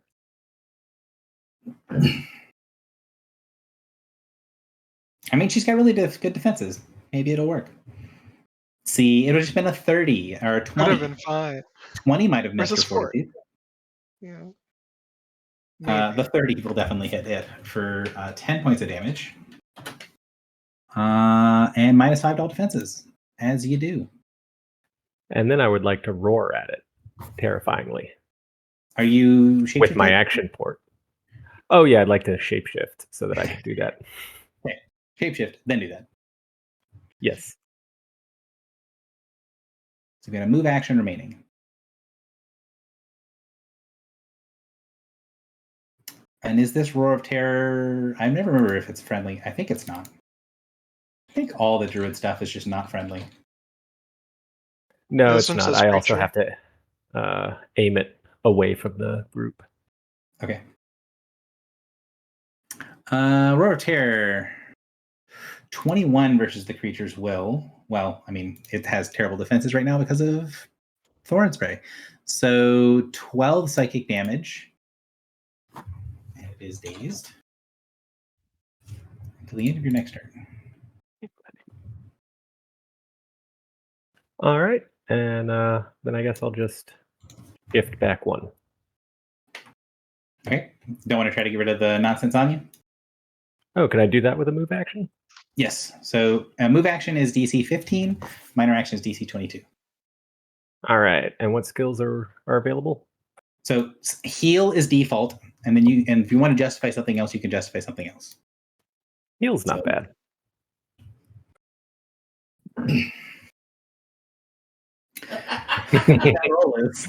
Wow. You make it worse. You don't know how you make it worse. You're not really sure even what worse is in this context, but it's worse. Alice, you're up. Okay, I'd like to use a move action first to try to get rid of the gunk. Same method as Sion did of like using the water to get it to come off with nature. So sounds good. I'm using a move action, so DC is 15. So, I'll add in the bonuses. Take a bunch of damage. Did you do that? Oh already? yeah, I do. You're right. I'll do that. In a second. So I take 4 damage, I believe. You take 6 damage. No, I take 6 damage. Yeah, because I have the resist. Mhm. Okay, so I'm not bloodied, which is good. I'm And barely not bloodied. horrible. Yes. So, Let me remove that. I put the radioactive on you because it's more than vulnerable. It does other stuff. Okay, cool. They're both off. It's off. I'll take that off as well. Yeah. And I'll also remove the penalty thing that I put. Sure. I'm gonna use a minor action for I'll use Guardian's Defense on Kiri and myself, so we both get bonuses to defense. Okay. Then I'm gonna charge the Fenhor with a life-ending strike. Seems like a solid plan. Yeah. Defender or a plan? No longer a plan. Yeah, I'll remove the. Yeah. Let me remove that. I mean, yeah, it's better to just kill this thing faster, right? That's the how it Berserker works. technically has a defender aura, but also doesn't really. Yeah. Depends on how you build. There are ways to make it effective, but generally speaking. Yeah. So I have CA because it's days, +1 from charging. I don't think I have any damage bonuses. So 33 versus AC for 37 damage. Not the 71 damage from that crit. Holy crap. That would have been so good. No, 37 points of damage. Ow. Yeah. I will action point, and I'm going to use Avalanche Strike. Might as well go all in. So, actually, before I use Avalanche Strike, where is it? Furious Assault. Might as well. 9 more. Right. And then I'll roll Avalanche. 25 versus AC for 28 damage. I don't think you're including in the horrible penalties either, so it definitely hits. Yeah. Cool. And then I'll in turn. The DM is going to remember how math works real quick. Sorry. It's the low damage. It's hard. Math is hard. Math is so hard. I don't Right. like math. And I think I've literally just used all my stuff after this, which is really fun. I have 1 encounter power and then 2 off turn things. All right. Yeah. Kiri, you're up. Hello. Hi. Which of your power ups are you using? Is it Righteous Rage of Tempest? Always. It is Righteous Rage of Tempest. Then, Behold the Righteous Rage. the one that Frenzy Smite. Rensing Smite you've not moved. Not used. I don't know if you need to move for Frenzing. I think Frenzing Smite is the one that moves you. Oh, no. All right. Moves after you hit, so you do have to go move. What's my attack bonus? 7. Cool. Damage 16. Unless you crit, then we'll have to reverse engineer things. You didn't crit, but 48 points of damage hurts. Do you want to move it? Please do not move it. Everybody's so conveniently beating him right now. All right, so he is bloody. Until it does a blast. And Action point. 1 second, it gets to react to being bloodied. I would really like to hit you with this, but there are 4 people below it that are just so conveniently placed, or 3 people below it that are so conveniently placed that I think it has to use reflex on them.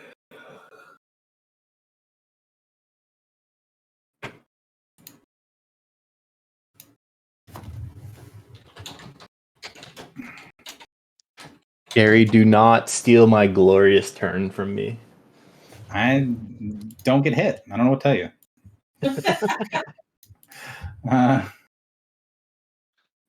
Oh, can he? Hang on. Can he do this? He cannot do this because he is dazed. Never mind. Carry on with your turn. So, for my lovely action, I want to use probably Heedless Furry. Heedless Furry. I'm Heedless Furry.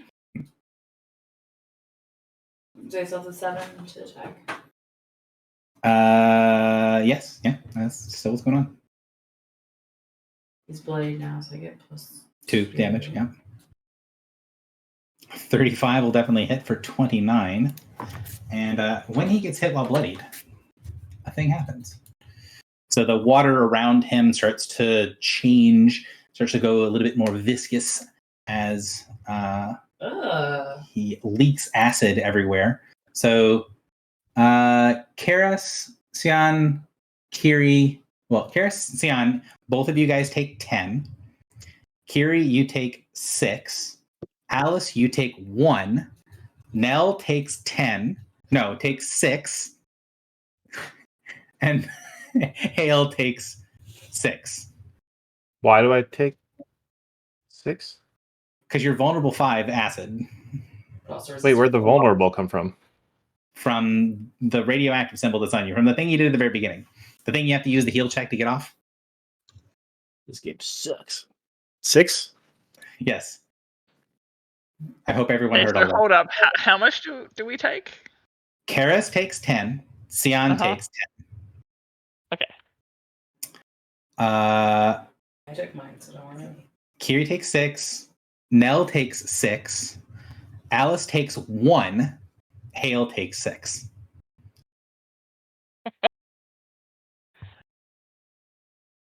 And you can see that this is a trait. This is going to happen every time someone hits him. And also he spawns a wretch, which is this guy.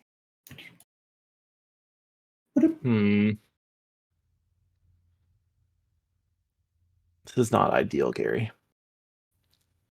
I'm gonna use my minor. Try and get rid of this bullshit. So I've seen people take it off, right? You've seen one person succeed it. Yeah, Alice did. So I'm gonna use my insight to try and see how that worked, and then copy it. Sure. I will give it to you from the level of exhaustion you're currently showing me. I want to click the button. You rolled a 2. It's okay. It doesn't work. It doesn't work anyways. Weak excuse. All right. I don't think you have anything on you. Save can end. You just have all kinds of badness on you. Yeah. And some good things. Yeah. All right. The horror gets to go. Wonderful. This is his instinctive devouring turn. So he can't charge, definitely, because that would be a bad idea. And he literally can't charge. Everyone's adjacent to him. This is wonderful. It's worth mentioning they have a +4 to hit me. +4 to hit you, but a +5 to hit Kiri. Mm-hmm. He's also marked. So he's just going to go ahead and bite Kiri because that seemed very painful. But he's violating mark, so Sion? I'm also using battle awareness. Okay. 100% if he hits this person, I die. It's so sad. Also, if we hit him, you die. So you're dead either way. Is there anything on it that would be granting combat advantage? He is very much granted. He is dazed, so yes. And all of the flames. So a 17 then. Yeah, so 17. He still has the thorns on him, so he's -5. He's getting hit with everything. Let me see. I forgot the 1d8 from Fury, so it'll be You're looking for AC from me. 15. So you're You're all fine. Basically, I think everybody's don't roll a 1. Yeah. So the extra D8 is sorry. And then who's the other person? Alice. Alice hits. That is me. Alice hit for 26. I forgot to add the D8 into the base roll from being in frenzy. Excellent. Yeah. So Foxy, do you need me to do your health as well because you're away from the computer? Yes, please. That would be really helpful. Thank you. Cool. So you hit him. He spawns 2 dudes, and everybody takes a whole bunch of damage. So 2 instances of acidic blood. No. Blood. Bloodied. Yeah. That's incorrect. Incorrect. Listen. You can see I was writing these while you guys are doing stuff. That is supposed to be the name of the macro, not had it backwards. Whatever. So, Karis, you take a total of 20. Swan takes a total of 20. Kiri takes 6 and then 6, so you take 12 total. Alice takes 2. Nell takes a total of 20. And Hale takes 12. Yeah? Don't I take 12? Oh, Nell's like die. No, Nell takes 12. No. All right, now he's going to finish his attack. And he's going to bite at Kiri. And he's at +5 minus 2, so +3. And you have resist 4, so he's at a -4 to damage. 16. Wow, even with the penalty, he rolled a 2. You take 10 points of damage. -4? -4, so 6 points of acid damage. Whew. Wow. Hale, welcome to your turn. You take 6 points of acid damage. Yeah. And then I heal to 2? No, you have to be... Regen doesn't work? Regen works at 0 or more. Oh, so I just sit here. I would recommend saving throws. Saving throw.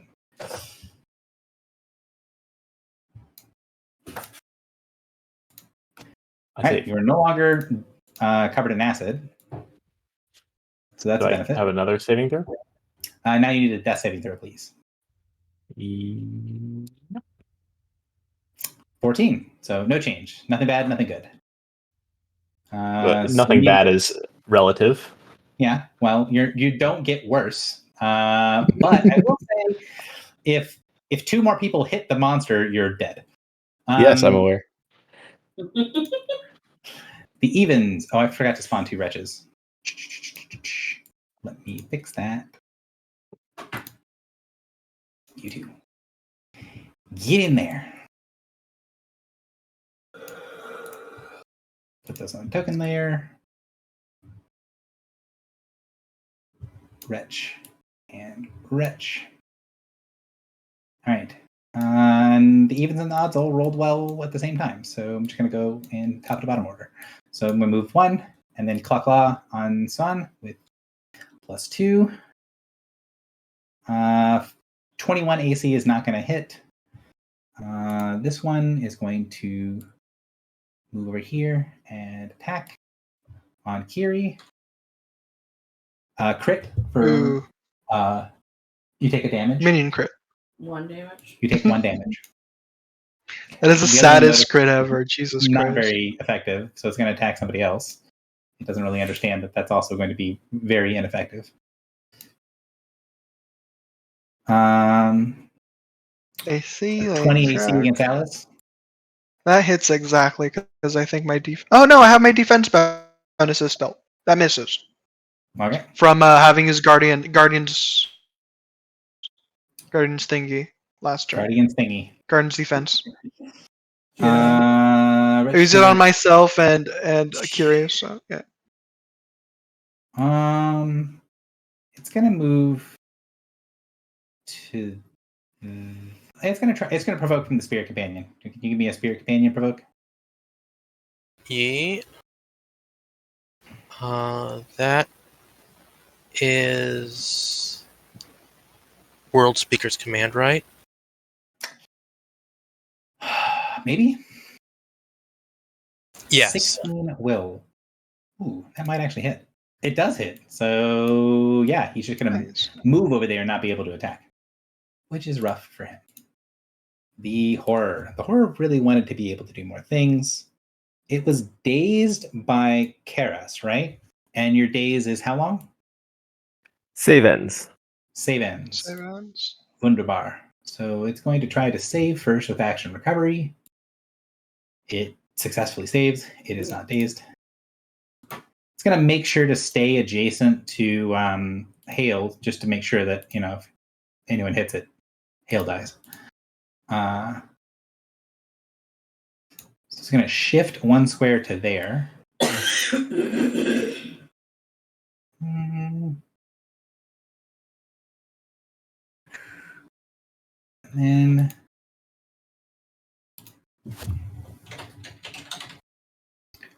let's see.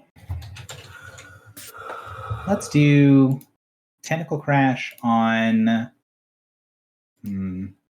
Nell seems to be doing things, and I need to obey Mark. So, Tentacle Crash on Sion and Nell. So 18 AC on Sion is a miss. 26 AC on Nell, though, I believe is probably going to connect. Yeah. Fuck. So That's 13 bad. points of damage. It is an acid on a positive note. So it gets reduced by the 4 and doesn't get increased by the vulnerability. So it's 9 points. I think you're still unconscious, but less. Yeah. And can I? Oh wait, no. Go ahead. Reaction means it would happen after the thing, right? Yes. Yeah. Can't do it while I'm gone. So Nell, would you give me a death saving throw, please? Nothing. You do not slip closer to death. Foxy, are you able to be around for a second? If not, I can have Karas go. Yes, I am. Okay. Did you know what you wanted to do? I hoped that it wouldn't get to my turn before I was back. I don't. The attacks you have are grasping winds and at wills. Okay. So you could grasping winds a couple of minions towards you, or you can at will the boss and maybe get some temps, or you could try to take the slime off of yourself. I think I'm gonna take the slime off. I'd like to use the nature check again. My nature is +8. Okay. What type of action would you use for that? Standard. Standard. Then it is off as a standard. Cool. And then I'll just mark everybody that's adjacent to me. Okay. And yeah, I don't think I can do much else. All right. Karas, you're up. All right. I'll turn back into a human, which allows me to shift. Mm-hmm. I don't know why you wouldn't want to be adjacent to it. It's just so friendly. And now we got a choice. I can move away and try to pull it, which is going to hit all you guys, but hopefully then you won't be adjacent to it. Or I can just move away and not hit it and let you guys figure stuff out.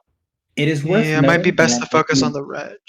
If you hit it and then pull it, the acidic blood will happen after the pull. So it happens after the attack is resolved. So if you successfully pull it away, the pulse of acid will happen after it gets moved. And if I miss it, there's no pulse of acid? Correct. No downsides here. Does it look all squishy, like if I pull it, it's not going to work? It does not seem to have the ooze trait like the other one did. there's definitely something physical there because there's the beacon underneath the nonsense. All right, I am gonna move away from it before I pull it towards me. Then.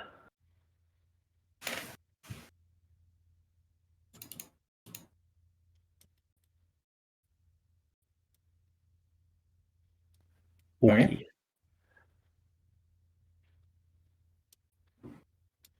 Can I move one more? Probably. Let's see.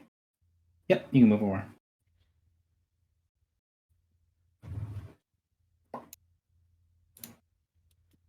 There you go. Thorn Whip. And it still has the penalty to defenses until the end of your turn, so you have +5 to hit. Thorn Whip is, you didn't need the +5. So it is going to be pulled 2 squares, 1, 2, like that. Perfect. All right, and then it pulses and does not hit anybody. Anything else from you, sir? That's all I got. All right. Alice, you're up. Okay. I'm gonna be provoking 2 attacks of opportunity. Because I'm gonna go heal Hail. Right. Actually, no, Hail's not in melee anymore. I'm not gonna do that. I'll heal Nell, and Nell can heal Hail. I think that's a slightly smarter thing to do. If Hail was still in melee, I would definitely go heal Hail. But so I'll roll a heal check. Let me check what my bonus is. Standard action. Standard to give action, Nell a second wind. Mhm. Yeah. +3, so I have to roll at least a 7. Bonuses are included. I rolled a 2, that's not great. Sad. I will shift. No, I will not shift. I want to stay where I am so the little guys don't go murder Hail and Nell. And then I'll end turn. All right. Kiri, you're up. You no longer have a horrible penalty to defenses. And no longer have a bonus to defenses. Also, that's all. Mm-hmm. Fucking go. Only way out is through. Punch it. So yeah. No attack bonus. Do you want to use? You still have multiples of your damage bonus things. So. Yeah. First one. Vow is 1. So extra 9 damage. Yep. You also have some defensive ones, but fuck those. The little ones. All right, so Iron Wolf charge. Oh, if you're doing a charge, yeah, sure. Well, all right. What kind of bonus is? So +1 to hit, and then 1d6 + 9. That's not. You need to charge first. The MBA +1, and then you need to put 1d6 + 9 in the damage bonus.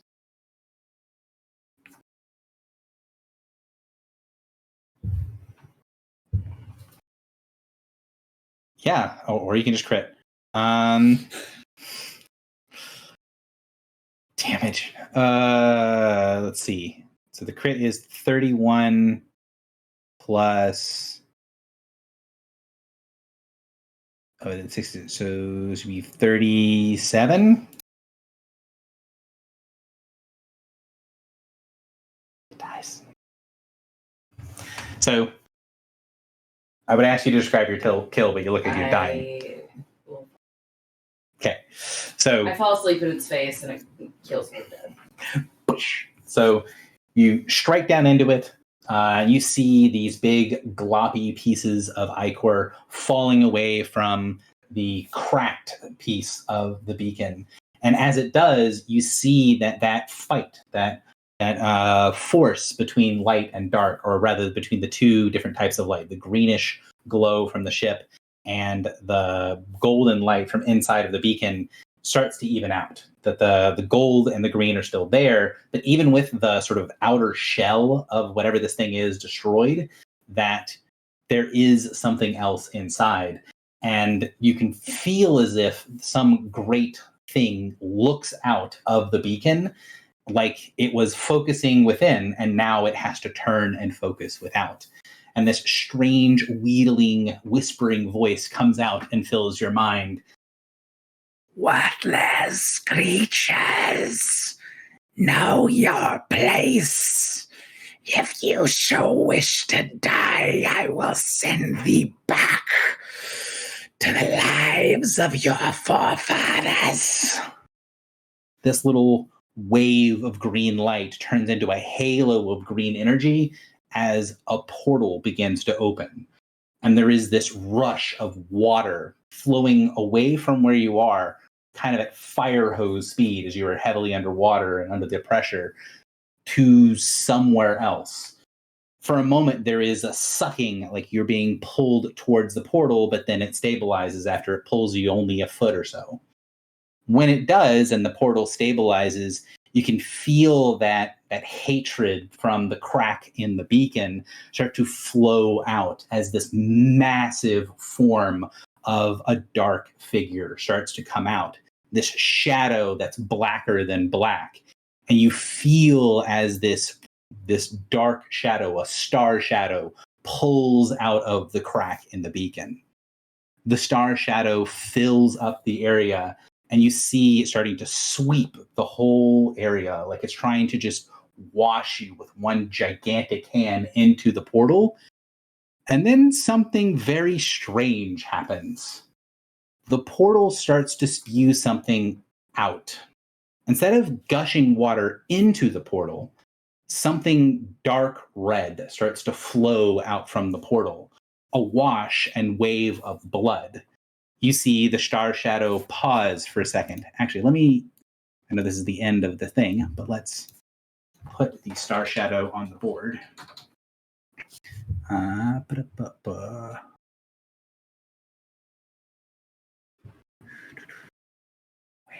is the star shadow? If I can't find it real quick, I will give up. Gary, for my benefit, can you tell me which one it is? Which shadow it is? Yeah. If the DM would remember.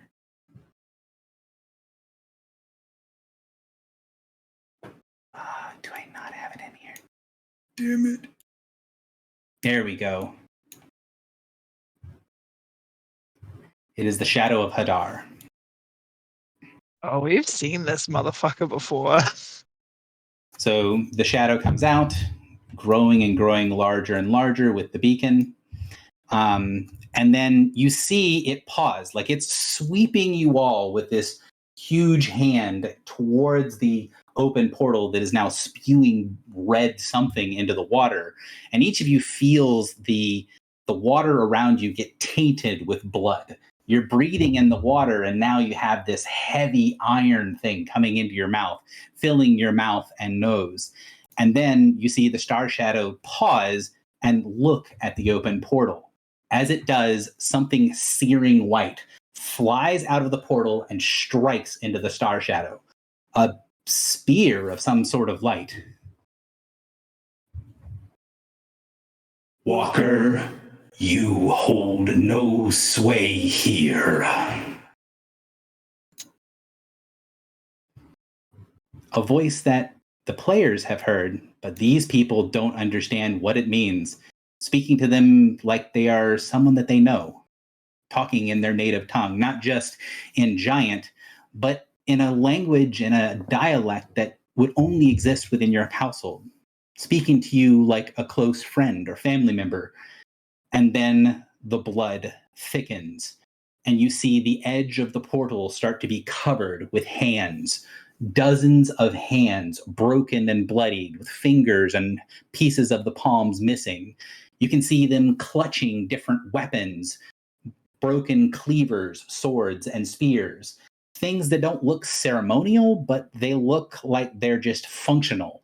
Weapons of war that have been used for countless eons, covered in the blood of thousands. The shadow of Hadar, holding its one arm over its chest, grasping the spear of light, piercing it, tries to close the portal. And nothing happens. You see something straining, pulling against the strength of the shadow of Hadar, holding the portal open. And something else starts to come through.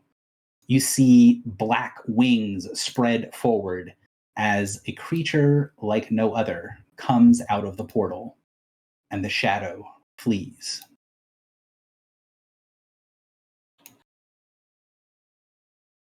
So this creature is what's here. You can see it has this heart in the middle of its chest that looks like it's beating out. The stomach area, this is the baseline, but the stomach area looks like it's been torn out. And you can see two heavy arms holding the broken ends of drums. The drum tops have been all broken and flayed. You see it has dozens of arms, but about half of the arms look like they're broken or severed, non-functional. Where its head and face should be, there is a head, but there's a hole with some sort of strange artistic gouges into it. This creature doesn't seem to have any eyes, and the halo behind its head looks like it was something else before and is now a big piece of bone that's wrapped with pieces of sinew drawn tight. And you see them flittering and twitching as the creature pulls itself through the portal. It watches the shadow flee and then looks towards all of you. We're nearing the very end of session. I appreciate everybody sticking with us. So this thing comes from the portal. What do you all do? Bleed out. Run. Run out. Run away, probably. Start swimming away. Neil? Neil is unconscious. You know what? Actually, that's a better idea than running away. I kneel as well, because this thing did save our fucking lives. So maybe it'll let us leave. So I would say that Wait, we don't know that this thing saved our lives. I mean, it scared away the thing that wanted to kill us, right? Yeah. This thing that's about to sweep us through a portal just yeeted it. So let's show some deference so we don't get yeeted ourselves. Mm-hmm. So the shadow flees. This thing looks around at all of you, and the ones of you that are bleeding and unconscious feel some of the blood from the area flow into your body and slowly begin to cause you to recover. You're not going to feel good when you wake up, but you are going to wake up. Ooh. That is the most horrifying transfusion. Blood and seawater. Thy wounded, complete thy task. I have arrived, and I must surface. And who do you service?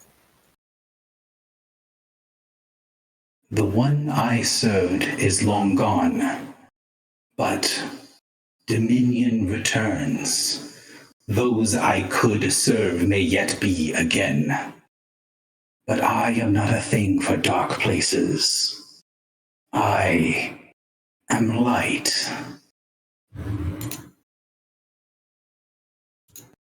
The creature holds up one of its hands, and for some reason, you know that was the hand that tossed the spear. You know that was the one that struck at the Star Shadow, even though it's got dozens of arms on its body. And when it reaches up into the air, it holds its hand out like it's clutching something, and you see a ball of orange light, like a brilliant sun, or like a glowing orange in its hand, banishing away the supernatural darkness down here. And you can see the arcane energies of some sort of weird mini pocket dimension at the bottom here. Like this was somehow linked to elsewhere, and that place is being burned away. The creature flies. It looks like it's flying through the water. Its wings are beating, and it flies up to the surface very rapidly.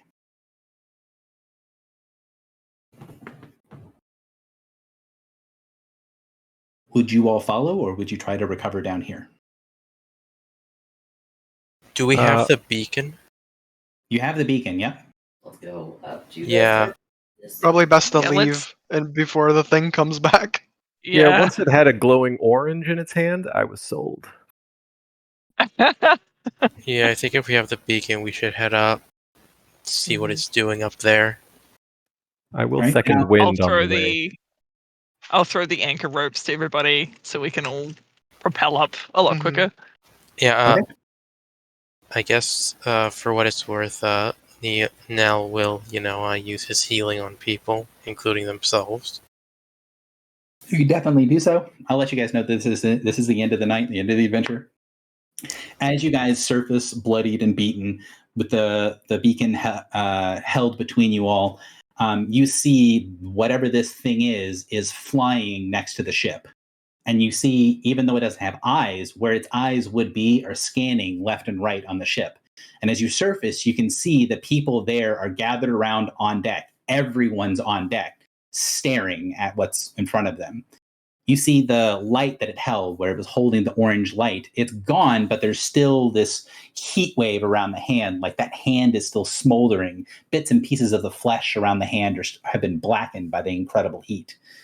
And the creature, as it looks back and forth, sees everything there and floats a little bit closer. It does seem to float more than fly. While its wings beat, the way it moves from the air doesn't match the way that it's actually flying. And as it gets closer, you can see where its eyes were focus on each individual crew member, each person aboard the ship. And as it's getting close to the ship, you hear muttered words of prayer. Many people reverting back to worshiping other things, but many prayers that the banner will save them. The banner has been raised. They didn't see the orange light being held from below. The creature, as it floats forward, focuses on one crew member in particular, whose head is down, who's focused heavily, who's clutching something in one hand to its chest. And you hear the man saying in giant, "I fear not.